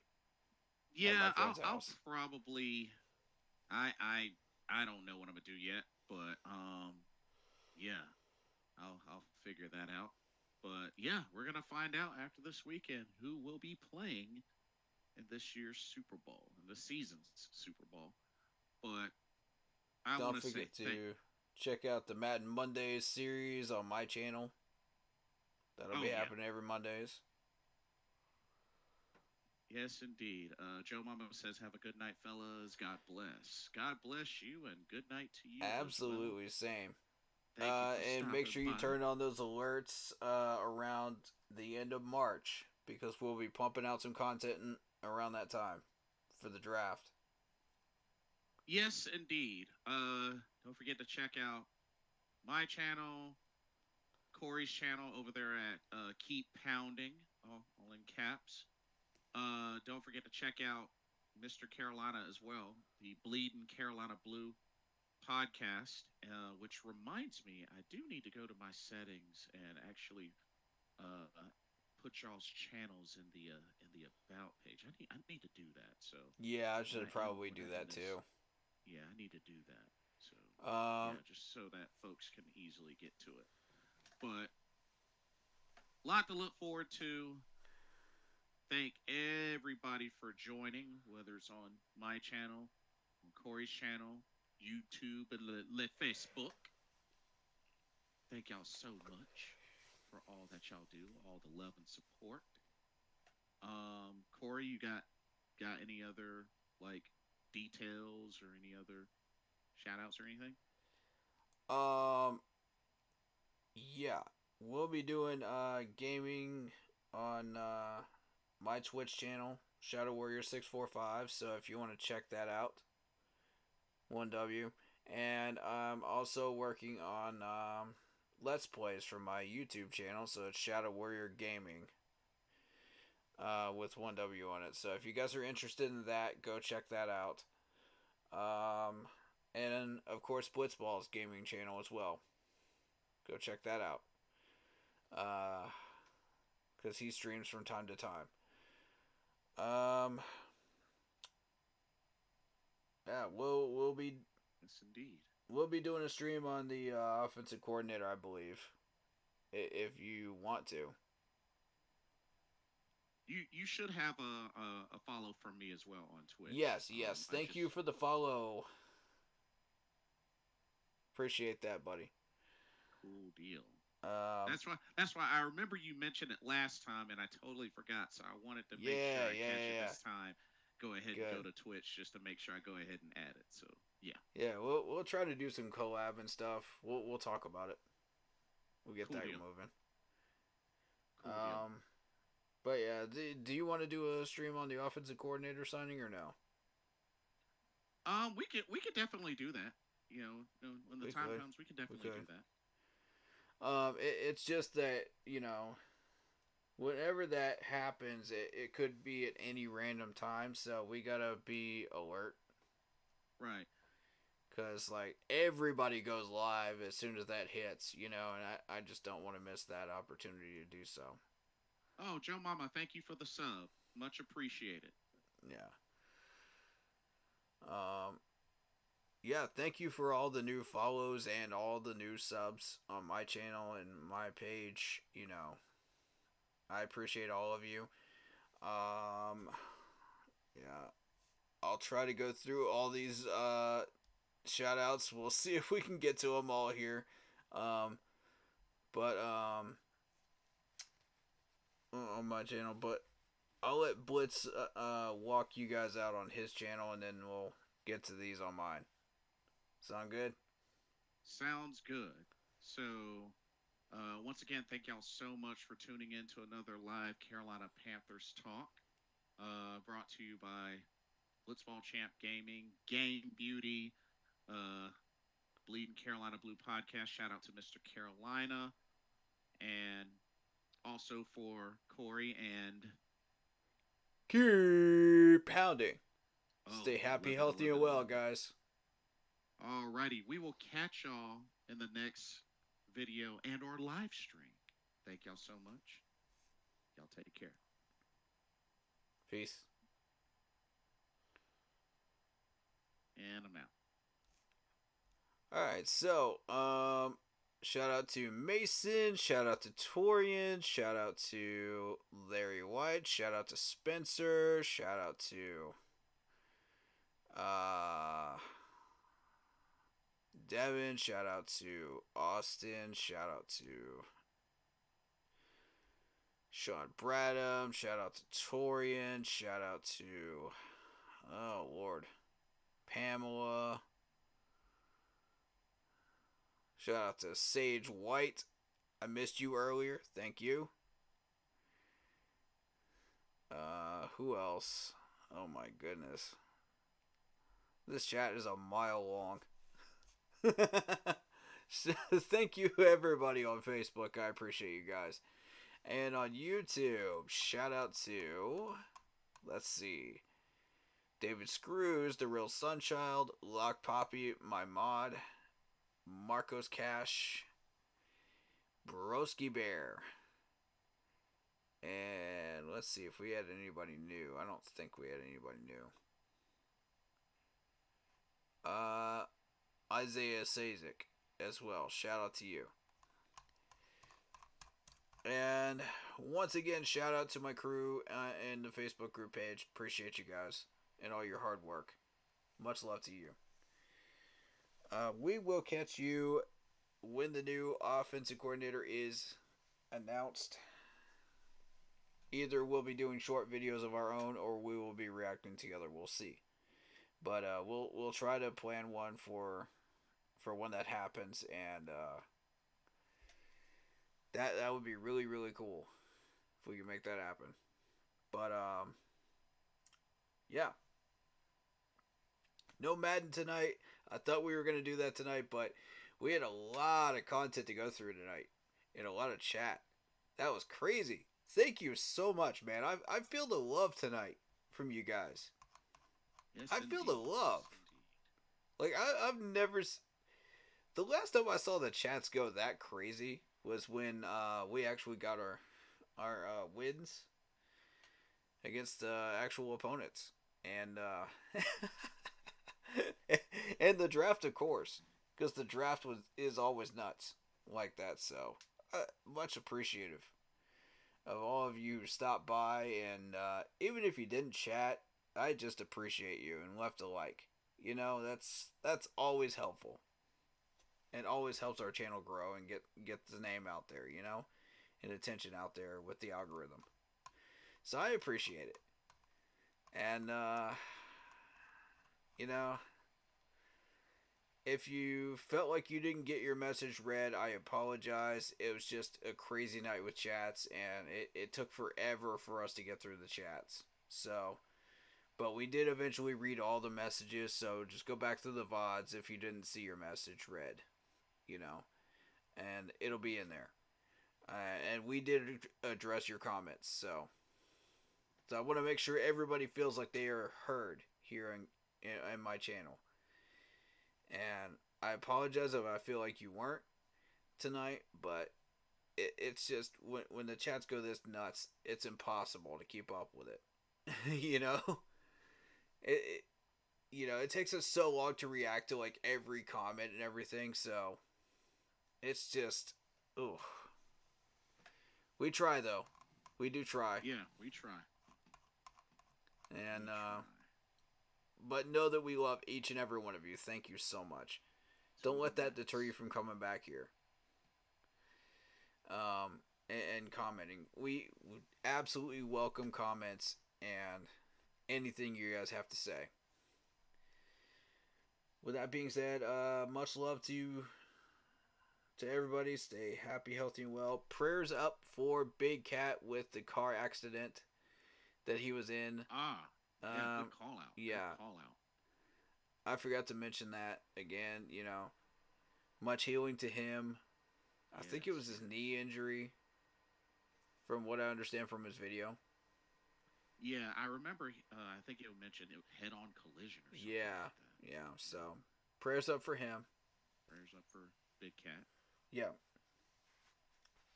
Car accidents suck, man. Life sucks. And just hope things get better for you. Amen to that. We'll be praying for that. But we're all one big family. That's what we do. We show a support and love for one another, no matter what. Mm-hmm. We may disagree. We may have a lot of nasty debates with each other in this fan base, but at the end of the day, we all love and support one another. So. Absolutely, no matter what. All right, guys. Stay happy, healthy, and well, and I will see you guys in the next one. Alrighty. Blitzball champ. Yeah. Go like and sub to him. Go like and sub to Bleeding Carolina Blue podcast as well, Mr. Carolina. Yes, please do. And all the other channels that we support. C3 podcast, go give them a like and a sub if you haven't already. All of them. Go show them some love. Don't just stay at ours. Show them all some love. There's a good number of one big family. YouTubers. Indeed. All right, guys. See you guys next time. See y'all next time. As always, keep pounding. Peace. Peace.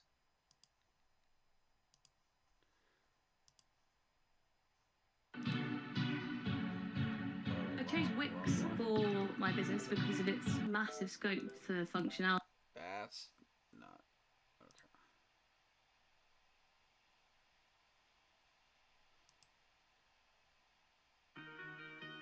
There we go.